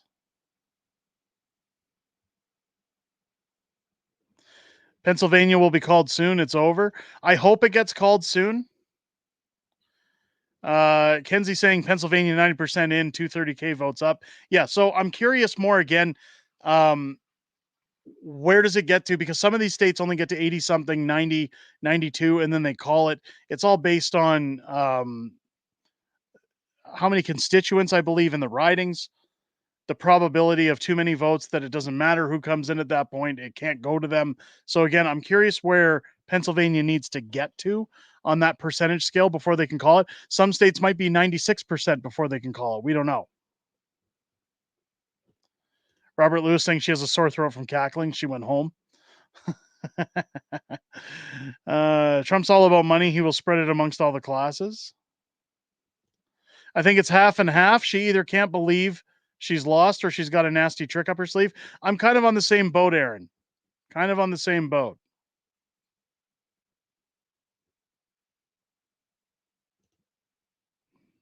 Rosie Barton, is that who's on the very end on the right? She looks like she's constipated. Like somebody just pissed in her cereal.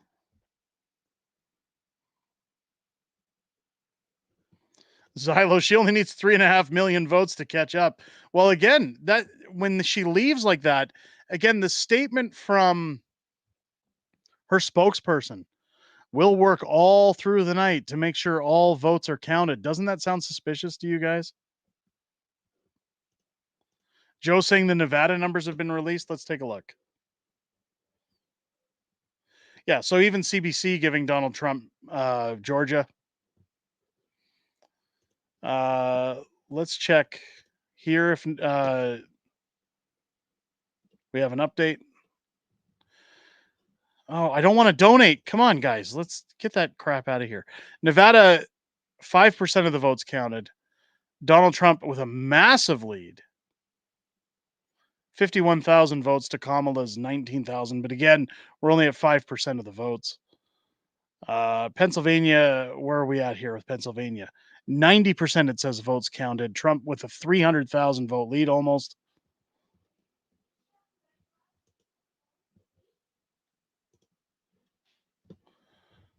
If we look at the Google one, again, 90% reporting. Trump 3,295,000 to Kamala's 3,074,000. Here's Trump headquarters.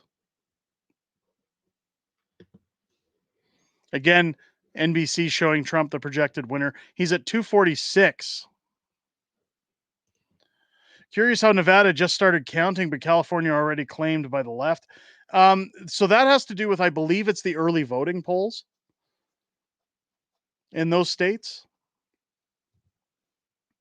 If I'm incorrect, if anybody again is watching from the US, if I'm wrong and you want to educate me, throw that in the chat.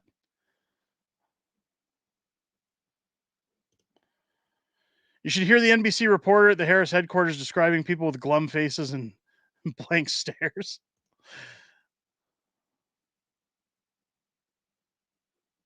Yeah, I want them to call Pennsylvania as well. I'm curious how close it's going to get. Again, because that's Joe Biden's home state and where a lot of the shenanigans went on in the last election. Is that why that one riding is still left open? Are they waiting to put the fix in there and turn the wrenches? It's going to be, I don't know. I hate sounding like that. I really hate talking like that. I hate that this is where we are, but we have to ask.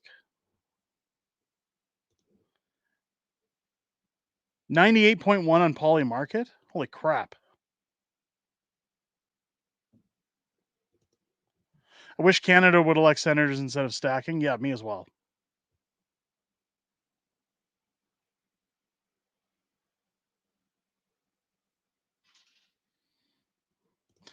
Pennsylvania already said Trump. When did they do that, Iron Maiden?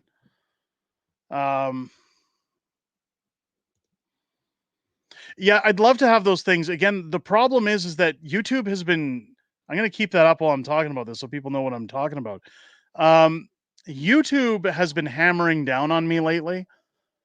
I'm not sure if it's because of thumbnails, if it's because I use certain words in my videos, if it's because I cover anti-Trudeau, anti-Trump, or positive Trump, I should say.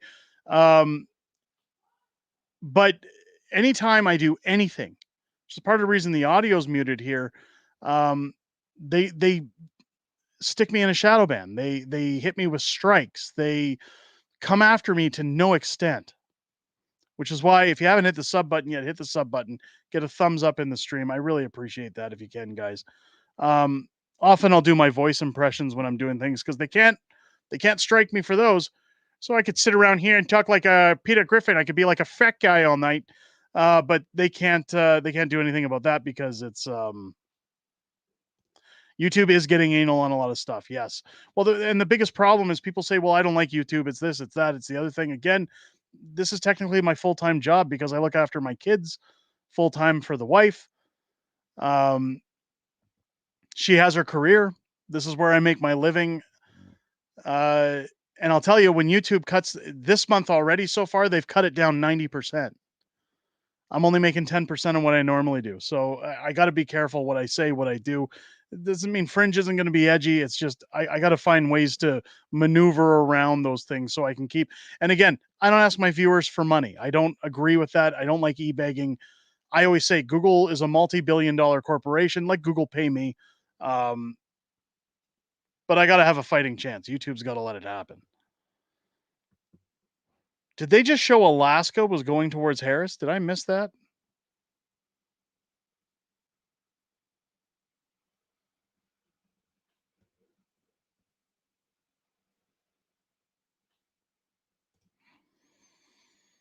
On a 90% cut? Yeah. Usually our videos, and again, we were talking about viewership. The channel's at almost 50,000 subscribers. Videos that I drop usually hit between 15 to 40,000 views a video without breaking a sweat. This week, I struggled to hit 10,000 views on. Today, I had 2 videos come out, and we didn't even hit 10,000 combined. They're really slamming everything that we're doing on the channel here. It makes it tough. But we keep going on. We keep doing this. That's why we're still doing the live stream. Will there be content first thing tomorrow morning? No, because this will be going late. Again, unless I'm making a video about the win. But there will be content coming soon. Just very difficult. I do have a viewing going on for the house sale at like 10 a.m. tomorrow. So again, I'll try and get content out for you guys as soon as I can. Arkansas, again, they're showing projected winner Donald Trump. They're talking about Wisconsin here, where in certain writings, Kamala has a lead on Donald Trump, but it shows that mostly Wisconsin is sitting in red. Aside from Madison, Green Bay has gone red. There's another red that just hit south of Eau Claire.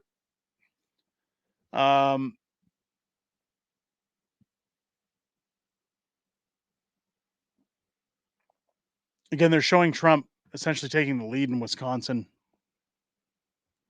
When are they going to call these states? Right? We got to be close. Let's take the live map updates again. Let's check on percentages polling in. Pennsylvania, 90% again reporting now. Trump still with the same roughly 275,000 lead, or 225, sorry. Michigan, 60% reporting. Trump with a very sizable lead there as well. Wisconsin, 85% reporting with Trump, almost a 4% lead. 1.479 to 1.357 in Wisconsin. I mean, how high does it have to get before they call these? Nevada, 20% reporting in Nevada now with Trump at a 57% to Kamala's 40. Trump has a very sizable lead in Nevada. Again, only 20% reporting. Arizona is going to be a tough one. 51% reporting, 49 to 49. There's only 0.7% of a vote in there, but Trump's sitting at 247 now.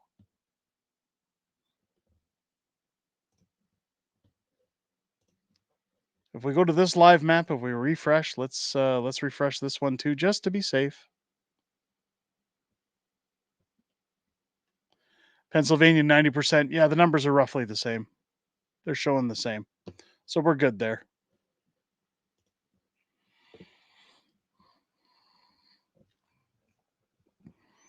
Joe Lyman with a 217K lead for Trump in Michigan. I mean, again, that Joe makes me beg the question, when are they just going to call it? How much do they need?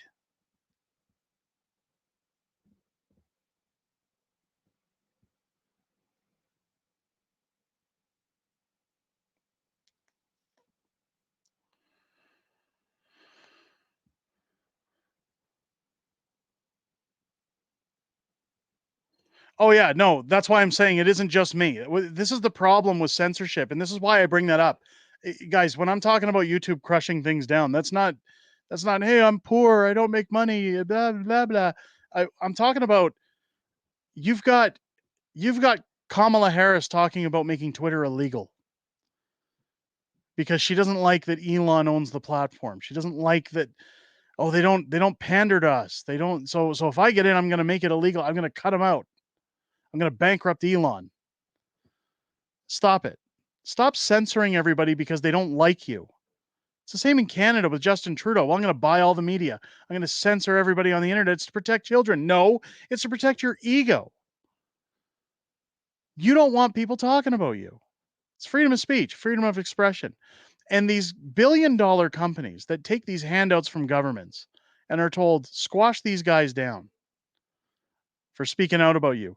There's a reason people aren't watching mainstream media anymore.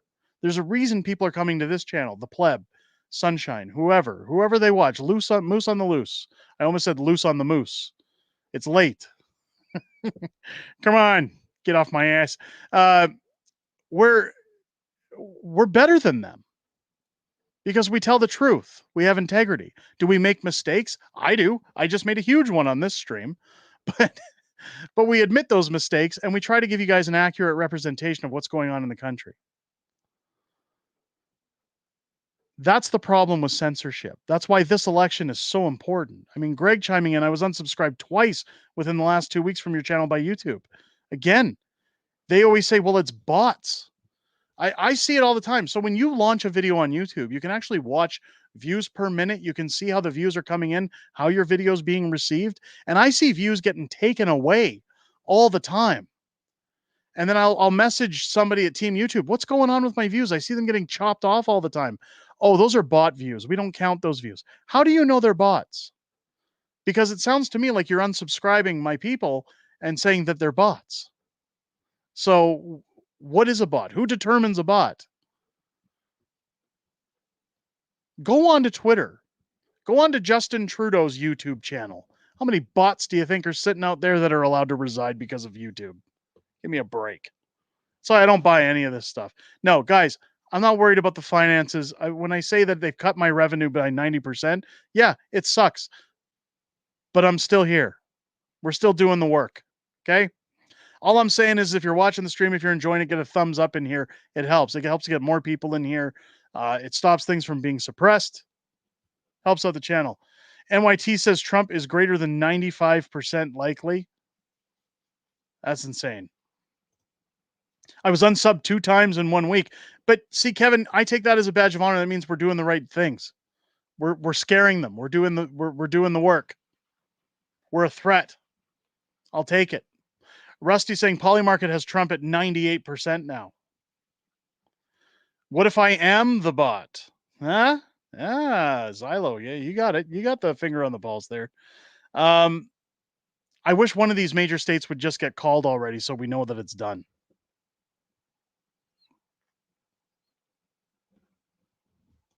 You have 532 likes here. My multicast is saying that there's almost 1,000 people in the streams. Guys, can you get the thumbs up in there? Get those thumbs ups in there. That's only half the viewing audience. Let's go. Let's go. Someone says 251. Another one saying 252. Did Trump get another state? Did he get a small one? Maybe Alaska? Maybe that's what they're bringing in.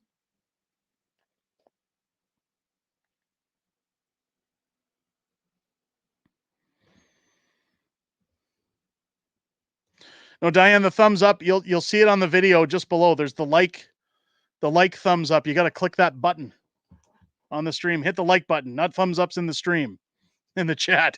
Get them on the like button. I see 436 likes and 238 watching.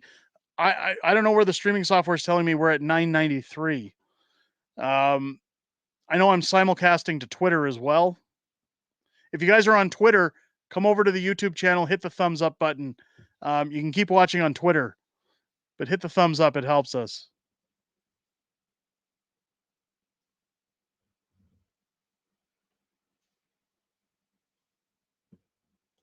Radio reaction. I'm still laughing at Kamala fans being sent home. It again, a picture's worth 1,000 words, right? Like it's they showed Trump's headquarters versus hers, where they're telling everybody it's over, go home, and Trump's people are saying, "Now we're partying, we're not going anywhere." I mean, guys, I'm here too. I'm here too. I'm here for as long as you guys want to be here.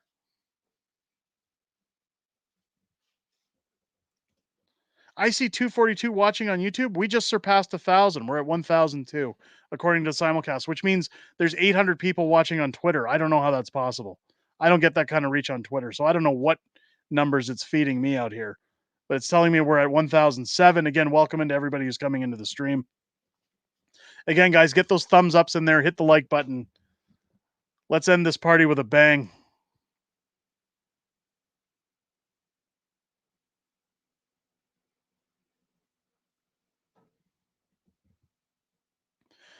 All right, here's a battleground alert. So what are they going to tell us now? I hate when they do this and then they never really say anything decent. Let's take a look at the audio. Any confirmation at this point if that has been completed, but I do want to emphasize something that we're seeing coming out of the surrounding areas. Dearborn, Michigan, that is a community that has a large population of Arab Americans. And what we've been watching for is the potential impact of the war in Gaza, the situation in the Middle East that has been going on for months, and how that might impact the vote here. And we're starting to get some early indicators. At this point, this is not the complete data. Of course, we're still waiting for more votes to come in, including the absentee for Dearborn. But when we look at what we know so far, the breakdown we're seeing is former President Trump has 47% of the vote in Dearborn. Vice President Harris has 27.5% of the vote so far. And third party candidate, Green Party candidate, Jill Stein has 22%.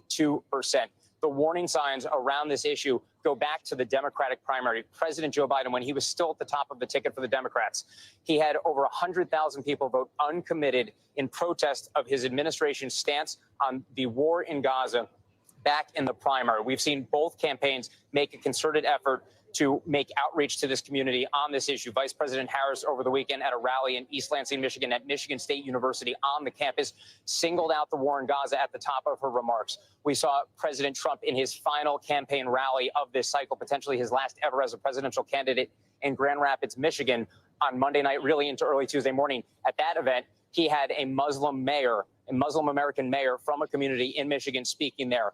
Both campaigns have been making a push there, but we also know Jill Stein has made a very concerted effort to reach out to that community. In fact, she had planned to be in Dearborn tonight, and we have confirmation from a group known as Abandon Harris that she did, in fact, spend the night, the election night celebration with that organization. And they are, we're told, happy about what they're seeing from the results. And I just want to read part of some comments that someone gave to me when I interviewed them after they voted, or around voting, I should say, in Dearborn over the weekend. And he said that as it comes to both major party candidates, he hopes that they will, quote, recognize that we don't have these people in our pockets. My vote is up for grabs. It's a wake-up call. And it certainly seems at this point that the positions of both major party candidates, or the lack thereof of a reach out in the way that some people wanted, may be influencing the vote here. And again, in a state that was so razor thin back in 2016, only around 10,000 vote margin in favor of former President Trump. We'll see if this could be the difference maker in the state with 15 electoral votes up for grabs. All right, Jesse, thank you. And we've got an alert here. This is Nevada, moving from too early to call to too close to call. And they're counting fast. They're 70% of the vote in, too close to call in the western battleground of Really, Nevada, when we checked in 20%, now they're saying 70 and it's too close to call? That seems a little weird, doesn't it? Here we go. Let's take a look at what they're saying about Nevada. Let's come on, Aaron. 23% of the vote that's out in Clark County. But this margin right here at this point in the night is way too close. This is how Clark County, Vegas ended up 4 years ago. You can see it was almost a 10-point split here. It was a 10-point split there. And now we're talking about 2 percentage points tonight in Clark County. Again, a lot of the vote is out. That vote could come in and those numbers could change. Reno, Washoe County, more reflective of the entire state vote. This is the battleground county. Biden won this in 2020. Tonight, Trump is on top. Still, a lot of the vote is out. He's only on top by about 200 votes, so not much to say there. But what we can point out, in the Trump counties, like Elko County here, 64% in. Trump is overperforming tonight. He was at 76. He's almost at 80% right now. And Democrats aren't going to find votes here. I mean, these numbers aren't going to swing a lot in the Democrats' way. This is Trump country here in the middle of Nevada. Douglas County is another, I should say right down here, Douglas County. This is another Trump barometer that we watch. Again, overperforming. 66% of the vote is in. He was at 63 in 2020. He's now at 66. But the big story for me right now, and a lot of the vote is out, Clark County. I mean, this is 3/4 of Nevada right here. If Democrats hit certain margins where they're 50,000 or 60,000 votes ahead of Republicans, Republicans will never catch up in Nevada. Again, there's a lot of vote that's still out. We can find out exactly how much is out. 223,000 votes. So still a lot out there. Democrats won't get all of those, but they'll get a large chunk. Again, this is still a little too close this early in the night, guys. All right, Tom, thanks very much. I want to go out to Steve Patterson. He is in Reno, Nevada, where they had long lines into the night. How are things going there now? Okay, we don't really care. They're just going to talk about race baiting again, and like I love how they were talking earlier about I believe it was Michigan, and they were saying, well, there was the whole Arab vote and all these things about Gaza. Nobody cares. We're talking about Trump, baby. Trump's taking it. Let's catch up on our maps. Let's see what the maps are at. Because again, I'm curious with Pennsylvania what we're sitting at. Let's refresh this map. So again, it was updated 1 minute ago. 90% still in Pennsylvania with Trump at again a 200,000 vote lead. I'm curious when they're going to call Pennsylvania. Michigan still sitting at 62% with Trump having a 6% lead over Harris. Wisconsin sitting at 86%. And again, I think we're only waiting on like one or two ridings in here just to finish up. But Wisconsin at 86%. Donald Trump with a 4% gain. 1.3 million to 1.5 for Trump. Again, at 86%. Makes me wonder when they're going to call it. Trump sitting at 247. Again, 270, the magic number. If we check, God, these guys are always asking for donations. Who recommended this page? If we refresh this map, again, nothing really solid. They finally filled in Georgia for Donald Trump. Nevada showing 75% of votes counted, with Trump in the lead by roughly 30,000 votes. When we look at Alaska, 26% of the votes have been counted, but Trump is in the lead. Alaska most likely going Republican. They usually do go Republican. Michigan is sitting. Let's get this up a bit. Michigan sitting at 63% of the votes according to this map, with Trump on a sizable lead. Again, Wisconsin, Trump with another sizable lead at 86%. So again, these numbers are pretty on par with what we're seeing on the other map. Let's take a look here at what's going on with Trump headquarters. Let's listen in. We will, Savannah, and soon, I'm told by a campaign official, Donald Trump is on his way across from Mar-a-Lago to here in West Palm Beach, and he is expected to speak soon. Now, what soon means is a little bit of a open to interpretation, but Trump himself made it very clear earlier today, he does not have a lot of patience with this vote counting process. He wants this to be over tonight. He thought earlier today it would be over tonight. It was his desire to speak tonight. Now you see that picture breaking up a little bit as he makes his way across the bridge to West Palm Beach. This ballroom is full. Secret Service starting to kind of close the doors, urge people to get in. They're cranking up the music, Savannah. I do not think it will be long until we hear from former President Trump. And that will be an interesting situation because if assuming the status quo exists, he will not have been called as the next president. Well, we will recall that he declared victory in 2020 when, in fact, he lost. So we'll see what his verbiage is here. What are you going to say? I was going to say, I've been speaking to some of his allies, and there's sort of this divide about how he should approach this night. And some of them are saying you should be very aggressive. You should get out there and claim victory if, in fact, you think that's where this is headed. Others are saying, look, let's just walk a very fine line. I'll be really curious to see what he says, because this election, unlike 2020, the numbers are on his side. And again, we still have a lot of votes that need to be counted, so we don't know what the ultimate conclusion is going to be. So again, they're saying a lot of things that I was saying earlier. We don't want to jump to conclusions, but you can see them already starting to try to cope a little bit by saying, look, it's going to be very curious to see if Trump's tooting his horn by the time he gets here. Of course he is. Of course he is. Yeah, I'd like to call it a Trump win too, Zylo. Again, these states that are coming close, we don't have to wait for all of them. As soon as one major state calls, it's done. It's done. He just has to get over that 270 mark and it's done. We're just CBC and Global should be mad. Well, their jobs are on the line. This shows you what's going to happen in Canada in the next election now. People are going to be high-spirited. They know that they're getting defunded. They know that their jobs are out the window as soon as PP gets in. This is the end of their nonsense. They bet on the wrong horse. I hope they enjoyed their 10 years of handouts, because I'll tell you, a decade of being pumped up ain't worth a lifetime of loss. It seems nobody is confident enough. It's because of 2020. It has nothing to do with the numbers. If you're looking at the numbers, it's very obvious where it's going right now. Kamala needs massive wins at this point. And again, while they're taking their break, let's take a look at this map so we can point out what we're talking about on the massive wins. When you look at Michigan, again, we're looking at a 200,000 vote split with 63% reporting. Can that turn around? Yes, it can.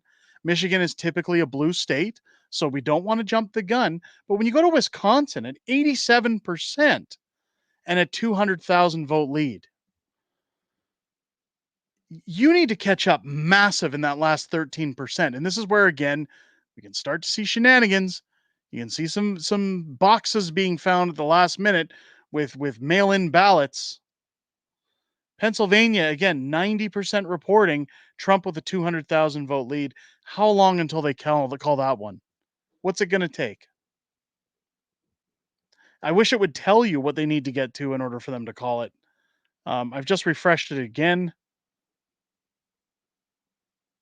At 87% with a 4% lead, like when are they going to call Wisconsin?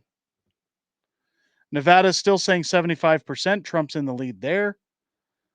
Keep in mind that if Trump were to win Nevada, that's only 6 electoral votes, so that would only put Trump at 253. We need 270. He needs to win Pennsylvania, Michigan, or Wisconsin. But we're so close on Pennsylvania, like they got to call it. Yeah, Rusty saying it's been called. Who called it? You're applying my comment to someone else again. Well, no, you went somewhere else tonight in the election.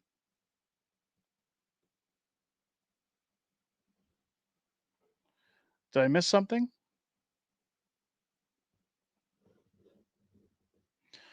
This stream is refreshed. We're live.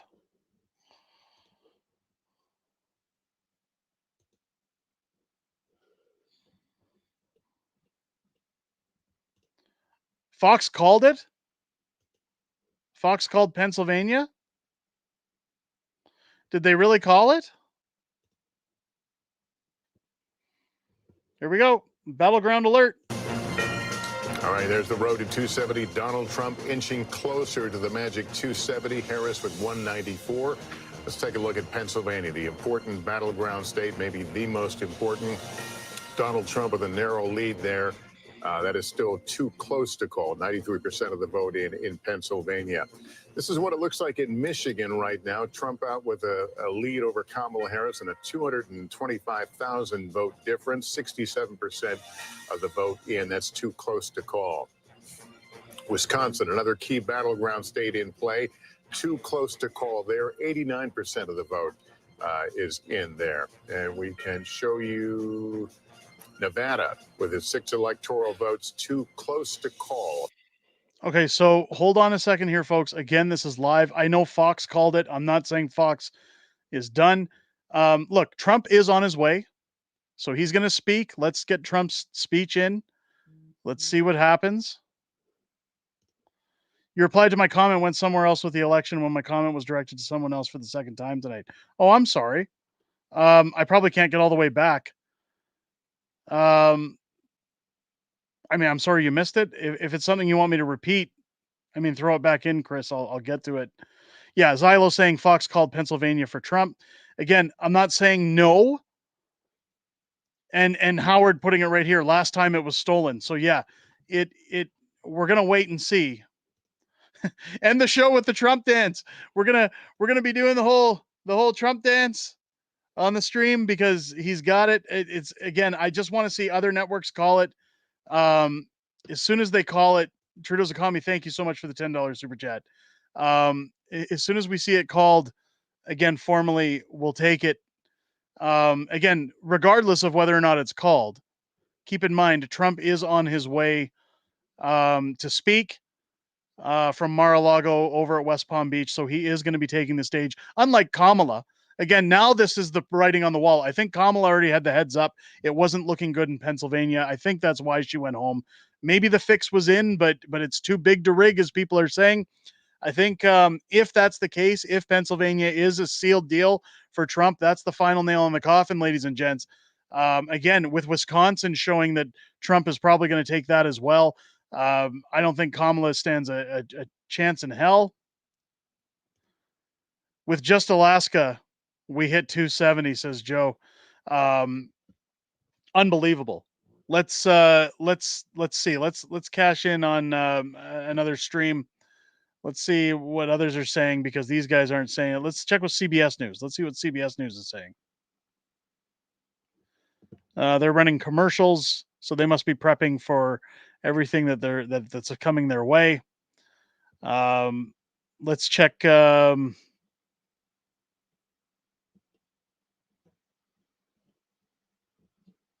looking for lives. What do we do here? CBC. Should we see if CBC is caught up? No, they're still saying 245. Look at that face. It's paused, but look, that face says it all. Let's see if here's CNN. Let's take a look at CNN. Have they called it yet? No, they've still got Trump sitting at 246. They haven't called it yet either. Let's see if we can find Fox. NBC still saying too close to call. ABC News Australia still with nothing. Sky News, nothing. NBC. Why am I not seeing Fox on here anywhere? Type in Fox News.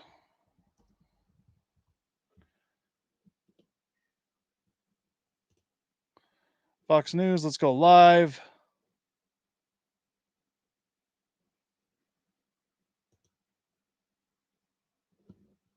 And this is not just, a victory for the White House tonight, but also, this is the end of the old Republican Party, which of course Donald Trump took on. That was the first thing that he did. The very first thing that he did in 2015 was take on the old Republican Party.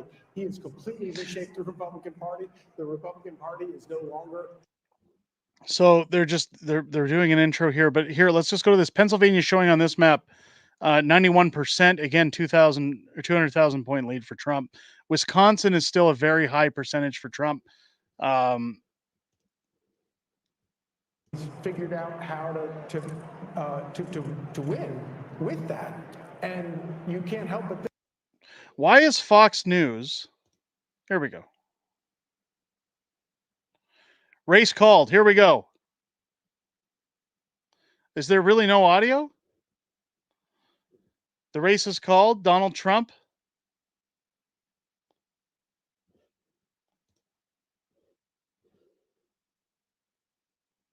Oh, these are Senates. Did I see that right? Are they calling the race for Trump? Or have they said Trump is the next president? Again, there's no audio in this stream, which is really weird. There's no live chat. What? Fox News, what are you guys doing? Race to 270 live. Here we go. Well, see, they've got Trump at 267 here, but they've highlighted Pennsylvania. I mean, the chat's going crazy in this stream. Do anyone know when a person in history has these kind of numbers? Hitler had 99% of the votes. I don't know. Your guess is as good as mine.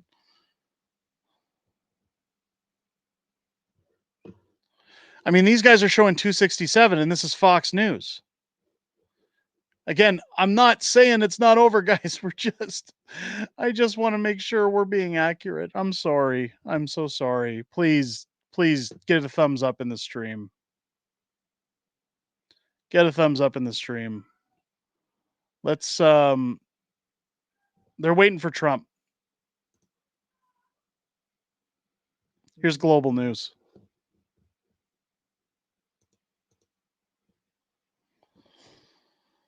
Why are we getting no volume? Why are all these stations with no volume?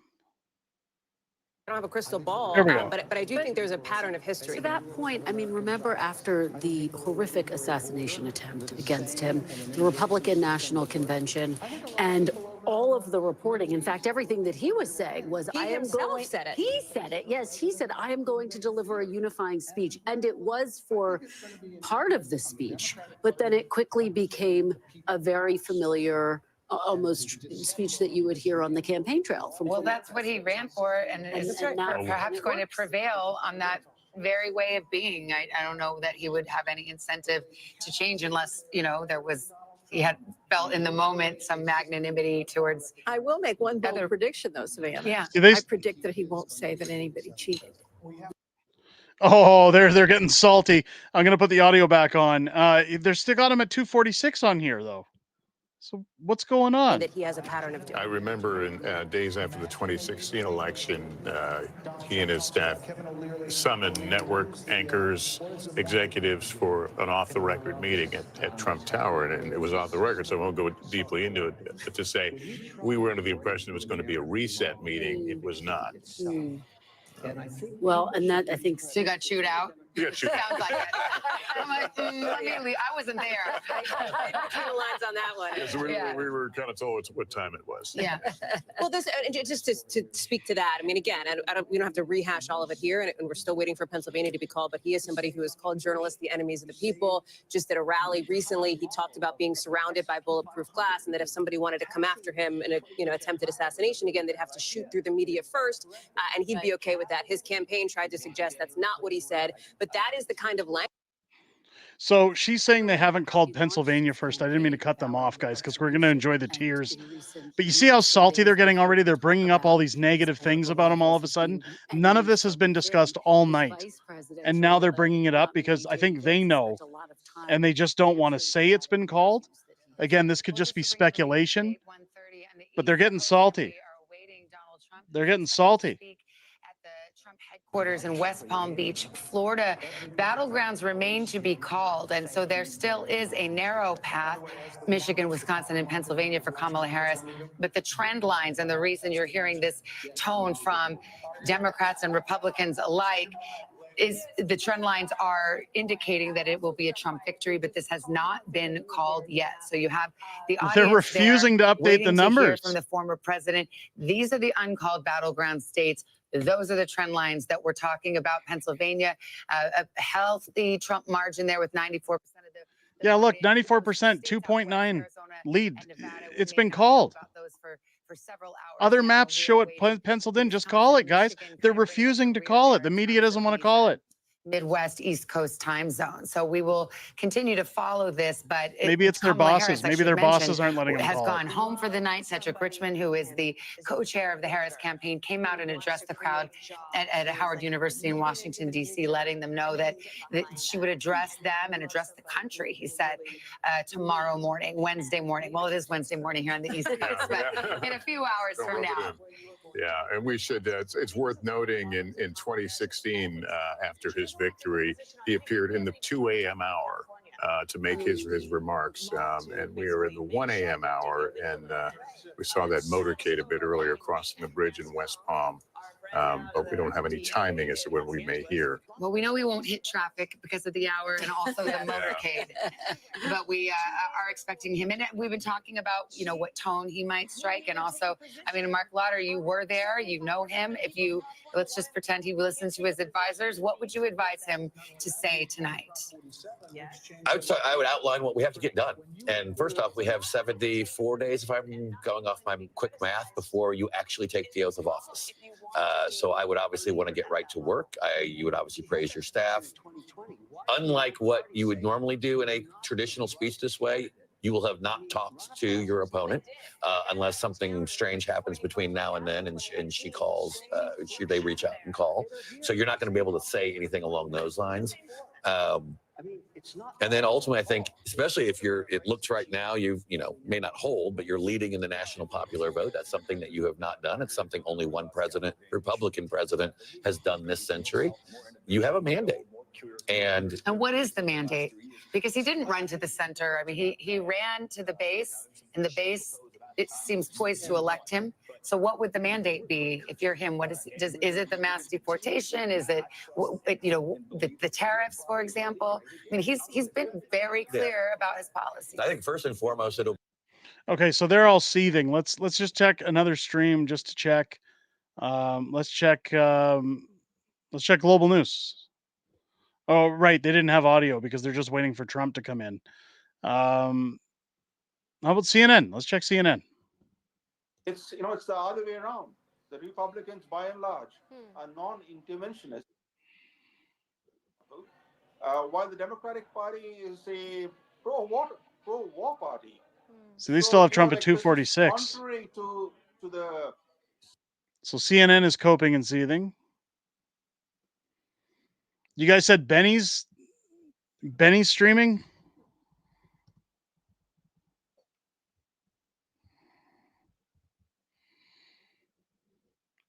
What's old Benny saying? Donald Trump officially in control. There you go. The single greatest comeback in American history. A legend. Ladies and gentlemen, they've lost the popular vote. Vivek Ramaswamy riding in the motorcade. There's the memes. Look at this.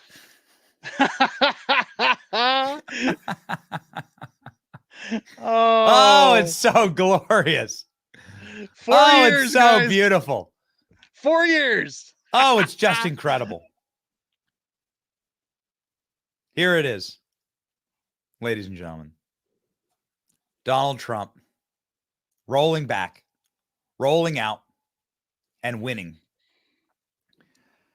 The single greatest comeback maybe in human history. Here we go. The moment Trump wins.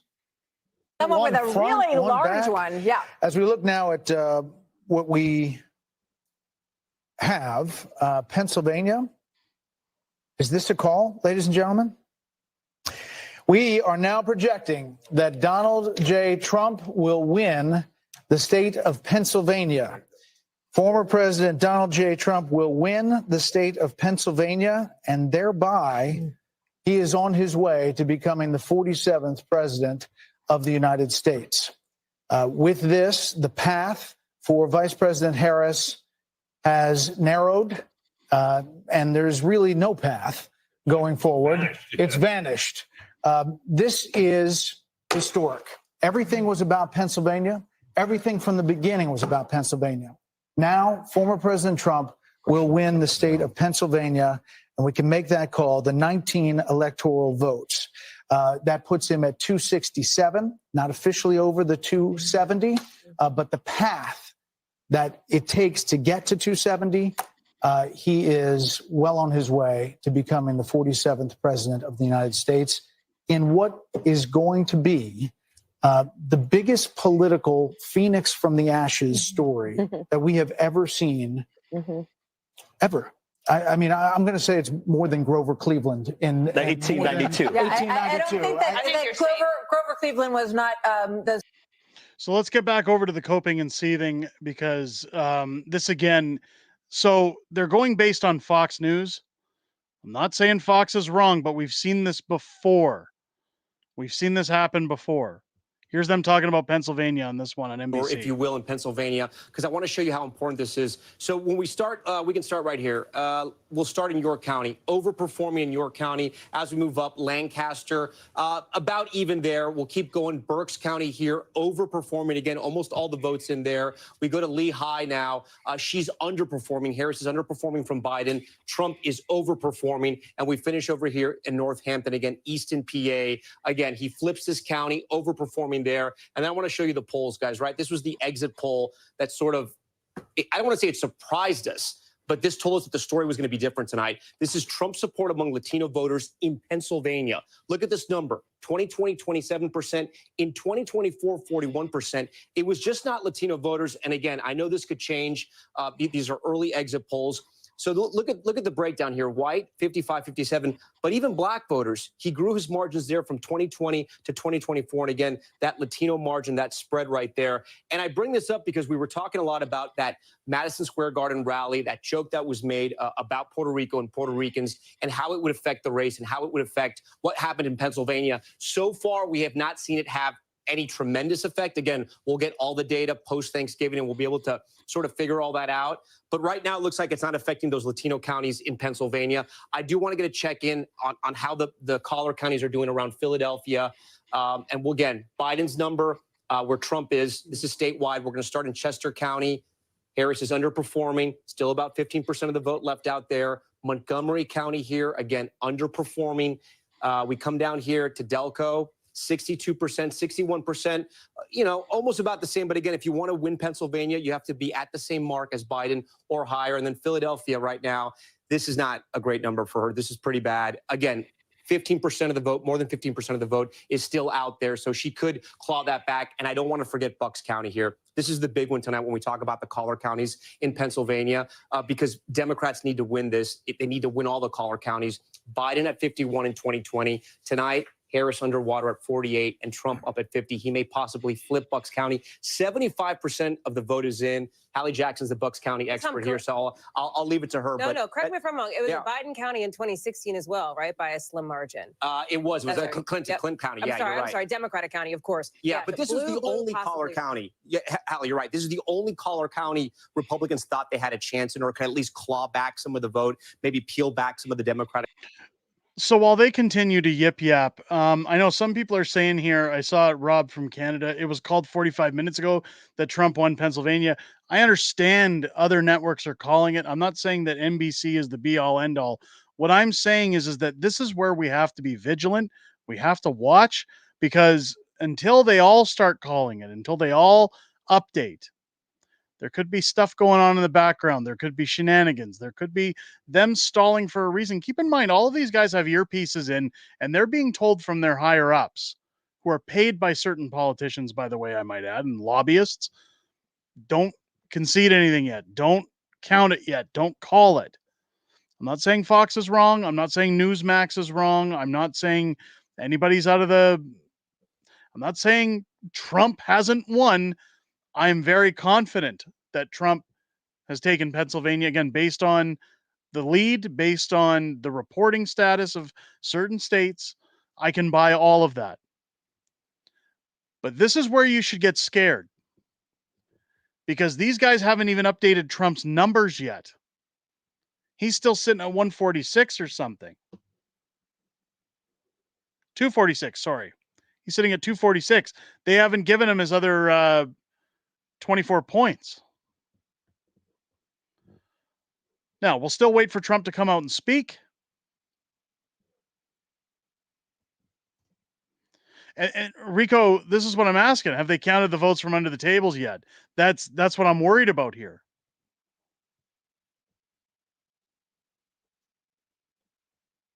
He says based on official results, he's at 270. Whose official results, Rob?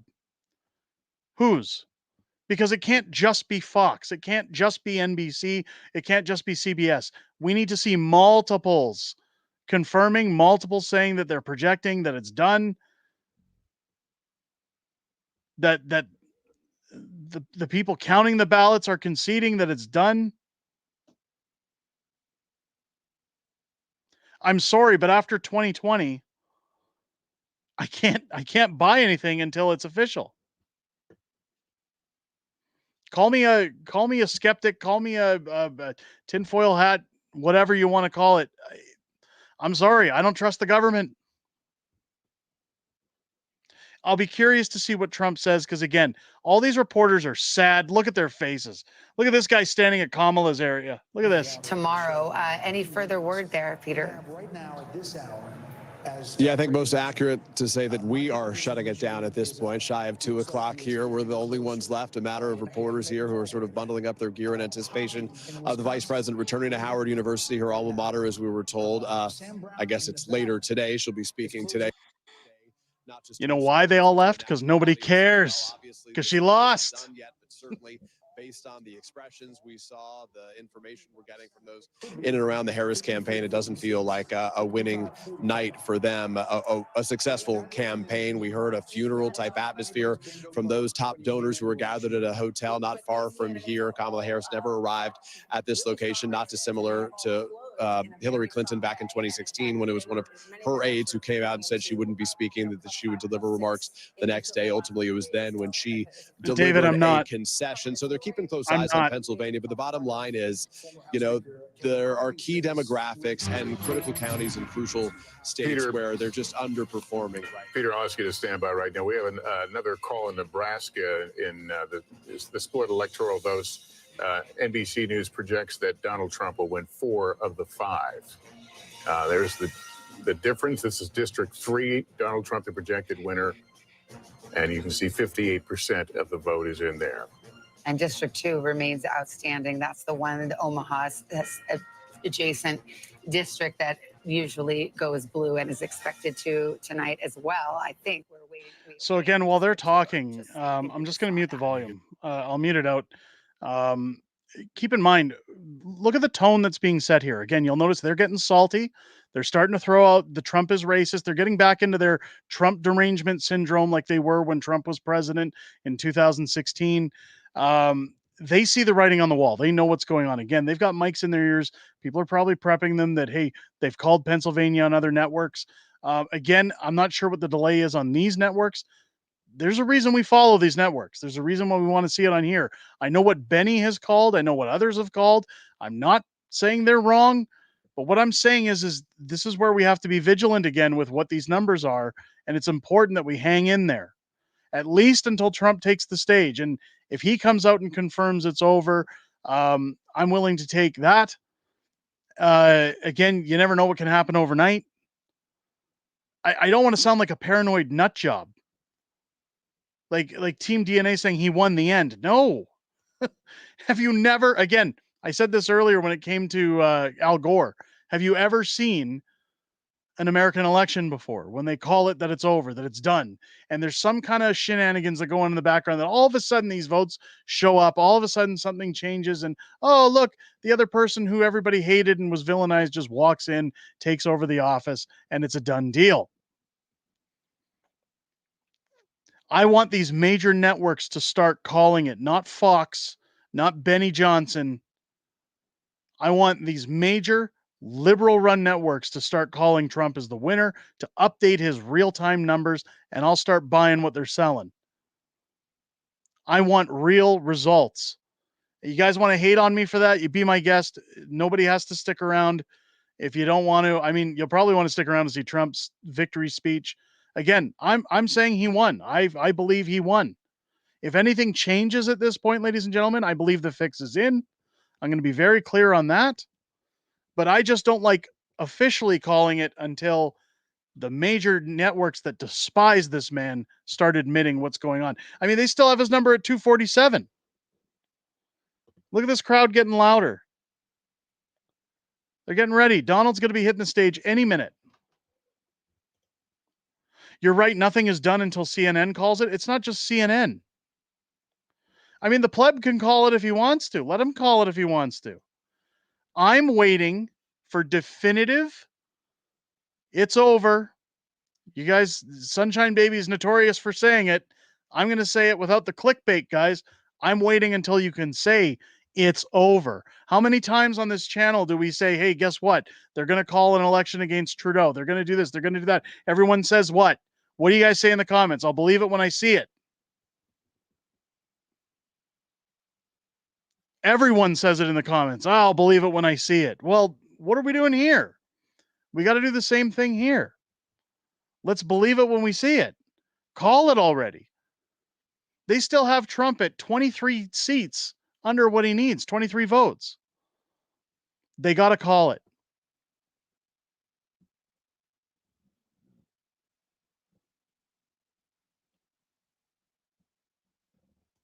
CNN would be a good start. Yeah. Yeah. As soon as the major networks start acknowledging what is going on, again, I'm not saying they're not going to, but what I'm saying is their tone is changing. You can tell, again, the people in their ear are starting to come in. See, Rusty's saying they just called Wisconsin for Trump. Again, let's minimize this unless Trump's taking the stage. We want to hear his speech. Hang on, let's get the audio in. And the remaining incumbents holding on to Democratic seats have always been on defense there, but those are very tight races. And in the case of Nevada, tight. Okay, let's just mute this while we double check. Let's do the live updated map. Let's check.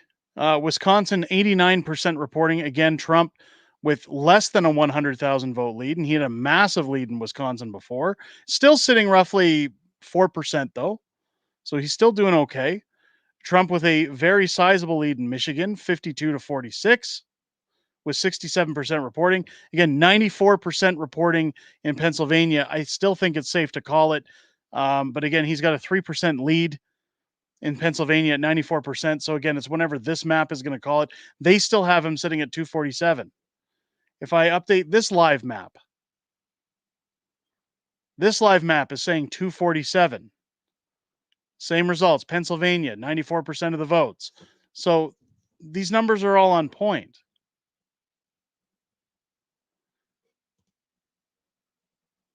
Like even the CBC has Trump. Oh, wait, we got to refresh. Sorry. Let's get on that. Let's refresh. CBC still has Trump at 246 to 194. So Fox News and Newsmax, right-leaning pundits, Benny Johnson, are all saying he's got it, that they're declaring it. But here's the problem: is no major networks are declaring it, aside from Fox. So guys, what do you want me to do? Do you want me to be like the pleb? Do you want me to call it and say it's done? I'd love to. Or do you want integrity? Right? Like that's all I'm suggesting here. Yeah, I get it. Fox is already calling it, but that's one right-leaning outlet out of all major networks, and no one is calling it. And I'm not saying that you have to wait for the lefties to call it, but I'm saying that somebody else besides them should have to call it in order for us to be satisfied that they're admitting defeat, that it's over, that nobody's pulling ballots out of from under tables. Nobody's screwing around here.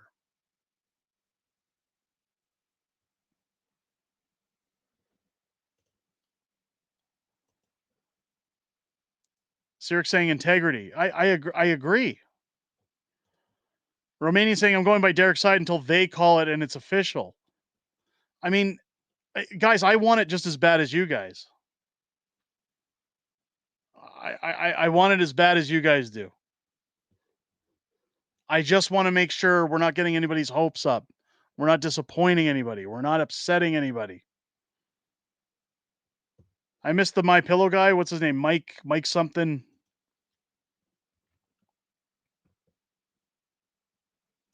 Sky News jumped the gun and called it. That's fine. Maybe they've got updates, but again, this Google map, and again, I'm not saying Google is right. Google censors the hell out of things, but the Google map now only has them at 248 to 214. Again, PA at 94%, Trump still with a 3% lead. Like none of these maps have updated. The news sites haven't updated. Severo saying, I believe he's won, but I won't relax until Rachel Maddow cries. There you go. I just want some concrete. I'll be interested to see what Trump says when he takes the stage. Is that John Voight there? It is. I'm sure he's thrilled. But the bottom line, it seems to have worked, at least in some of these states that we've called so far. We just saw the actor John Voight among those gathered waiting to hear from President Trump. I think we have former President Trump, Garrett Haake at Trump headquarters in West Palm.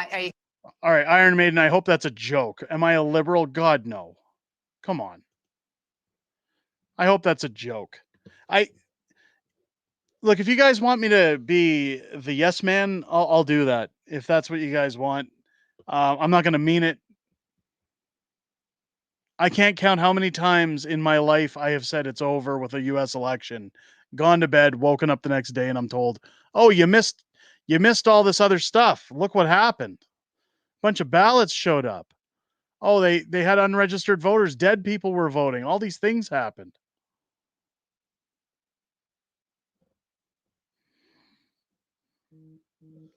Just want to be sure. We just want to be sure. Now, when Trump comes on stage again, folks, I will bring in the audio. I'll wait until he's actually ready to speak because sometimes they play some music. Again, we don't want to risk a copyright strike. Yeah, Snatch is saying it's over as well.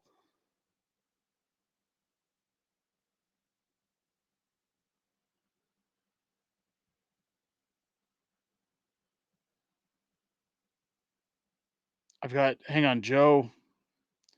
Latest election news from Fox. You know, I've got all these guys on Discord messaging me, it's over. Guys.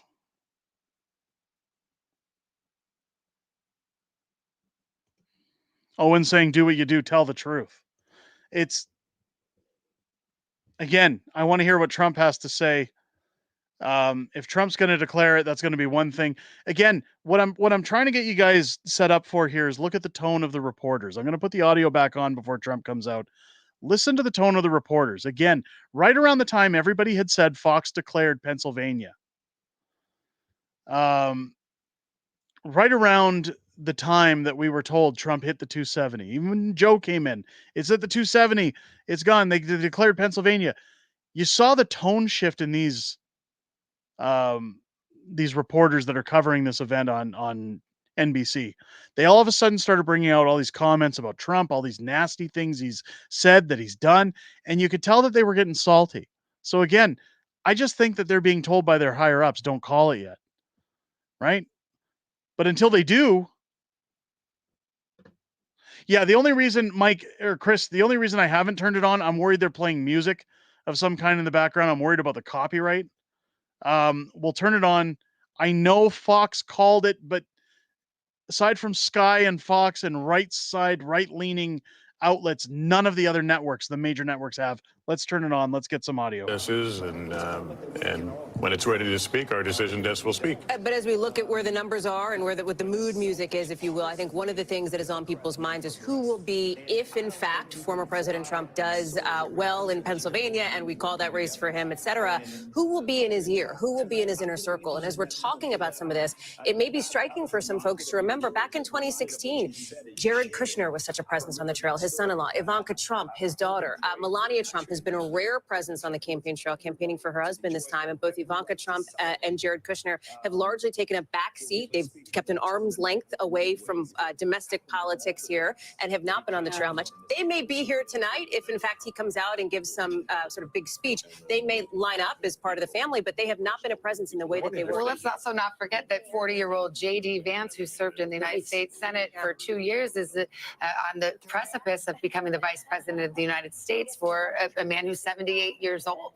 So, I mean, this is a moment. Yeah.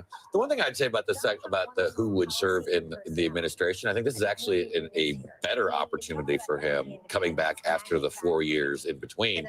Because normally when you have the second term, you just shuffle the chairs on the deck. You've got the number 2 person was really good, so we'll move them up to number 1, and maybe I'll move you over to another. He's cleaning house. I mean, the house got cleaned, and now he's able to rebuild the entire thing. I think he will, but for example, Robert F. Kennedy Jr. Do you think he says, you know what, I'll give you the FDA or the health department? Or HHS. Yes, exactly. Those are Senate confirmed, and so unless you went with an acting role, Which he would be, himself has said he doesn't mind having acting heads in there. I mean, I'll leave that to him. But what I'm also going to say, though, is that when it comes to, whether it's in the national security space, in the all the other spaces, he's learned from that.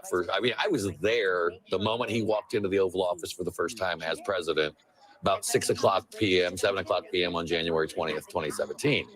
And most of the people we did not know because he wasn't the politician. Reince was doing all of this, who was the person of Washington, D.C.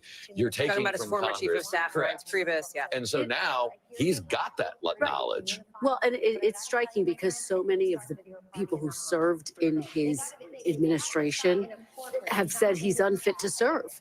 And so they won't be returning, obviously. And we spent a fair amount of time talking about that in recent weeks, all of the people who called him, for example, a fascist. I do think it's worth zooming out a little bit and just acknowledging the history-making moment that we are witnessing. The fact that he's only the second president in more than 100 years, if he does in fact win, to go back to the White House and serve non-consecutive terms. What do you think of your old boss, former Vice President Mike Pence, is thinking? He did not endorse Donald Trump, and of course, famously,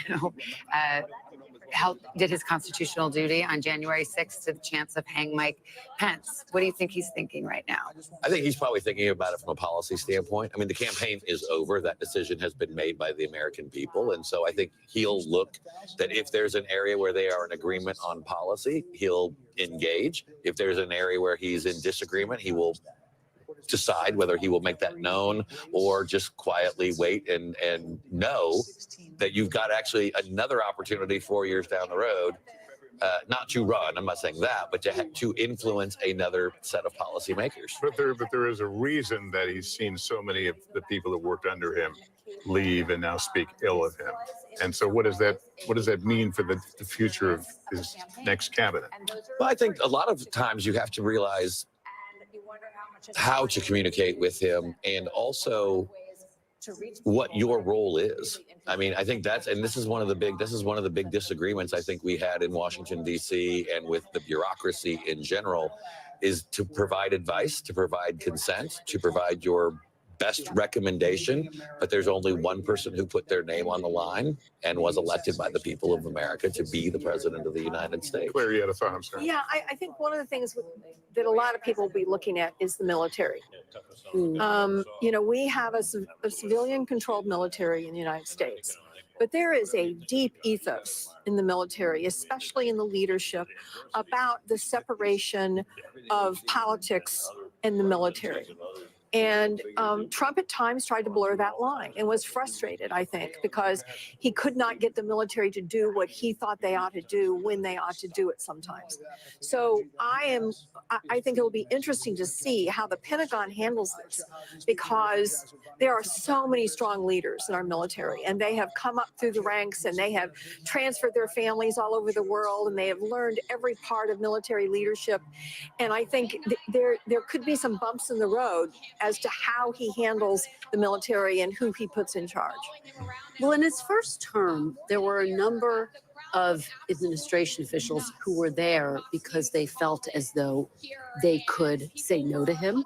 They felt as though they were protecting the government. And by all accounts, this will be a very different second term. He was doing an interview with Sean Hannity, and Sean Hannity asked him if he would be a dictator, and he said only on day one. And of course, some of his supporters said, look, that was hyperbole. It was a joke. But the reality is, I think this administration will look a lot different. There will be people there who will support. And the question is, how many will be able to question him, to challenge him? We know that he also has his eye on people like Governor Doug Burgum, Senator Marco Rubio, obviously Elon Musk, as we have discussed, as potential people who would return to a second administration. To sort of put it super simply here, this is the case that Vice President Harris made for the duration of her 107-day campaign, Right. which was that if Donald Trump gets back into office, her argument was that he would be potentially more dangerous in the first term, she said, because the people who acted as a check around him will be gone. And I think that's what we're talking about here. Who will be around him? Who will be those voices in his ear? Clearly, that is an argument that did not resonate with voters in Georgia. It did not resonate with voters in North Carolina. It did not resonate with the Latino voters that we've been talking about, et cetera. But that is the case that she had been making and was trying to make, bringing up these cabinet officials, other Republicans, people who had previously been allied with him that chose to break apart. Did he win a mandate? Listen, the House, the Senate. Okay, I'm going to mute the audio again until they come in, guys, because I want to keep you guys updated. People are saying he's won Wisconsin. Again, let's double check these maps that are supposed to be updating in real time. Again, 95% reporting in Pennsylvania. Again, Trump still with a 3% lead in Pennsylvania, even though these maps haven't officially called it. Again, keep in mind, he's still sitting at 248. While all that talking was going on, I went on other tabs. I checked other networks. No other networks aside from Fox, Sky News, or Newsmax are reporting a Trump win. So again, I'm not saying it hasn't happened, but I'm saying a couple of outlets jumped the gun doesn't mean it's official. Let's be patient, just for our own sanity. 70% reporting in Michigan. Again, Trump with a sizable lead in Michigan of roughly 7% almost. I think Michigan's almost sealed up for Trump. Again, Wisconsin, pretty much sealed up for Trump. He's got a 4% lead with 90% reporting. Minnesota again, 3% lead for Kamala. 80% in Nevada with Trump with the lead, but again, that's only 6 votes. Alaska's showing a very favorable gain for Trump at 56% to Kamala's 38. So I think we're in good spots. Pennsylvania, here we go. They did it. Out of the vote in Pennsylvania, and that goes in the Donald Trump column. So they boosted Trump to It's expected that he will 266. have the 270 votes he needs. I see you puzzling over there. It's because of Nebraska.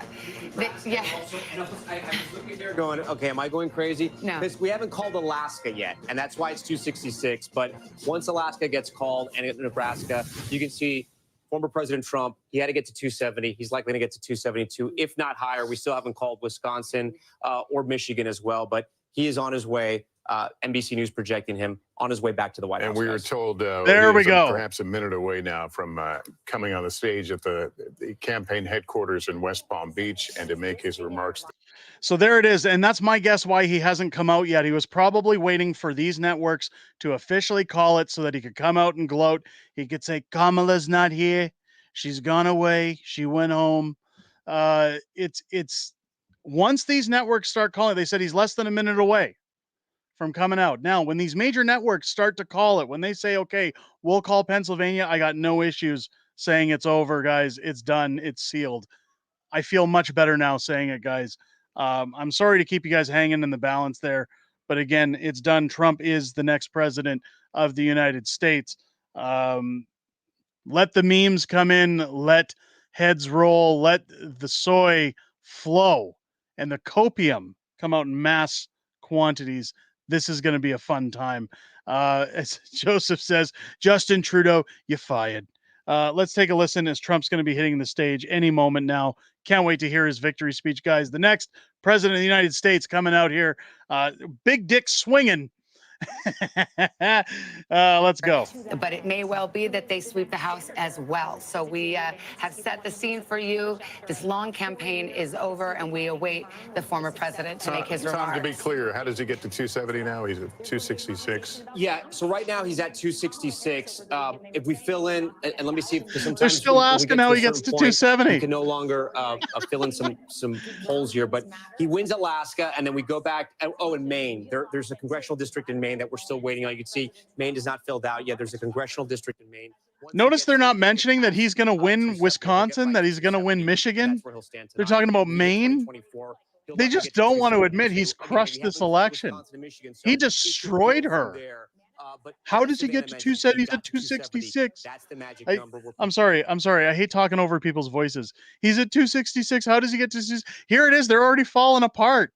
They don't want to acknowledge that he's getting to 270. They haven't even mentioned that he's got a sizable lead in 2 of the major swing states.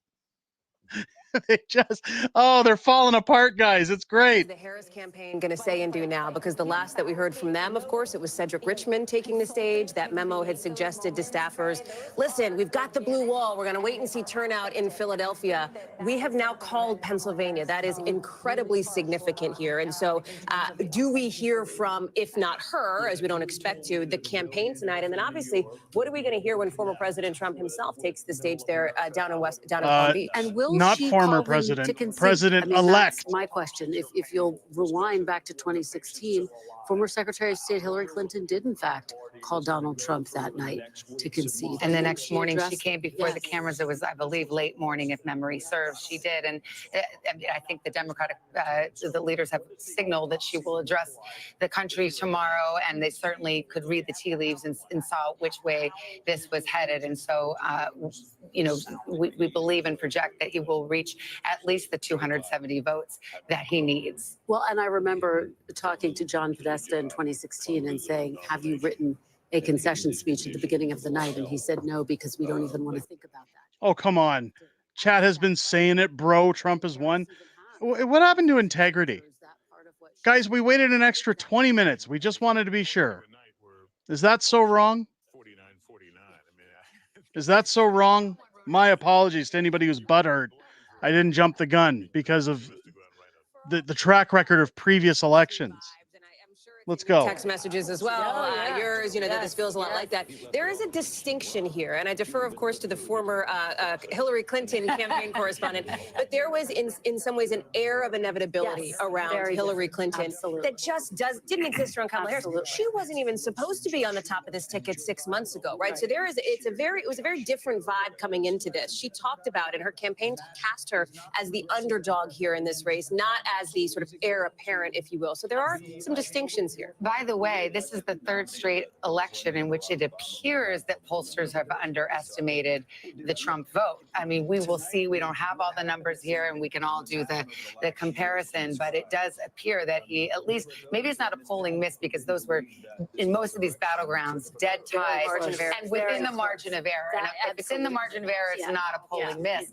But there's no question, Tom, that in the counties that you have now memorized, that will be haunting you to the last of your days, that he was outperforming and getting new voters to the polls and squeezing out more voters, especially in those rural districts. We were looking in all those battleground states, and the pattern that we kept seeing was that he kept overperforming in the rural areas. She was underperforming Biden in those urban areas, in the blue counties she needed to win.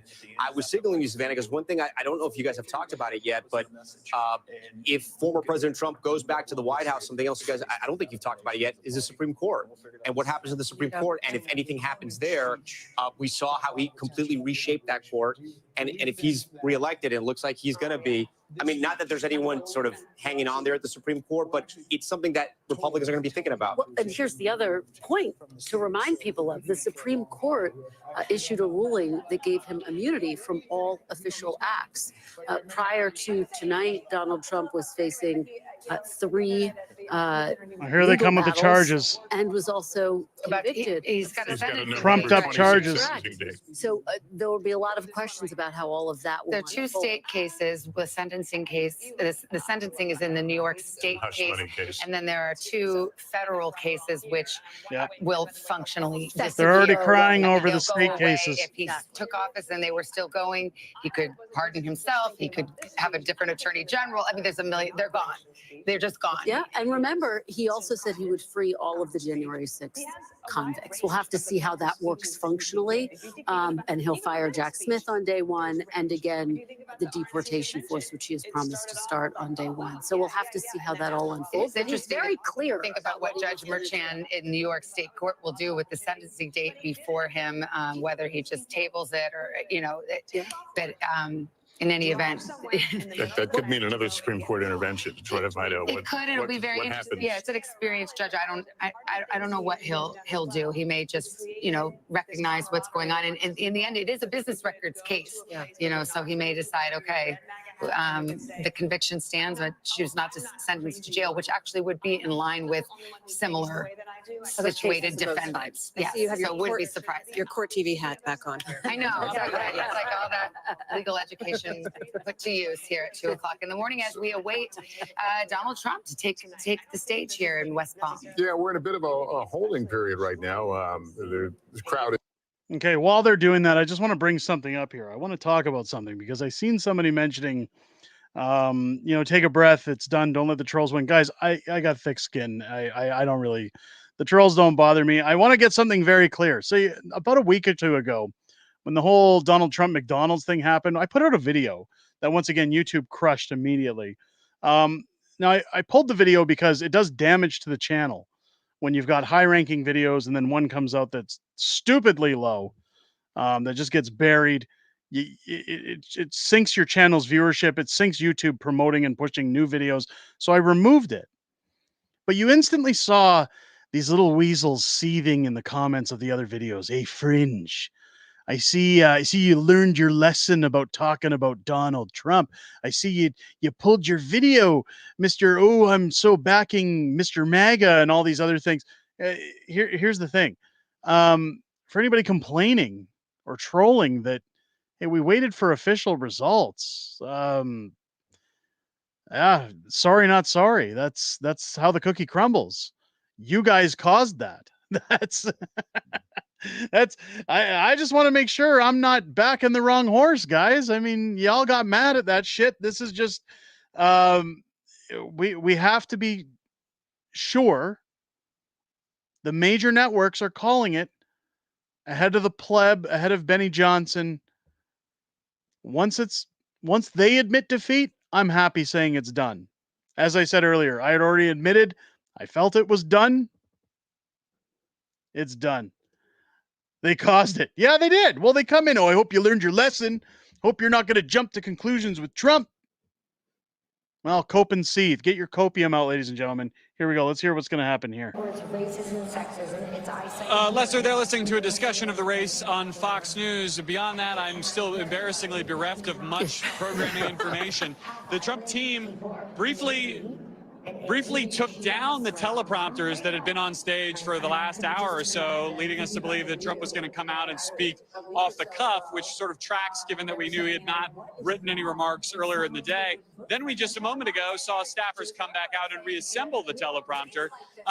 Trump's son, Eric Trump, just posted a picture on social media of the former president backstage holding papers that appeared to be remarks, perhaps rehearsing, getting ready to come out. But the guidance we have gotten from the campaign remains unambiguous soon. And beyond that, we are left to wait and wonder with the rest of you as I'm watching staffers make yet another adjustment. Is Whoopi panicking? I bet she's packing for Canada. I bet she's coming here. We don't want her. Go to Mexico. We don't. All the people saying I'm moving to China if Trump wins, don't come here, please. We don't want PDF files in Canada. We have enough problems as it is. As we talk about and potentially a new Washington, we haven't called the race. Thank you for the super chat, Trudeau's economy. Diane, yes, Trump is waiting for CNN to announce him as the winner. There you go. Washington that looks a little bit like the old Washington, right? With Donald Trump back in office here. Oh, it looks like the old Washington, guys. Let's all cry about it. The Party has changed. Think about it, gone. And Ryan Nobles is joining us, knows this. Mitch McConnell will not be in Senate leadership anymore. I remember in 2017 when Kristen and I were, newly minted White House, or you were a White House correspondent, I came on board. There's a lot of discussion about the Republican establishment and Donald Trump, and would he bend to them or would they bend to him?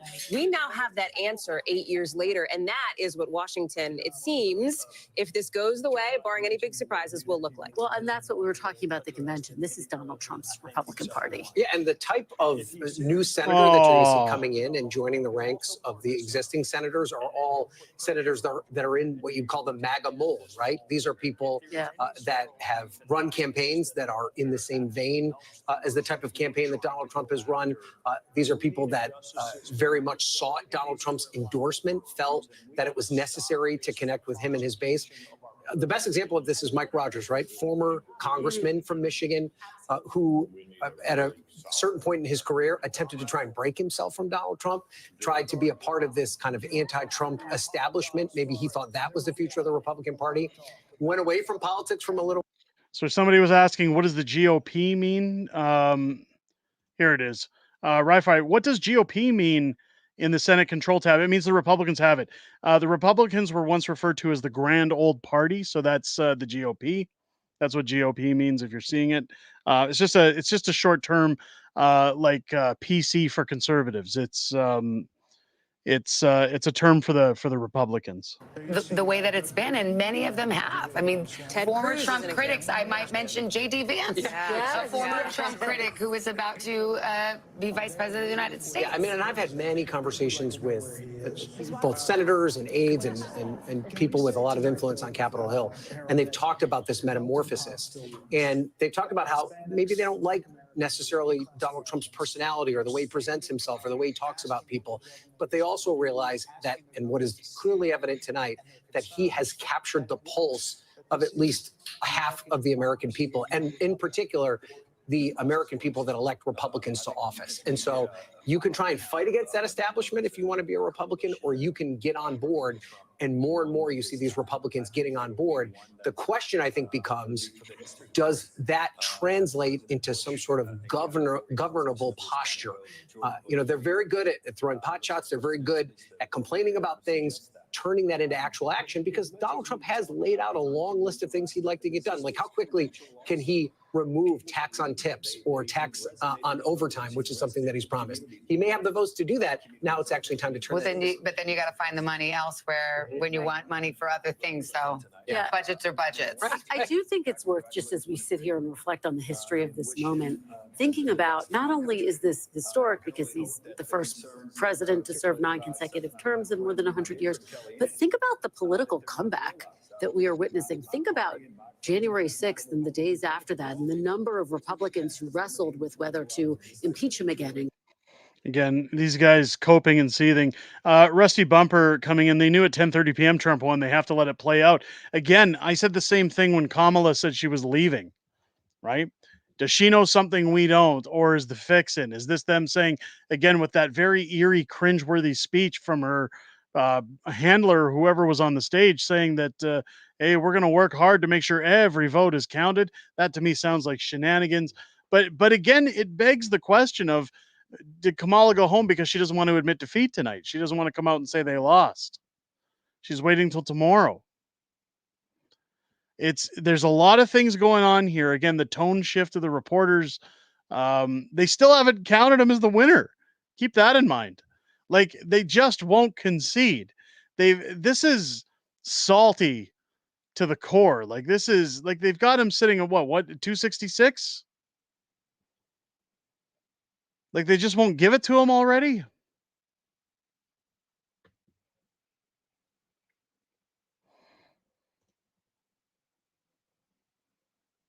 Trump taking time to come out.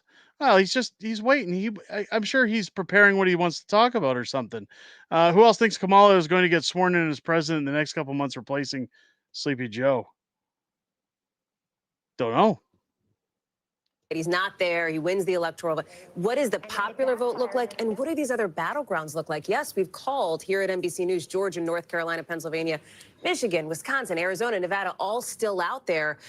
His campaign, his allies would be thrilled with a battleground sweep if that's what this turns out to be, as a talking point that will drive them over the course of the Well, next not only that, I mean, Donald Trump has been extremely clear about his agenda, whether it's no tax on tips or if it's tariffs, if it's, Mass deportations.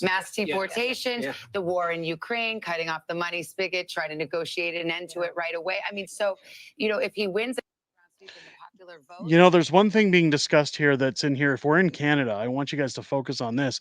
This is going to be a major thing. Trump has already said he's going to deal with Putin, that he knows how to put an end to this Ukraine war. This is good for Canada. This means no more money laundering, right? Trump's going to fix things for Canadians. When is Trump coming out? When can we see Trump say something? I want Trump to come out already. Come on, guys. It's getting late, Donald. I know you're probably doing a McDonald's run after this, but come on out. Come chat with us. Unacceptable fringe until the bird is the word. Then we can celebrate with a red wave. Yes, absolutely. Absolutely. But take this as a win for Canada. The money laundering is over. There's going to be no more money for us to give to the Ukraine. Trump's going to put an end to that nonsense. Trudeau will send it somewhere else. Well, yeah, but he doesn't have as strong as a push as he did with the Ukraine. Good luck convincing Canadians that we all need to have each other's backs and donate all that money. We'd love to see how the illegals at the border are following the elections, wondering if they have to turn back or not. Well, again, they've got till January 6th. Yes, the bird is the word. The bird is the word. Actually, Trump is the word. President-elect Donald Trump. I love that they keep saying former President Trump whenever they mention him on here. He's president-elect, guys. Give him his other 4 points. Let's call it. When the results are concrete, they will be announced. Kamala conceding and Trump announcing his win. Neither has happened yet. Absolutely. I mean, that's part of what the delay is. I'm feeling. I'm willing that Trump is wanting those other 4 points to just come in, so he can say we're making America great again. Yeah, see, look, the Google map has him at 248. They haven't even called Pennsylvania yet. If we look at AP News, have they called Pennsylvania? They haven't called Pennsylvania yet. 95% of the votes. Again, Trump still has 2,000 point lead. Let's refresh this Google map. I just want to take a look here. 90% in Wisconsin with a 4% lead for Trump. Again, 7% almost in Michigan for Trump at 72% reporting. 95 in Pennsylvania. Again, they're still not reporting it on here. Alaska, 3 electoral votes, 51% voting, reporting. Trump has a 15% lead on the votes there. Again, he's got one in Nevada as well at 80%. Now, that is 6 electoral votes. So if Nevada reports quickly, I mean, they seem to be coming in pretty fast. If they call Nevada for Trump at any point in the next few minutes, because again, at 80%, they could call it at any time. We might see then those extra points come in and then it's official. But we all know, like, again, if this was Kamala Harris, here's Trump. Hang on. We'll talk about this after. Few months in terms of message and Where's your next president, folks? Here's Donald Trump now coming out.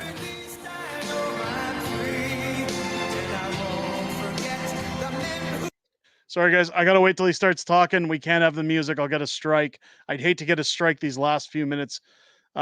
There's your next president-elect with his family. All of his help coming out on stage. Trump and his wife. If Kamala had the same numbers, if you flip this and just reverse it, they'd be calling a win for Kamala right now based on the numbers of those other states. But they won't do it for Trump.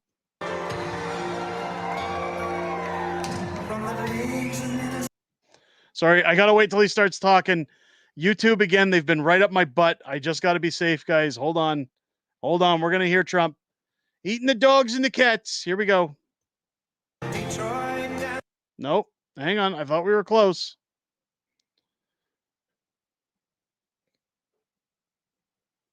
Look at that face. That's the face of a winner.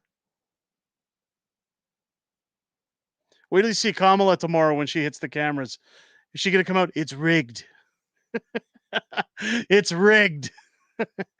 Wake up, Joe. Go fix the election. Joe Biden. Go fix the election, Joe Biden. Sorry, guys. See this? See the stall here? I got to wait. We got to wait.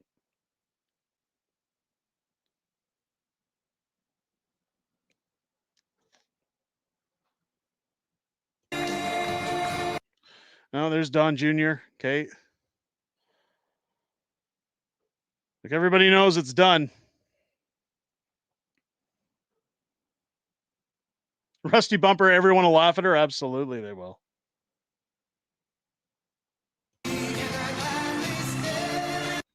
No, come on. Stop playing the music, Donald. Let's go. We want to hear you talk. There's JD Vance, new VP. Way better than Mike Pence.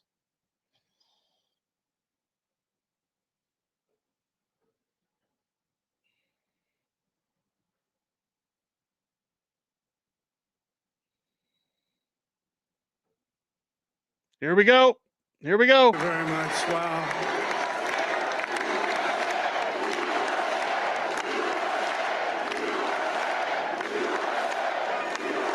Well, I want to thank you all very much. This is great. These are our friends. We have thousands of friends on this incredible movement. This was a movement like nobody's ever seen before. And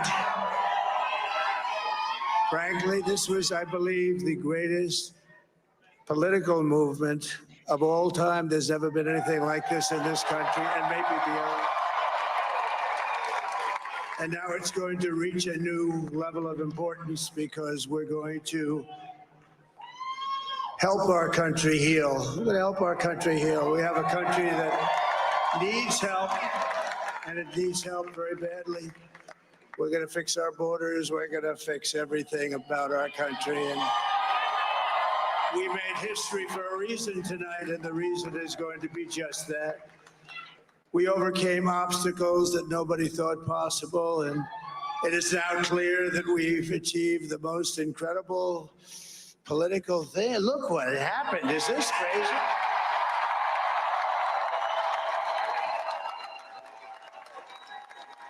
But it's a political victory that our country has never seen before, nothing like this. I want to thank the American people for the extraordinary honor of being elected your 47th president and your 45th president. And every citizen, I will fight for you, for your family, and your future. Every single day, I will be fighting for you. And with every breath in my body. I will not rest until we have delivered the strong, safe, and prosperous America that our children deserve and that you deserve. This will truly be the golden age of America. That's what we have to have. There you go.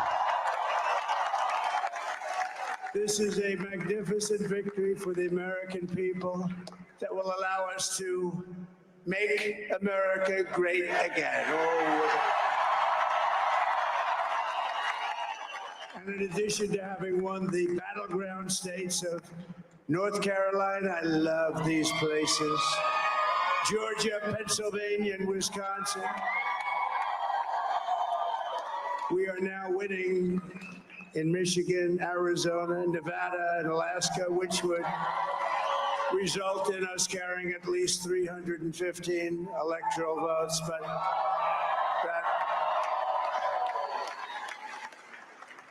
But it's much easier doing what the networks did or whoever called it, because there was no other path. There was no other path to victory. We also have won the popular vote. That was great. Very proud of it.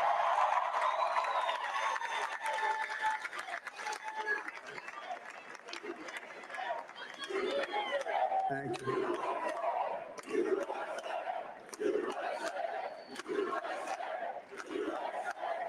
Thank you very much. Thank you. And, winning the popular vote was very nice. Very nice, I will tell you.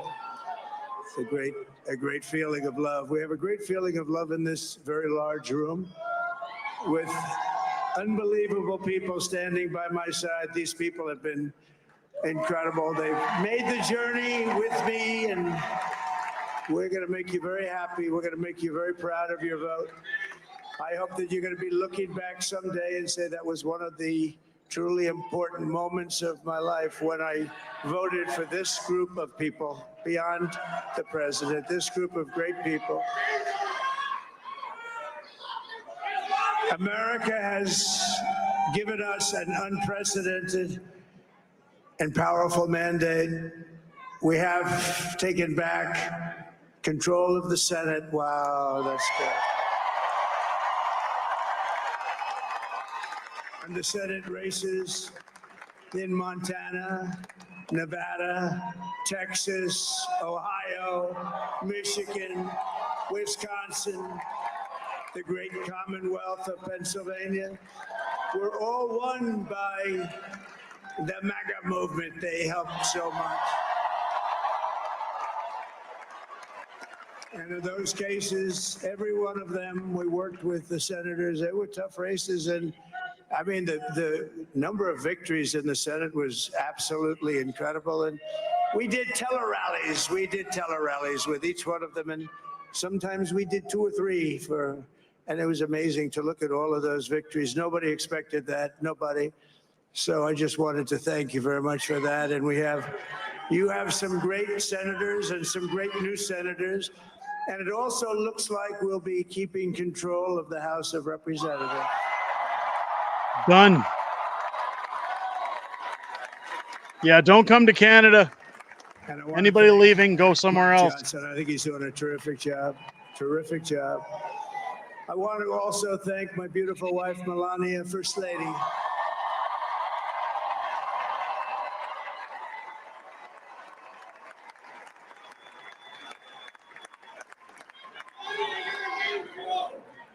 Who has the #1 best-selling book in the country. Can you believe that?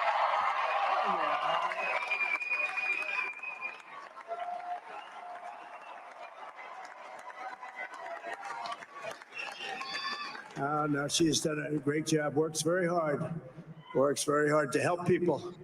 So I just want to thank her. But I want to thank my whole family, my amazing children, and they are amazing children. And we all think our children are amazing. Everybody here thinks their children are amazing. But that's a good thing when you think they are. But Don, Eric, Ivanka, Tiffany, Barron, Laura, Jared, Kimberly, Michael, thank you all. What a help. What a great.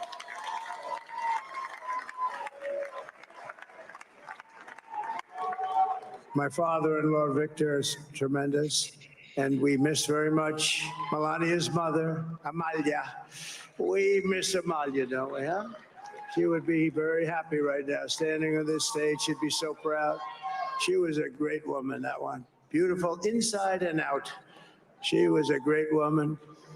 I want to be the first to congratulate our great, now I can say, Vice President-elect of the United States, J.D. Vance.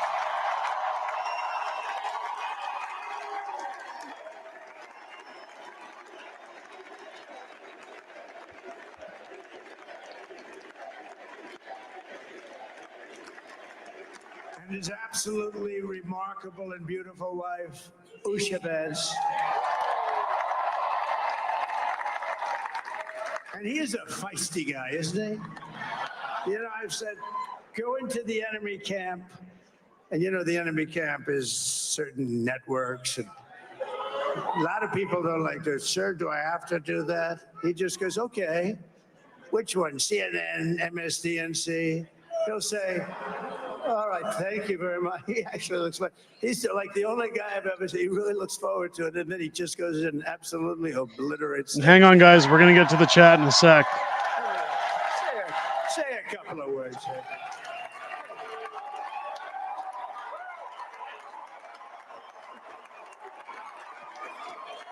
Wild.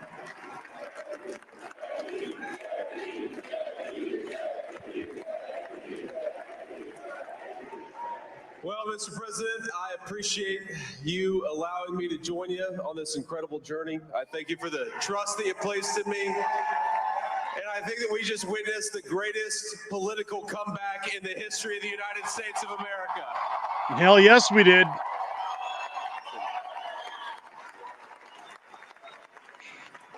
And under President Trump's leadership, we're never going to stop fighting for you, for your dreams, for the future of your children.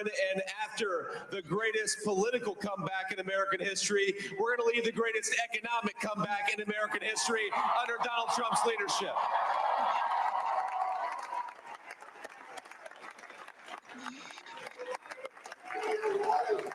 Thank you very much. He's turned out to be a good choice. I took a little heat at the beginning, but he was, I knew the brain was a good one, about as good as it gets.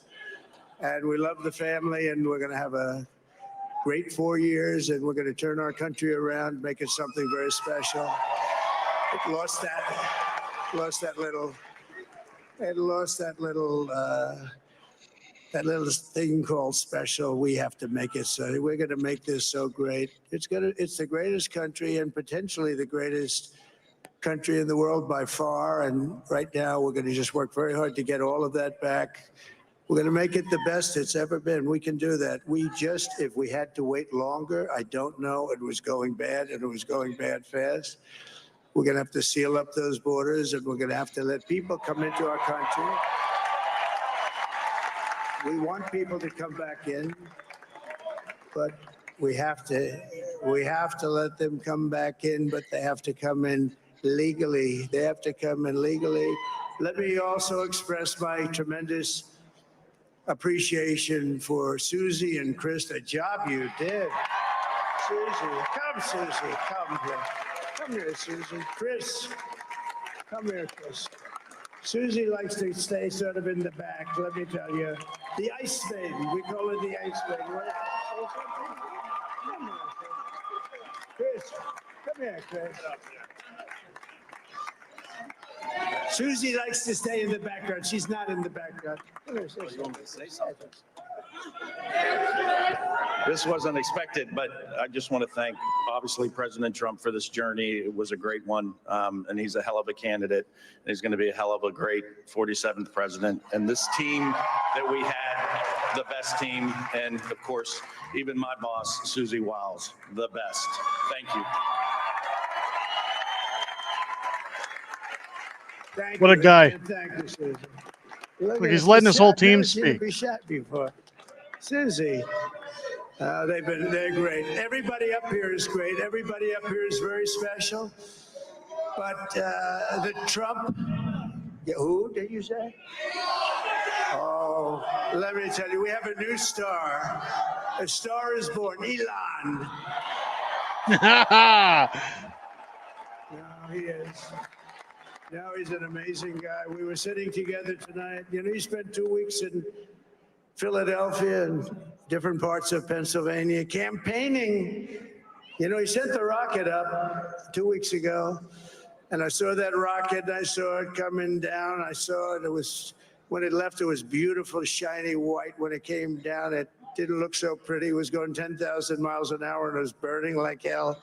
I said, what happened to your paint job? He said, we've never made a paint that could withstand that kind of heat. And, but I saw it come down and turn around. And it was, you know, it's like 22 stories tall, by the way. It looks a little smaller than that, but it's big. And it came down, and you saw all that fire burning. And I'm saying, only Elon can do this. It must be an Elon. And I tell the story. I told it last night. I had a man on the phone. I had the screen muted, no sound. I was talking to a very important man, happens to be here. And that very important guy, one of the most important people in, I would say, the country, actually. But, you know, I was president, and now it looks like I was going to be maybe president again. So I figured I could ask him to hold. So I asked him to hold. And because, especially because you're going to be president again, they hold. So I took the phone down, and I'm looking at the screen. I'm seeing this crazy thing that's going around and coming down. It looks like it's going to crash into the gantry. And I said, oh, no. And I said, do me a favor. Do you mind holding for a couple of minutes? I want to see this. I thought it was a space age movie or something. I put the phone down. Bad part, I didn't pick it up for 45 minutes, and he was holding. But this spaceship came down, and I saw those engines firing, and it looked like it was over. It was going to smash. And then I saw the fire pour out from the left side, and it put it straight. And it came down so gently, and then it wrapped those arms around it, and it held it. And just like you hold your baby at night, your little baby. And it was a beautiful thing to see. And I called Elon. I said, Elon, was that you? He said, yes, it was. I said, who else can do that? Can Russia do it? No. Can China do it? No. Can the United States do it other than you? No, nobody can do that. I said, that's why I love you, Elon. That's great. And you know, when we had the tragic Hurricane Helene, and it hit North Carolina, they were really devastated. The water, this was a big water, as big as we've ever seen, water hurricane. It built lakes out of nothing. Fields became lakes, and the danger was unbelievable. And the people from North Carolina came to me and they said, would it be possible, at all possible, for you to speak to Elon Musk? We need Starlink. I said, what's Starlink? It's a form of communication. So I called Elon, and I'll tell you what, he had, and it was very dangerous. People would die. They had no communication. All the wires were down. I called Elon Musk. I said, Elon, you have something called Starlink. Is that right? Yes, I do. What the hell is it? He said, it's a communication system that's very good. I said, Elon, they need it really, really badly in North Carolina. Can you get it? He had that there so fast. It was incredible. So, and it was great. It saved a lot of lives. He saved a lot of lives. But he's a character. He's a special guy. He's a super genius. We have to protect our geniuses. We don't have that many of them.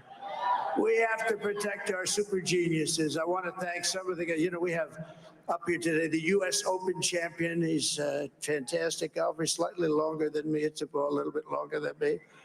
Just a little bit. Bryson DeChambeau is up here someplace. What happened to Bryson? Where is he? Bryson. Oh, he was shot. He's hitting balls. Oh, he's on the way. He's hitting balls. Bryson.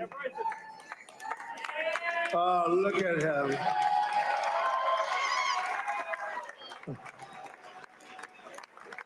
He's got a great career going. Great U.S. Open, Bryson. That's a fantastic job. And we also have a man, Dana White, who has done some job.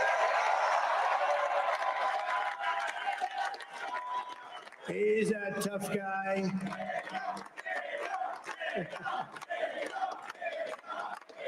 So Dana started UFC and came to me, do you mind if I use your, nobody wanted to give him a rinse because they said it's a rough sport, a little rough. And I helped him out a little bit, and I went, and they said, this is the roughest sport I've ever seen, but I began to like it, and he loved it, and nobody's done a better job in sports. And you know, he's a very motivational kind of a guy, what he does. He gets these fighters, and they really go at it, and it's become one of the most successful sports enterprises anywhere at any time. It's doing so well. I'd like to ask Dana just to say a couple of words because people love to hear from him. Dana, please. Little Dana White. His stock just went up. Nobody deserves this more than him, and nobody deserves this more than his family does. This is what happens when the machine comes after you. What you've seen over the last several years, this is what it looks like. Couldn't stop him. He keeps going forward. He doesn't quit. He's the most resilient, hardworking man I've ever met in my life. His family are incredible people. This is karma, ladies and gentlemen. He deserves this. They deserve it as a family. Yep, T. Rich, you've nailed it on the head. Thank some people real quick. I want to thank the Nelt boys, Aiden Ross, Theo Vaughn, busting with the boys, and last but not least, the mighty and powerful Joe Rogan. Yeah, Joe. And thank you, America. Thank you. Have a good night.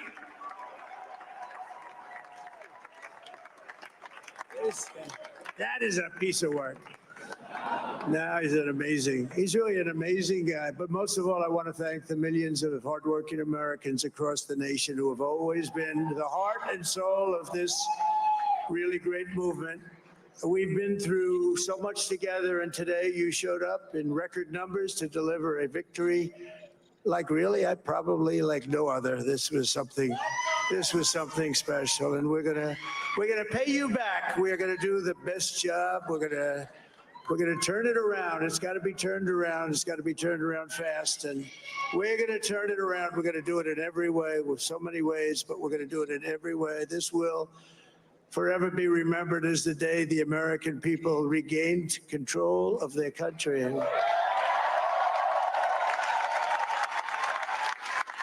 so I just want to say that on behalf of this great group of people, these are hardworking people. These are fantastic people, and we can add a few names like Robert F. Kennedy Jr. He came in,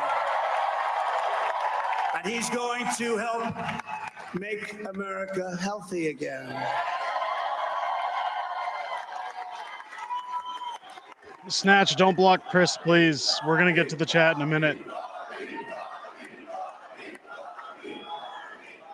And now he's a great guy, and he really means it. He wants to do some things, and we're going to let him go to it. I just said, but Bobby, leave the oil to me.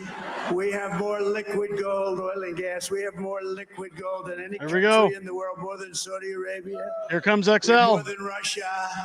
Bobby, stay away from the liquid gold. Other than that, go have a good time, Bobby. Drill, baby, drill. We're going to be paying down debt. We're going to be reducing taxes. We can do things that nobody else can do. Nobody else is going to be able to do it. China doesn't have what we have. Nobody has what we have. But we have the greatest people also. Maybe that's the most important thing. This campaign has been so historic in so many ways. We've built the biggest, the broadest, the most unified coalition. They've never seen anything like it in all of American history. They've never seen any young and old, men and women, rural and urban. And we had them all helping us tonight. When you think, I mean, I was looking at it, I was watching it. They had some great analysis of the people that voted for us. Nobody's ever seen anything like that. They came from all corners, union, non-union, African American, Hispanic American, Asian American, Arab American. Look, they still haven't given Trump the testimony. We had everybody, and it was beautiful. It was a historic realignment, uniting citizens of all backgrounds around a common core of common sense. You know, we're the party of common sense. We want to have borders. We want to have security. We want to have things be good, safe. We want great education. We want a strong and powerful military, and ideally we don't have to use it. You know, we had no wars, 4 years, we had no wars, except we defeated ISIS.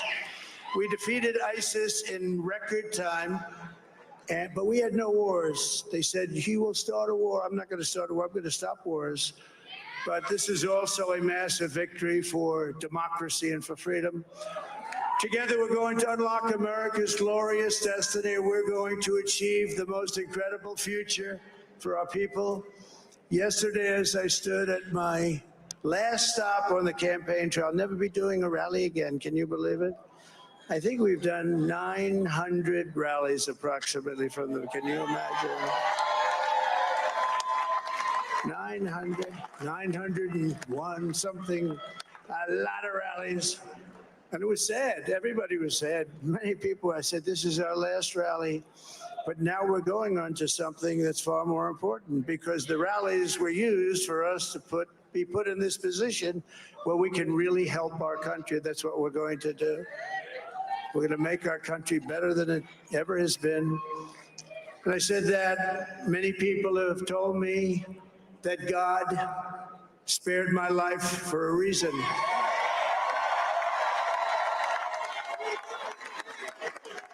And that reason was to save our country and to restore America to greatness. And now we are going to fulfill that mission together. We're going to fulfill that mission. The task before us will not be easy, but I will bring every ounce of energy, spirit, and fight that I have in my soul to the job that you've entrusted to me. This is a great job. There's no job like this. This is the most important job in the world. Yeah, guys, I see what's going on in the chat. My first term, we had a great first term, a great first term. Snatch, don't ban Chris. We're going to talk about this. Motto: promises made, promises kept. We're going to keep our promises. Nothing will stop me from keeping my word to you, the people. We will make America safe, strong, prosperous, powerful, and free again. And I'm asking every citizen all across our land to join me in this noble and righteous endeavor. That's what it is. It's time to put the divisions of the past 4 years behind us. It's time to unite. And we're going to try. We're going to try. We have to try. And it's going to happen. Success will bring us together. I've seen that. I've seen that. I saw that in the first term when we became more and more successful. People started coming together. Success is going to bring us together, and we are going to start by all putting America first. We have to put our country first for at least a period of time. We have to fix it, because together we can truly make America great again for all Americans. So I want to just tell you what a great honor this is. I want to thank you. I will not let you down. America's future will be bigger, better, bolder, richer, safer, and stronger than it has ever been before. God bless you, and God bless America. Thank you very much. Thank you very much. There we have it, ladies and gents. Again, because of the music being played off, we don't want to get a strike. I got to cut that off. I want to jump into the chat for a second. I want to address something, because if people thought that I was missing what's going on in the chat, no. I want to talk about something that was brought up by Chris V here. I understand there was a timeout. From what I see, Chris, it says that you served. You said you served. First off, I thank anybody who has served in the military. Thank you for your service. I want to address the ear comments. They're irrelevant as far as I'm concerned. The one thing I want to take away from the ear remarks, and I'm just going to come up and say this so that people understand where I stand on this. What happened in the United States on that day at that rally, I'm not going to say at any point was staged. I know people like to run around and say those things. I know that an innocent man lost his life at this event. This is a man who was a father, a husband, who didn't get to go home and hug his kids, whose family now gets to live the rest of their days without him because a selfish individual doesn't like someone else's view in politics. These are the problems that have gotten us to where we are as a country, with divisiveness, with people who can't stand. If you don't like what I like, then you're the enemy. You're a Nazi. You're all these terrible things.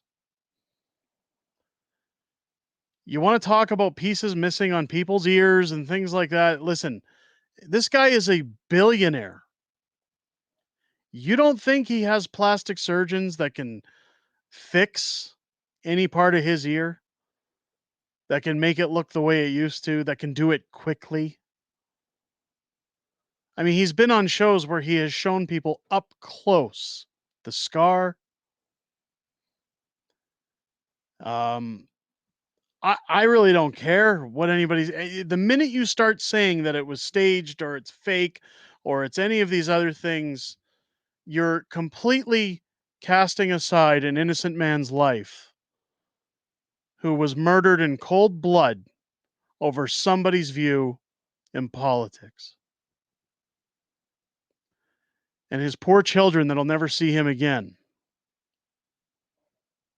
because he went to support somebody that he believed would make his country better.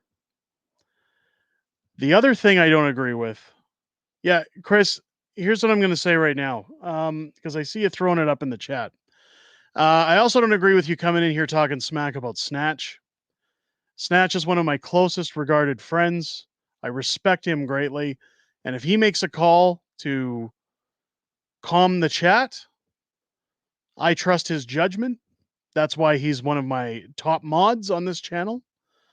If I see another comment about that ear, that's a ban at this point, because you're disrespecting a man who lost his life. I don't care what your views are on Trump. You're disrespecting a man who lost his life. I don't appreciate that. So I know you want Trump in office, but I'm saying you bring up the ear thing again, I got to hit the ban button. I'm not putting up with that. A man lost his life. You want to call it a blood capsule? People say, "Oh, look at the ear, look at it." I'm so sick of seeing that in the media. I'm sick of seeing people online saying it. It's Chris, last warning, you mention it again, that's it. There are no facts.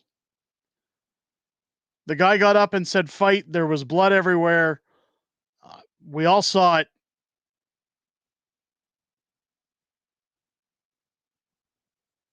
I just don't want to put up with that. I don't want to put up with it. All right. I got to stand behind what I say. Chris, enjoy your ban. I'm sorry. I'm sorry, Chad. I'm sorry you guys had to see that. Let's go back to the coverage. Again, I hate having to do that. I hate having to do that. Look, let's get away from the drama. Bottom line, guys, good things happen tonight. Donald Trump, in one of the largest comebacks in American history, in politics, regaining his rightful place as president of the United States, as the 47th and 45th president of the United States. Donald Trump, of course, taking his spot as president. And again, you'll notice on the broadcast, keep in mind, this broadcast is still going on, guys. They still haven't given Trump his 270. He's still sitting at 266, right? They won't even, like people are saying in the chat, Trump won. He's live with a victory speech now. Yeah, thank you. Oh, Megan, welcome in. Great to see you in here. Glad you made it home okay.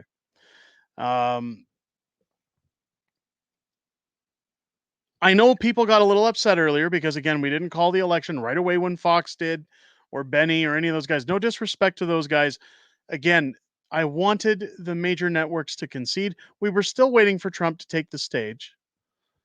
I think it's fair that we wait for, and again, these guys still haven't admitted it. They still haven't admitted it.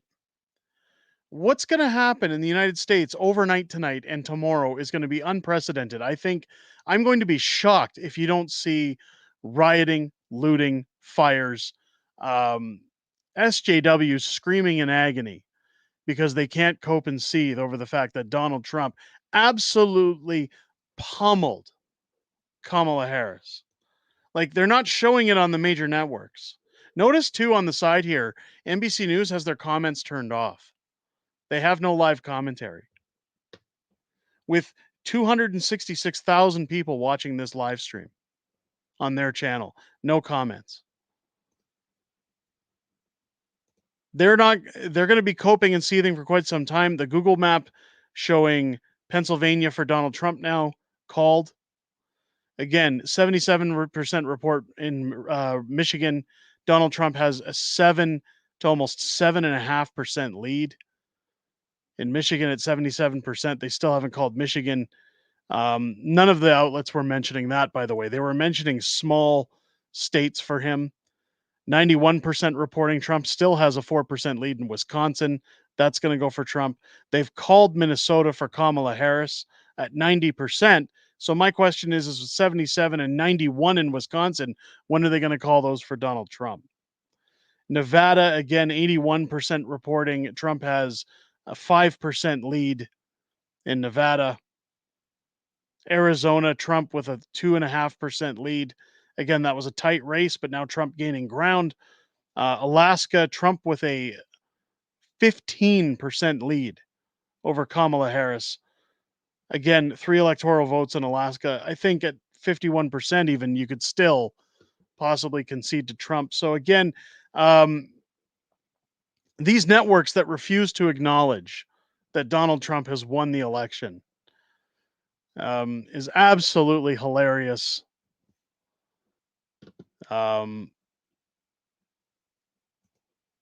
Pennsylvania was called. It is finished. Yes, they've actually called it now. They hadn't earlier, but it's called.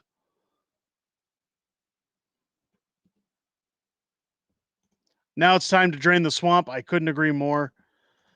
Even if Harris claims all the other up for grab states she won, she won't have 270. No. And that's what I'm saying. Trump is going to win Wisconsin and he's going to win Michigan. It's over. He's going to have absolutely crazy numbers. Daphne Devine becoming a new member, re-upping her membership of the Patriots Club. Daphne, thank you so much for joining the Patriots Club yet again.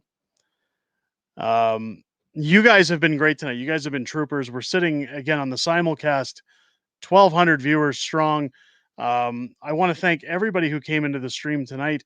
If you guys want to throw a 1 in the chat, if you want me to stick with you until they officially declare the 270, I can stick with you while we watch these guys cope and seethe, or we can start to wrap it up. It's been a long night. Let me know in the chat what you want me to do. If I see an overwhelming support of the number ones, we'll stay online until we see that 270 mark. I don't mind, but if you guys want to wrap it up, we can wrap it up. I just want to try. That's great. You did the right thing, Derek. You stood up for a man who sadly lost his life. You have integrity on all points. It's not really about integrity, but it's respect. You have to have respect for a family man who never gets to see his children again, and somebody's out here making a mockery like this was staged or that it wasn't real. I'm not going to put up with that. I will not. And not only that, but by waiting until my mod leaves to start calling him out saying he didn't know what he was talking about or what he was doing, it's not happening.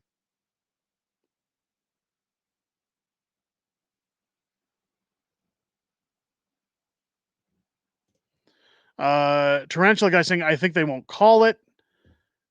David, good night. Thank you for coming out. Julia saying, don't leave. I'm seeing a lot of ones. Daphne saying, why can't they call it? Well, they don't want to admit it's over. They don't want to admit it's over. Goofyfoot with a $20 super chat. Thanks for entertaining coverage, Fringe and chat. Goofy, thank you for the $20 super chat. That is much appreciated. Again, it's a late night here. I know I got to be up in like 5 hours getting my kids to school. I got to clean this house because we have a viewing first thing in the morning. But again, I'll hang out. I'll stick around. Sleep is a luxury I usually don't afford. Again, you can see behind in the Donald Trump headquarters here, things are clearing out. It's Daphne saying it's all over except for the crying. I think it's going to be great. Andy saying, great job. I'm staying with it. Okay, well, again, guys, I can stick with it until we see that official number. Until we see some of those states called again, they're going to keep calling them. The coverage is going to keep moving along here. Again, we'll refresh the maps.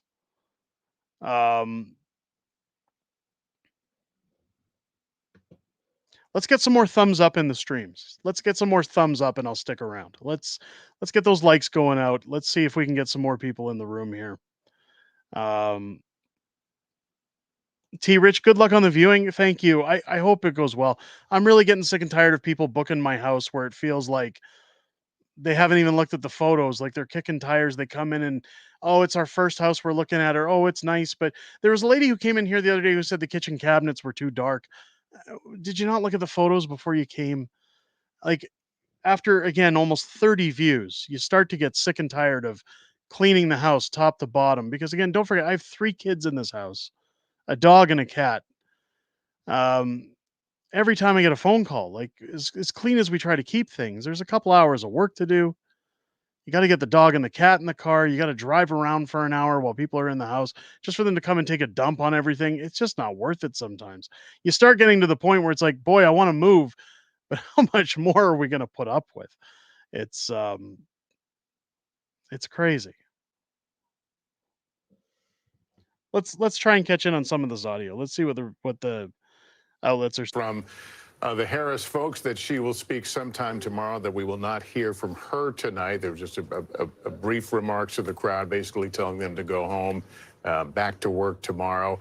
Of course, since that, we've seen Donald Trump win in Wisconsin, now in a position, I'm sorry, not win in Wisconsin. Minnesota. No, that was Pennsylvania. Pennsylvania. Pennsylvania. From Harris Long has won Island, folks. Minnesota. We've also got those other calls, I believe, coming in, and you would know this, Tom, but on CD2 in Nebraska. At this point, it's just the math, figured out how to get to 270 here. I will say, is one of the conversations we're having here about what this term would look like for former President Trump here, and the dynamics back home where we are in Washington between the House, the Senate, the White House. You talked about, Ryan, the possibility of a Democratic control of House, Republican control of the Senate.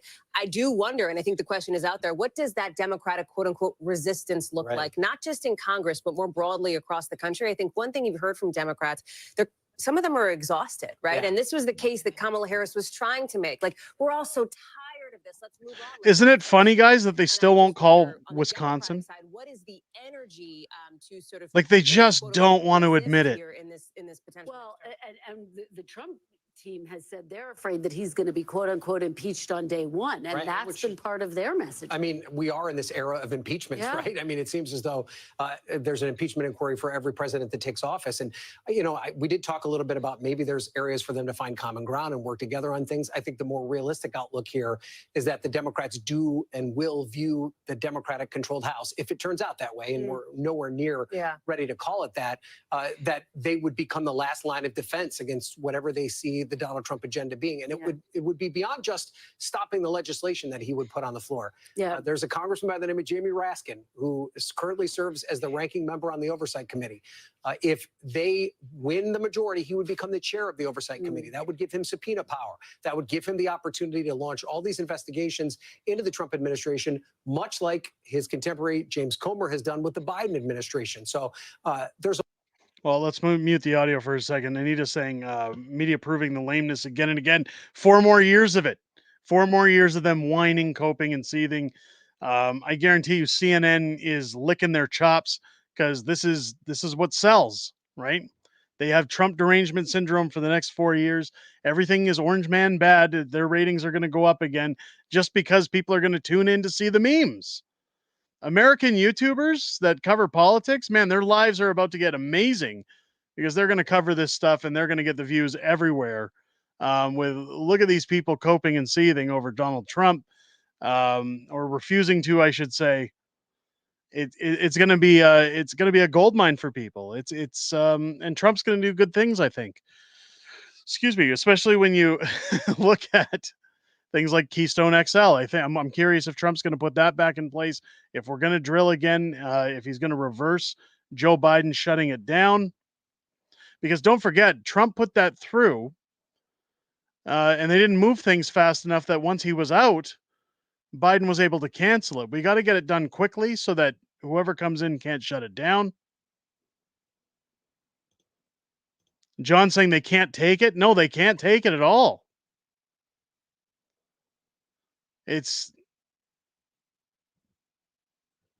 You're still going? Yeah, well, I want to see, I'm curious to see when they're going to concede, when they're going to count this tool. So let's check the map again. Let's refresh. Let's take a look.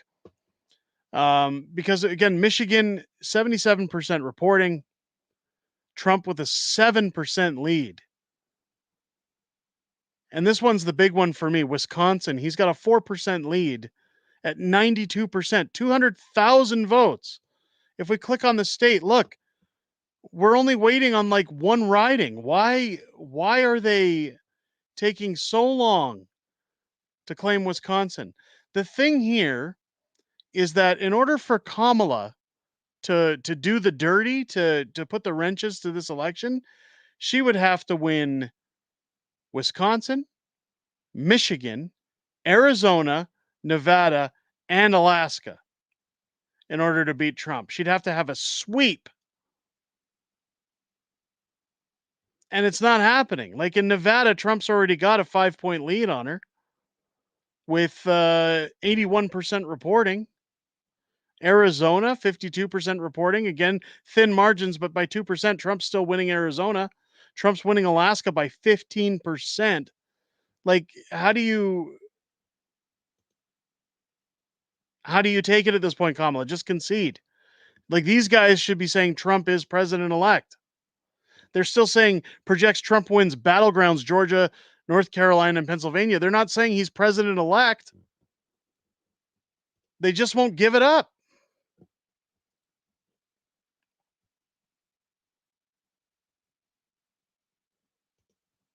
She won't. They couldn't print the money. Let the pandemonium begin. Absolutely. Absolutely. And Kathy has the point. Alaska is a red state. Again, well, he's got a 15-point lead there. It's again, if this was flipped, if let's reverse the tables for a second.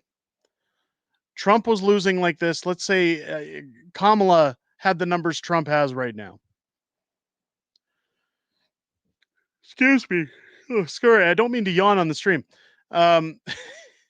Flip the numbers over. Just reverse the scenario. Don't you think all these media outlets would be saying President-elect Harris? Don't you think they'd all be chiming her up and propping her up as she's defeated Donald Trump?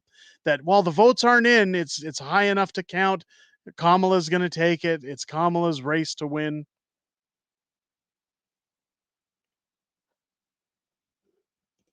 What do you expect from the fake news station? It's just entertainment. But that's my point, is that this is what makes these guys funny. And this is what makes it like people always ask me, why do you care if Donald Trump's the president of the United States?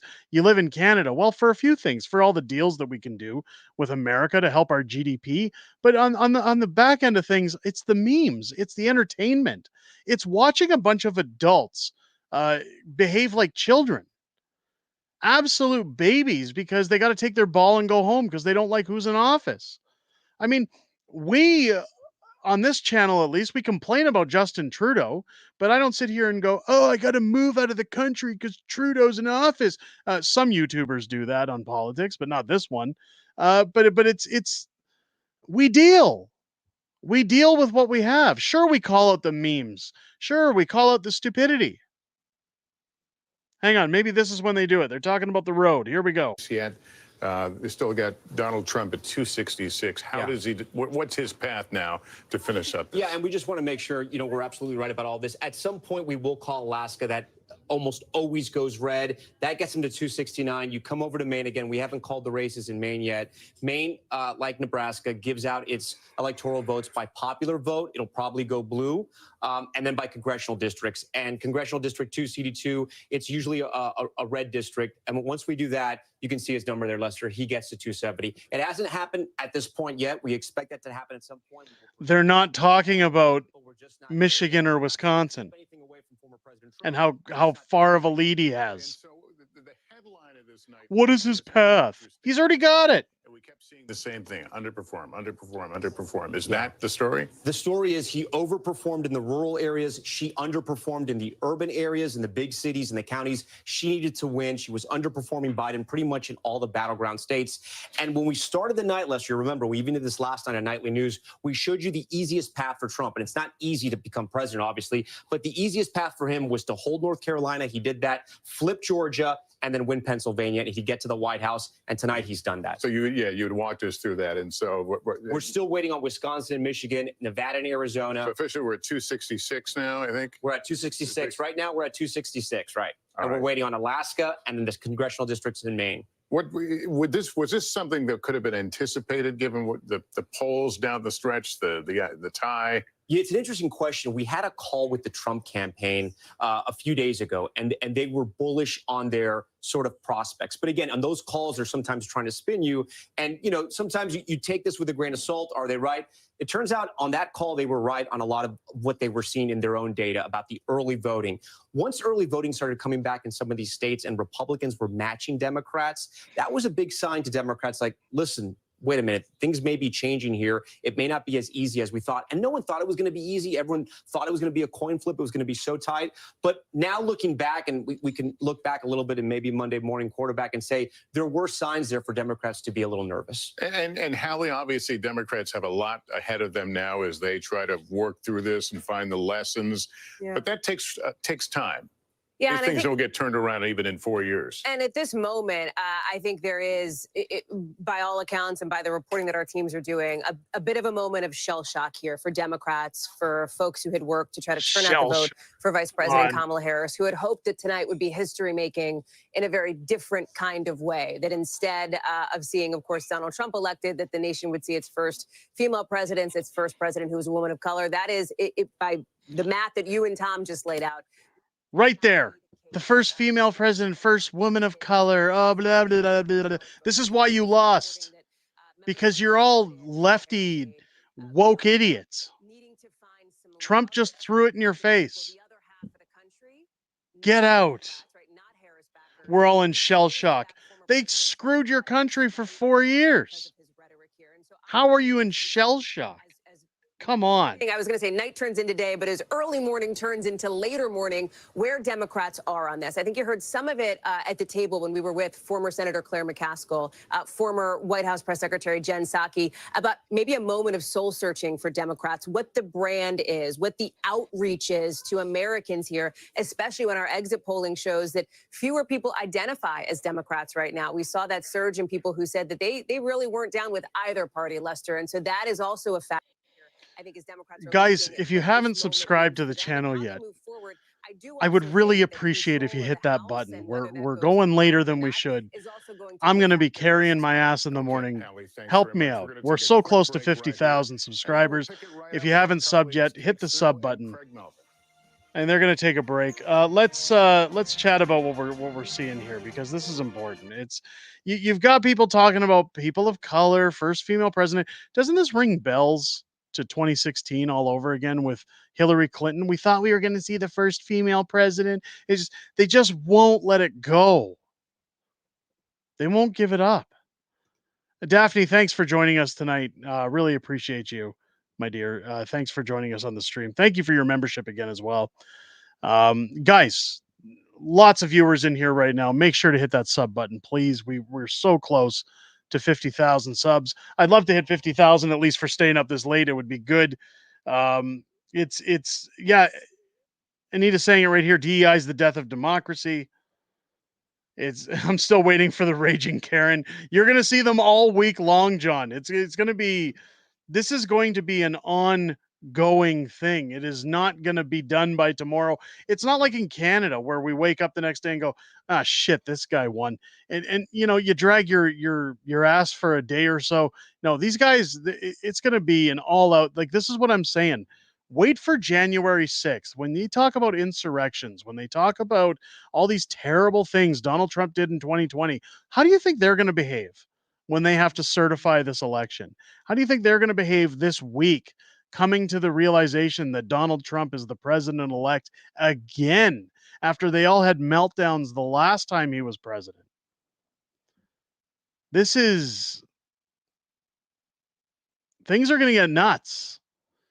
As Michael Keaton said in Batman, you want to get nuts? Come on, let's get nuts. That's what's going to happen. What are the chances McDonald's is hiring? Because something tells me Kamala is going to be looking for a new job. Oh, come on. Come on. Look at this guy, Ken RV jumps in. What, were you watching somebody else, Ken RV? You should have been here with us the whole time. Welcome into the stream. It's good to have you. Yeah, we're waiting for them to finally just say 270 for Trump. The media is having an absolute meltdown. They won't call it. They're sitting steady at 266. And what's funny is they start talking about Maine and how Maine appoints a district based on the popular vote instead of saying, hey, here's the idea that we should be talking about. The fact that on this map, that again, these are live results. Michigan, 78% reporting, has a 7% lead for Donald Trump.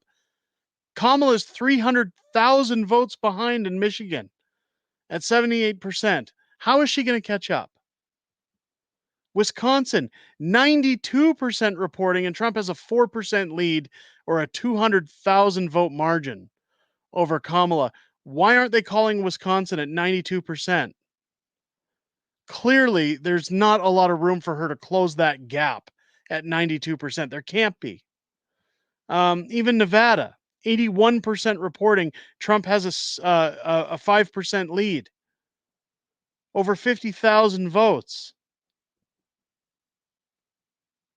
I mean, Alaska's 60% reporting with Trump on a 16% height difference over Kamala in Alaska. Like, why won't these guys just call it? Just call it. Let's listen to some more coping and seething. For President Donald Trump. There are people out there celebrating. I think it's important to acknowledge that this is a big night for half the country and a sort of dismal night for the other half. We heard from Cedric Richmond, who is co-chair of the Harris for President campaign, acknowledging a few hours ago that we would not be hearing from the vice president tonight. She is expected to address her supporters, to address the country at some point tomorrow. But there had been, as you know, this huge party planned on the campus of Howard University. It was a party that never happened. But again, a party that's never gonna happen. Colin P, $50 super chat. My God, Colin, Trump won. LOL. I'm so freaking happy. Great week. This is tomorrow is a holiday. I'll see you Friday. Colin, thank you for popping in tonight. You're too generous. Glad to see you back in the streams. Glad YouTube unbanned you. Good to have you back. Have yourself a great night. Thank you for joining us in the stream tonight. Thank you for your overwhelming generosity in the stream as well. Really appreciate you, brother. I think now the question is how much. And now, ladies and gentlemen, more Cope and Seethe. Joining at this hour. Yeah, no, the numbers are not there for Harris. They're just not there for Harris, and it doesn't look like. And so call it. What is in the blue wall, where she's coming up short, are in the cities. And Call what was it. interesting is during the early vote, you know, they were downplaying that, well, because the early vote showed rural voters came out big, suburban voters came out pretty big, but the urban numbers were down across the board, and they thought they were going to make it up on election day. They were looking at how much time she spent in Philadelphia even just 24 hours ago. But Philadelphia, Milwaukee, and Detroit, she left Philadelphia to go do a cringeworthy appointment on Saturday Night Live. Maybe she should have spent more time worrying about her votes instead of stroking her ego on SNL. Horrible, by the way, from what I heard. Just yesterday alone, the amount of money both campaigns spent in Pennsylvania, you know, obviously they'll, you know, for the next hours, days, weeks, they'll be looking at precisely what happened there. But based on some of the exit polling that we've seen so far, based on some of the conversations that I know you guys have had there with folks from Pennsylvania, what do we know about what happened there? What's so stunning is that her events in those places drew big crowds. There was an awareness that they did not want to see a repeat of 2016. Strategically, they did some things differently. And yet a real frustration on the part of Democrats who, at a certain point tonight, began to go quiet. And that was a real early indicator that what they were seeing was not going to support her getting across the finish line. It may be a a function of misjudging some of the electorate. It may be those who thought she was doing well, didn't engage. Yeah. There'll be a lot to dissect. Yeah, when you look at all the different demographic groups that Kamala Harris had to do well in, she underperformed. Yeah. When you look at all the different demographic groups that Donald Trump needed to do well in, he overperformed. I mean, we are going to be talking, and these are just early exit polls. They're going to be dissected, and we need to get all the data in. Sure. But the swing with Latino men in particular is Yeah. something that no one saw Double coming. digits. People There was an were right expectation about that for years. Yeah, there was an expectation he was going to do better. The idea that it would be a swing, I think it was Joe Biden, a 23-point advantage before to a 13-point advantage for Donald Trump this time around, just that was something that wasn't on anybody's dance card leading into this race. And it's one of the indications that it seems pretty clear that he has built a working class coalition that no president before him, at least not in this era, has. And it's not just Latinos. It's you look at first-time voters lean towards Trump. You look at voters of color leaning towards Trump. Younger voters, especially men, coming out. Younger men coming out for him. Look, the current administration, the president, our exit poll is measuring him at a 40% job rating. This is when we people should assessed his term, exactly. his first term. I'm talking about Joe Biden's Oh, Joe term. Biden. And I think let's not forget that is a huge organizing tool, if you will, for Donald Trump. This was considered a failed presidency. Our pollsters do their own election night survey, and he was sharing it's the number one hesitation that they had, that they found among voters that they've talked to tonight about Harris was not enough distance from Biden. And you look at it was by far the biggest issue that voters had. And how about she's a liar? I don't think we can sit here and sort of separate. I was about to say her the same from Joe thing. Biden. Joe Biden was the driver of Donald Trump's comeback tonight. His unpopularity, whether could more have been done, all sorts of things, but that is the driver of tonight. And earlier tonight, some of the Harris aides that I was talking to said part of why they focused on turning the page was to not have her be attached as a direct incumbent. They wanted to try to have separation. Apparently too subtle a message for voters. And now Joe Biden, in the remaining weeks of his time in office, will have to contemplate how much of his legacy, legislation, and ideas that will be dismantled with Donald Trump. You just said something interesting, too subtle. I think this is going to be a lesson that the Democrats take away from Donald Trump. Why does Donald Trump succeed? He's anything but subtle. Right. Yeah. On all of these what he issues. wants to He say. says it very directly, at times making stuff up to make a larger point. And he'll say, yeah, that's not true, but I'm still trying to make a larger point about immigration, right? And that subtlety, I have a feeling Democrats are going to try to find their own version of unsubtle. Hold that thought, Chuck Todd. We are actually going to take just a very, very quick break. But again, at this hour, it seems as if the 45th president of these United States will also be the 47th. Closer to the Gaza. Oh, look, they cut him off. They cut him off as he was saying it looks as though he's going to be 47th. How can you still say it looks as though at this point? Look, they even blacked out their ad. It's just sitting in a black screen. Let me. Oh, wait, here it comes. Here it comes. Oh, the seething, the cope and seethe, guys. Oh, let's go. 12:30 a.m. Pacific time. Kate Snow alongside Craig Melvin. You got a new cast of folks here at the desk as some of our colleagues go to get a little bit of sleep. But we are still talking, obviously, about former President Trump, likely to be the next president. We have not yet, for clarity, we have not yet called him or projected that he is the next president, but there really is no way, as Chuck Todd just laid out, for Harris to make up what she would need to become. To be clear for folks who might just be joining us, what states have not been called so far? So Wisconsin and Michigan have not been called. Arizona and Nevada, which we don't expect to. And I don't think we're calling Michigan tonight. Michigan's been very slow with their counting. So I don't think we'll have enough data there. Wisconsin, we're close. Does Trump need one of those, or could he do it? He actually doesn't need any of them. With He could just do it with Alaska and Maine. Yeah.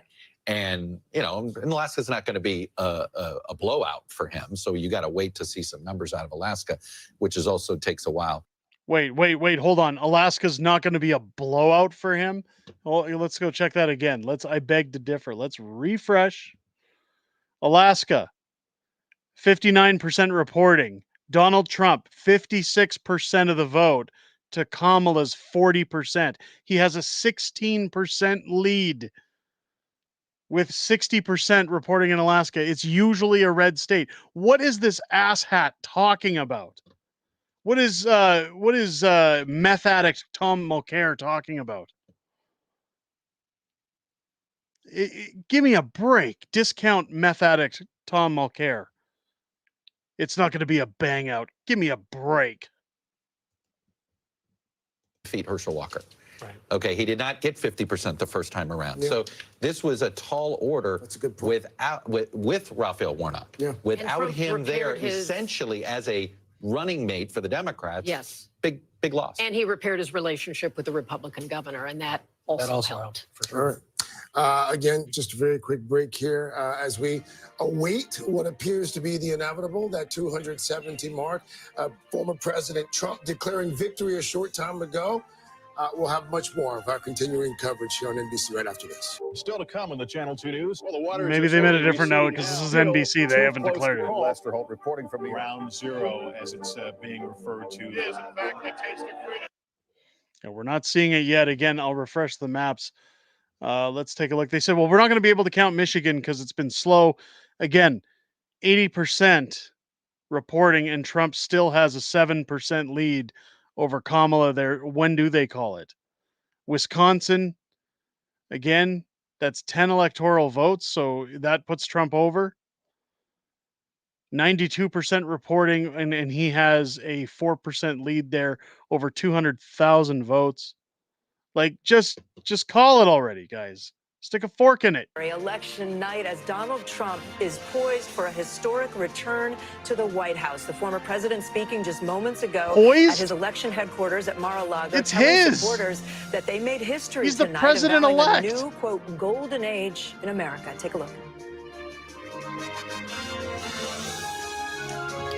Actually, we don't have the sound right now, but he did say a new golden age. He said we're going to help our country heal.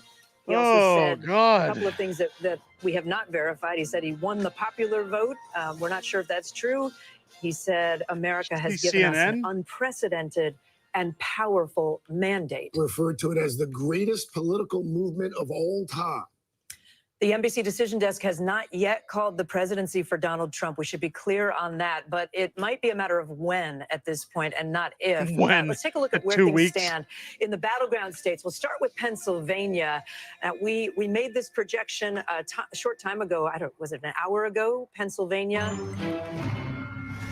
NBC News Decision Desk projecting that Pennsylvania goes the way of Donald Trump, and that is essentially what pushed him over toward a victory. Again, we're not calling it just yet, but he is on the path to 270 because of Pennsylvania.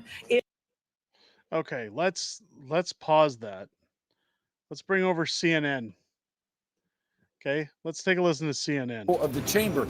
As you can see, Democrats have to pick up 7 Republican seats. They are currently leading in 9 races where Republicans hold seats.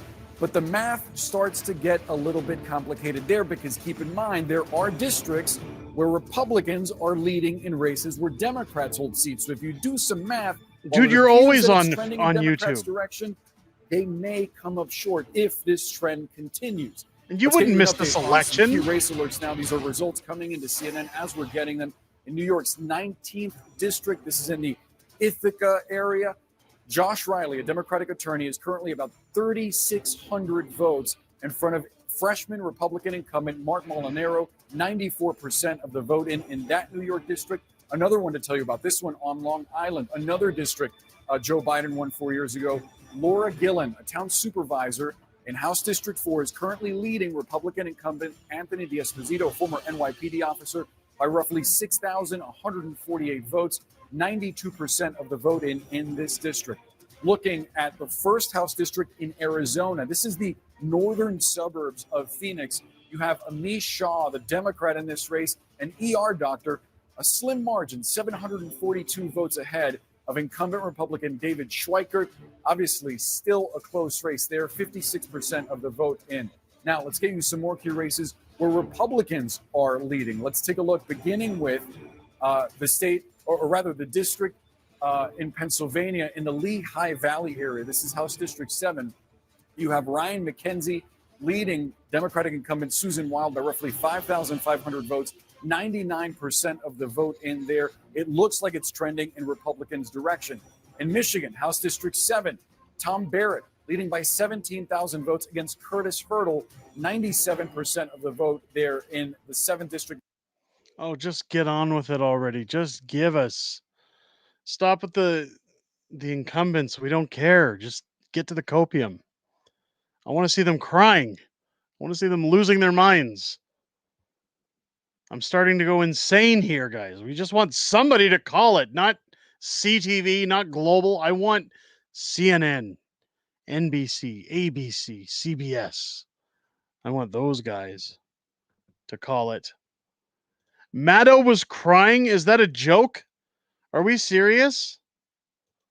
The She-Man and the Masters of the Copium was crying. Snatch came back. Derek wants Democrat tears. Yeah, I want those leftist tears. Here we go. Let's go. Let's jump in. Joined Ashley Allison is joining us, as well as Scott Jennings. I want to hear from both of you. Ashley, obviously this is not the outcome you had hoped for. What do you think? What are you looking at about what went wrong? Well, I think she wasn't able to put the coalition together she needed to in each of the states. It was never going to look the same, but we've always talked about this would be on the margins. So if you pull off even 1% of one of your base constituencies, which he was able to do he was able to do in many of them, you were not going to be able to keep that state or hold that state. And so I've heard a lot of people talk about the conversations we need to have. And I think we do need to have conversations as a party. But the conversation that I want to have are for people who showed up and voted for Kamala Harris and tell them to hold their head up high. I remember in 2016 having to walk back into the White House today, and I was embarrassed to go to work because I feel like I had failed our country. Despair is not the time to lose hope. It is the time to dig down, to do some soul searching and fight for a better day. Many of the communities that are most vulnerable and that are really afraid right now, the trans community, immigrants, people of color, even if there's polling or outcomes that are showing that some people of color voted for Donald Trump, you're worthy, you're visible, you're not alone. And so you can feel what you feel right now, but we have to do work to protect the most vulnerable. And we can and we will. And then for the people who did support Donald Trump, we've said on this network and people have said the things that he said about retribution and about going after his enemies. That's not what he really meant. So in moments when he does that, it's your responsibility to hold him accountable and not let him do that and not let him undermine the democracy, because it is bigger than him. This is not his country. It is our country. He just happened to be most likely elected to run it for 4 years. Scott, what are you looking? What do you 4 expect years of this is coming, guys. the next couple months to be like once he's in? Well, look, he has an opportunity here to try to unite the country after a huge victory. This is a mandate. He's won the national popular vote for the first time for a Republican, for the first time since 2004. This is a big deal. This isn't backing into the office. This is a mandate to do what you said you were going to do. Get the economy working again for regular working class Americans, fix immigration, try to get crime under control, try to reduce the chaos in the world. This is a mandate from the American people to do that. I think I'm interpreting the results tonight as the revenge of just the regular old working class American, the anonymous American who has been crushed, insulted, condescended to. They're not garbage. They're not Nazis. They're just regular people who get up and go to work every day and are trying to make a better life for their kids. And they feel like they have been told to just shut up when they have complained about the things that are hurting them in their own lives. I also feel like this election, as we sit here and pour over this tonight, is something of an indictment of the political information complex. I mean, we've been sitting around here for the last couple of weeks, and the story that was portrayed was not true. I mean, we were told Puerto Rico was going to change the election. Liz Cheney, Nikki Haley voters, women lying to their husbands. Before that, it was Tim Walz in the camo hats. Night after night after night, we were told all these things and gimmicks were going to somehow push Harris over the line. And we were just ignoring the fundamentals. Inflation, people feeling like that they were barely able to tread water at best. That was the fundamentals of the election. And so I think that both parties should always look at the results of an election and figure out what went right and what went wrong. But I think for all of us who cover elections, Diane saying, how do I donate? I certainly don't ever ask for people to give money on the streams or anything. If you're down on the chat bar, when you click onto the comment area, there should be a little like smiley face. There's one with like a dollar sign, I think it is. You can hit super chat in there. That goes through to the channel.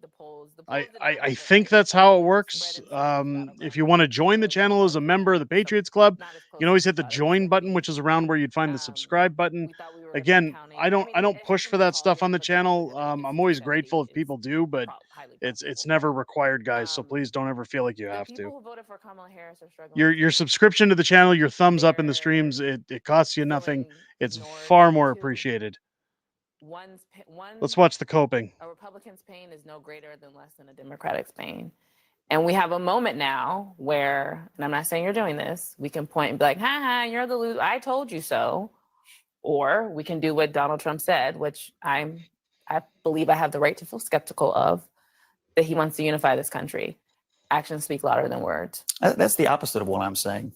And I think for Van and for you and for Axe, I mean, I've been on the losing side of tough nights here and in my professional life. It's not easy to lose a race like this. One of my most crushing nights was 2012. I know it was one of your best, and one of your best because we were there in the same state together. And so I understand, and I do think that the new president has a responsibility to make the whole country feel like they can be part of a more optimistic future. I do think the way this campaign was run was basically on. The Democrats thought there were enough people who hated Trump or were willing to fear him to win the race. And it turns out there's more to being president than simply not being Donald Trump in the eyes of the American people. I'm a little worried about how Democrats are going to react. They've been told Trump is a modern day Hitler, or at least he's a fascist. And now Kamala Harris, I suspect, is going to have to wake up in the morning and concede to that person. And then she's going to have to go to the Senate and certify the election, and which she will do. And she'll do that. And I'm a little concerned about an election in which half the country was conditioned to believe that the person who just won the national popular vote is going to be a dictator, eliminate the Constitution, and create a bloodbath, and so on and so forth. So can I say something about that? We have more than welcome, Kevin. We have to reckon with that in the aftermath of that argument. The thing I think is most important to remember is the people who said that he was a Hitler lover weren't Democrats. They were Republicans. People who said that he was a fascist weren't Democrats. They were Republicans who worked for him. And so it's not just these elite Democrats over here, poisoning the well. You had a pretty broad consensus from Chomsky to the Cheneys, that was very, very concerned and remains concerned. And so I think it's not just on us to stop calling names. I think it's up to him to, as Allison said, with deeds show that he's not going to be those things. Well, you said it. It's not just the elite Democrats. It was just the elites. I don't think and when I look, so you just dismiss all criticism of Trump as just elites. I'm not dismissing it, but how do you look at these results and not conclude that the non-elite portion of this country basically said, we've had enough, and whether that was enough on the economy or enough on immigration or enough of what you did to us during COVID or enough of whatever. And so that's always been the appeal of Trump, right? Is that, you all are being misled by the elites, the experts, the institutions, whatever. And so he's never going to get along with the elites, and he didn't get along with them in this election. And it looks like the people agreed with him on it. Scott, look, I first of all, I'm always willing to be introspective about how we talk about these things and how we think about them. Polls weren't actually that wrong. I mean, you're going to look at these polls and they're going to mostly be within I think how we use polls and how we talk about polls. Bliss, thank you for the super chat. Whether that's how we should cover campaigns. But, you sat on this, maybe at this very table in January of 2021, and you were compelling and moving because you are someone who believes in the institutions of this democracy and in integrity and so on. The reason that people are worried and wary about Donald Trump is because of the way Donald Trump has behaved when he was president, after he was president, and during this campaign. And how many times do we have a discussion about his message as related in his campaign ads and the kind of really disturbing things that he said about jailing his opponents and shooting his opponents and so on. It's not like people make that stuff up. It's concerning. Now, I would say to you that it's the responsibility of people who supported him to hold him as we should hold him to the commitments that he made to work on the problems of the American people and to not indulge in the kind of craziness that we sometimes heard from him. I got to get a break. CNN's election coverage continues right after this. Oh, poor Anderson Cooper needs a break. This is CNN. More people get their news from CNN than any other Hartsinger, news how can you source. not want to watch this? It's hilarious. They're melting down. This is what we've been waiting for. 4 years of memes. Like they're melting down. This is great. This is what I was waiting for. I'm like rejuvenated here. I'm totally awake.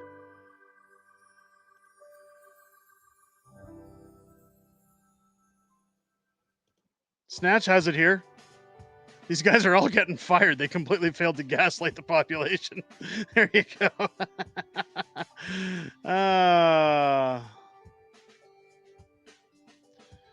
When you go to bed tonight, no matter what you do, the majority of you are not going to get fired. These guys have destroyed their reputation and credibility.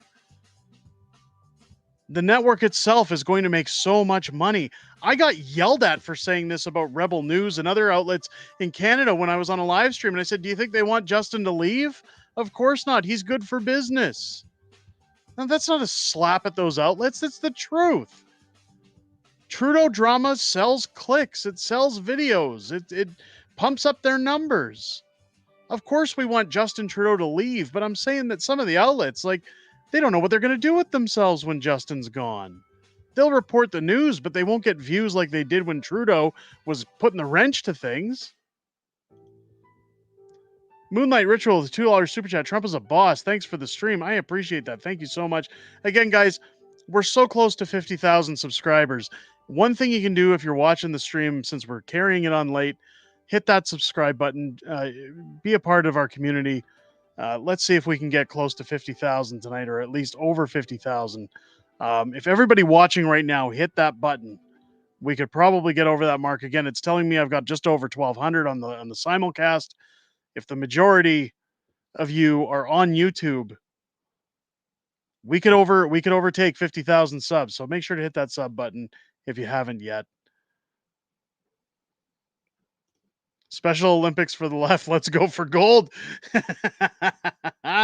Absolutely. Absolutely. Varukas, it's my pleasure. My pleasure. I'm happy to be here. I mean, we're sitting at almost 7 hours into the stream. It's been a long one tonight. Again, absolutely insane, crazy. I'm happy to be here with you guys. I'm happy to be doing this.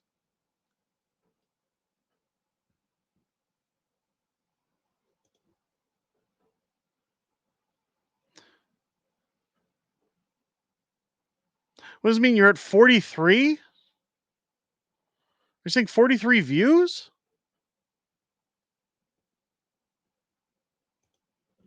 Hang on. That can't be right, because it's telling me on the simulcast we're over 1,200 people in the live stream.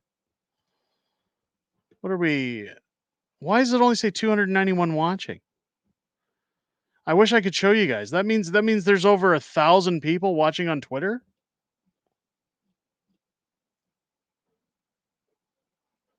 Oh, 43,000. 43,000. I'm sorry. I keep thinking we're at like 48. I'm sorry.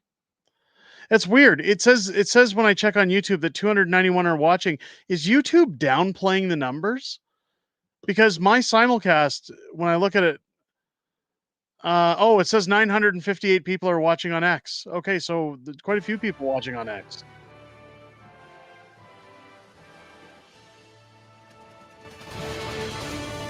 Let's see if we can concede. All right, welcome back to CNN special live coverage election night in America. I'm John Berman in New York. Listen, for anybody watching on X, come on over to the YouTube channel, give a sub. Come help us out. Keep it running, but come over to YouTube, give us a sub. Run them on 2 platforms. Let's boost these numbers. 266 electoral votes, 4 short of the 270 he officially needs to win the presidency. But honestly, all signs point to that right now. Let's get over to Phil Mattingly at the Magic Wall and talk about where things stand. Trump at 266 electoral votes. We haven't officially called the race yet for Donald Trump. What yet still remains? Yeah, let's start there. There's a lot to dig into about what's happened over the course of the last several hours, but start there in terms of he's four electoral votes away from the threshold, right? 270, and he's the next president of the United States. He's not there yet. What's outstanding? He's Why not hasn't it there been called yet. Come First off, on. we don't call races, you and me. You don't get paid to do that. What we do know is what's outstanding. And you will notice everything that's in gray are races that CNN has not called yet. Everything that's filled in has been called. And I think what's critical to know at this moment is the states that have not been called yet, that add up to 270, that are very much heading in Donald Trump's direction right now. Why we say Trump is on the brink of winning the next presidency? Well, start here. This is the state of Alaska. It's not been called yet. 56% reporting. Donald Trump. That's so weird. Yeah, my YouTube is saying it's at 297 or something. Alaska, that's a pretty substantial lead. Feels like he's on track there. The expectation was this was a state that would go into Republican hands. So what is that? That's 3 electoral votes. That gets him to 269. 269. So he's looking for 1 additional electoral vote. And I want to come over here. Maine obviously breaks its electoral votes down by congressional district. One of those congressional districts right here, Trump has been favored. The expectation in forecasting was that he would win Maine's 2nd congressional district. Where does it stand right now? Donald Trump with a healthy, nearly 8-point lead with 61% reporting. Add that 1 vote to Alaska. There's your 270. And he's still leading in a number of other states as well. So what else hasn't been called here? You're thinking 2 other blue wall states, Michigan, Wisconsin. You're thinking Arizona. You're thinking Nevada. The biggest tell of the night is the fact New Jersey has not been called yet. If you're a Democrat, and I told you at 4 in the morning or near 4 in the morning, New Jersey still had not been called in your favor, particularly when back in 2020, Joe Biden won this by nearly 16 points. Has not been called yet. There's no expectation that Kamala Harris is going to lose New Jersey, but the fact that it hasn't been called yet tells you a lot. What also tells you a lot is we've been watching 7 battleground states: Wisconsin, Michigan, Pennsylvania, the Blue Wall, the Sunbelt states, North Carolina. Thank Georgia, you so much, Ralph. Arizona, Nevada. What do you notice about all 7 of those states currently? Trump is leading in every single one, or has already been called the winner in every single one. Exactly. And what's outstanding right now, 2 blue wall states. We'll start with Michigan, 83% reporting. Donald Trump up by 324,000 votes. These were states that were decided by tens of 20,000 votes back in 2016. Joe Biden bumped it up a little bit higher than that.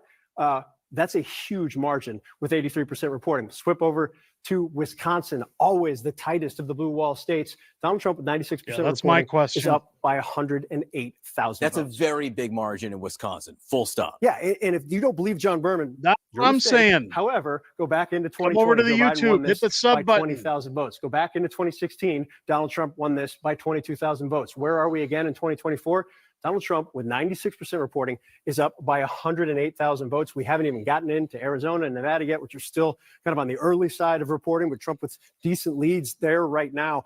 All 7 of the battlegrounds, Georgia, North Carolina, called earlier in the night, looking towards, either already called or heading towards Donald Trump. So that's where we are. A very good description of why we haven't officially called the race yet, even though every single sign there is pointing to a Trump victory. We are on the precipice of Donald Trump perhaps being declared officially the next president of the United States. Now the question is, Phil, why? What have we seen perhaps in some of these key battleground states? Let's look at Pennsylvania, since everyone's familiar with it, that tells the story of what's happened here. Yeah, so if you look at Pennsylvania, obviously this has been ground zero for Democrat and Republican campaigns. More than $100 million in ad spending dumped here than any other of the 7 battleground states. This was the lynch.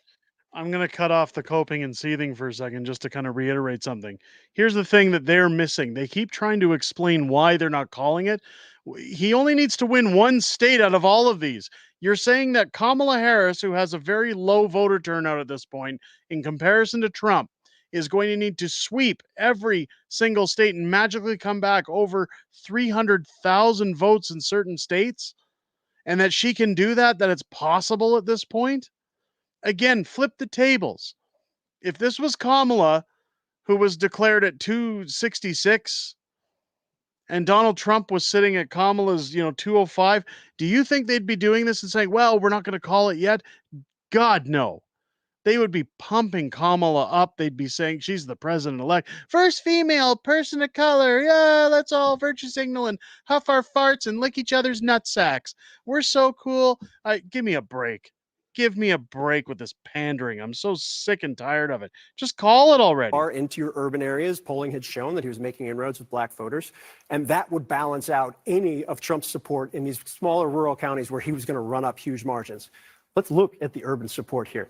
This is Philadelphia County. It's the home of Philadelphia. 12% of the voting population is here. Biggest county in the Commonwealth of Pennsylvania. You look at that margin, you're saying, that's great, right? You must be doing very, very well. Let's look at what happened in 2020. She's underperforming in those urban counties. Now let's push out into those collar counties. This is Montgomery County. This is where Joe Biden blew out the margins back in 2020, winning by more than 26 points. Underperforming. Bucks County. This was a county Joe Biden flipped in 2020, won it by 4 points. Harris actually losing the county. And that's the case up and down the Democratic strongholds, not just in Pennsylvania, but kind of throughout the blue wall. Before, you were showing where Donald Trump's overperforming by 3 points or greater in all these counties in Pennsylvania. I think it's important to note he's overperforming almost everywhere in Pennsylvania, but by less than 3 points. I mean, that's in Philadelphia and Montgomery But County. it's fun. Everywhere he's doing better. And that leads into kind of what I was getting at initially, which was there was a theory of the case on the Trump side, which was hold down Joe Biden's margin in their strongholds, maybe cut into them, particularly in the bigger cities, in the urban population centers. But then in your strongholds, places like Butler County, obviously everybody familiar with it. It's where the first assassination attempt took place. 65.9% to 33.3%, 99% reporting. What happened in 2020? He's around there. He's kind of matching up with it. You move over into Beaver County, the 58% back in 2020. What's he doing this time around? Bumping it up. So he's going 1%, 2%, 3% throughout the course of those places that you knew Trump was going to win. It was just a matter of how much. I do want to take one step back, though, because this is not a blue wall story. This is not a Sun Belt story. This is not a western part of the country story. If you pull up every single county in the country, you've got more than 3,000 counties in the country, and you show where Donald Trump has outperformed his 2020 results by 3% or more. That's a lot of counties. Look at all the counties. And these counties are not just in white working class communities without a college degree. This is up in New York. This is the reason that New Jersey hasn't been called yet. This is down in Florida. This is in the border of the Texas region. This is out west as well. This is the window. This isn't a one segment, a one slice type of victory. This is a sweeping victory and a sweeping comeback. And we will note at this moment, Donald Trump leads the popular vote by 4% as well. Phil Mattingly, we have a lot of time to talk about all this. We're going to keep on digging into the numbers. We're getting new results in. CNN has been studying the numbers all night. We have assembled the best team in the business. We will talk. The best team of whiners in the business. Ladies and gents, as much as I was trying to hang on, I'm going to get a video dropped probably in the next 20 minutes for you declaring Donald Trump the winner. I'm going to get it out tonight since, it's early. You got to beat all those other guys to the punch, right? So I want to thank everybody who came into the live stream tonight. Again, I'm sorry we're cutting it short. I know I wanted to hold out for them to authenticate it. It's not going to happen. They're not going to do it. They're not going to concede. Thank you again to everybody who came through. We're at 7 hours on the live stream, guys. That's almost a full-time job shift. My butt's sore. I can't do it any longer. And I got to be up in 3 hours, 4 hours to get my kids ready for school. My apologies for dipping out, guys. Again, thank you to everybody who stuck it out here tonight. If you're watching on X, please come over to the YouTube channel. Give us a subscribe. Help us out with the shadow ban. It really helps the channel by coming over and dropping a subscribe on the channel. Keep your eyes peeled. Again, I'll have a video dropping in about 20 minutes Again, refreshing this election, talking about Donald Trump's win. Thank you to everybody who came out tonight. Mrs. Fringe was grateful to see all you guys out here tonight. Thank you to everybody for the super chats, the membership gifts, everything that went through on tonight's stream. You guys really made this worth watching tonight and sitting and hanging out with you guys. The community, we always say it, we have the best community on the platform. So thank you to everybody who came out tonight. I hope you guys have a good rest of your night. Go to bed, get some sleep. Hopefully in the morning, Trump is still president. I definitely think he will be. The memes are going to be so great, ladies and gentlemen. Look after yourselves, look after each other. Have a great evening, great morning, whatever you want to call it. I'll catch you on the next one, ladies and gents. Take care.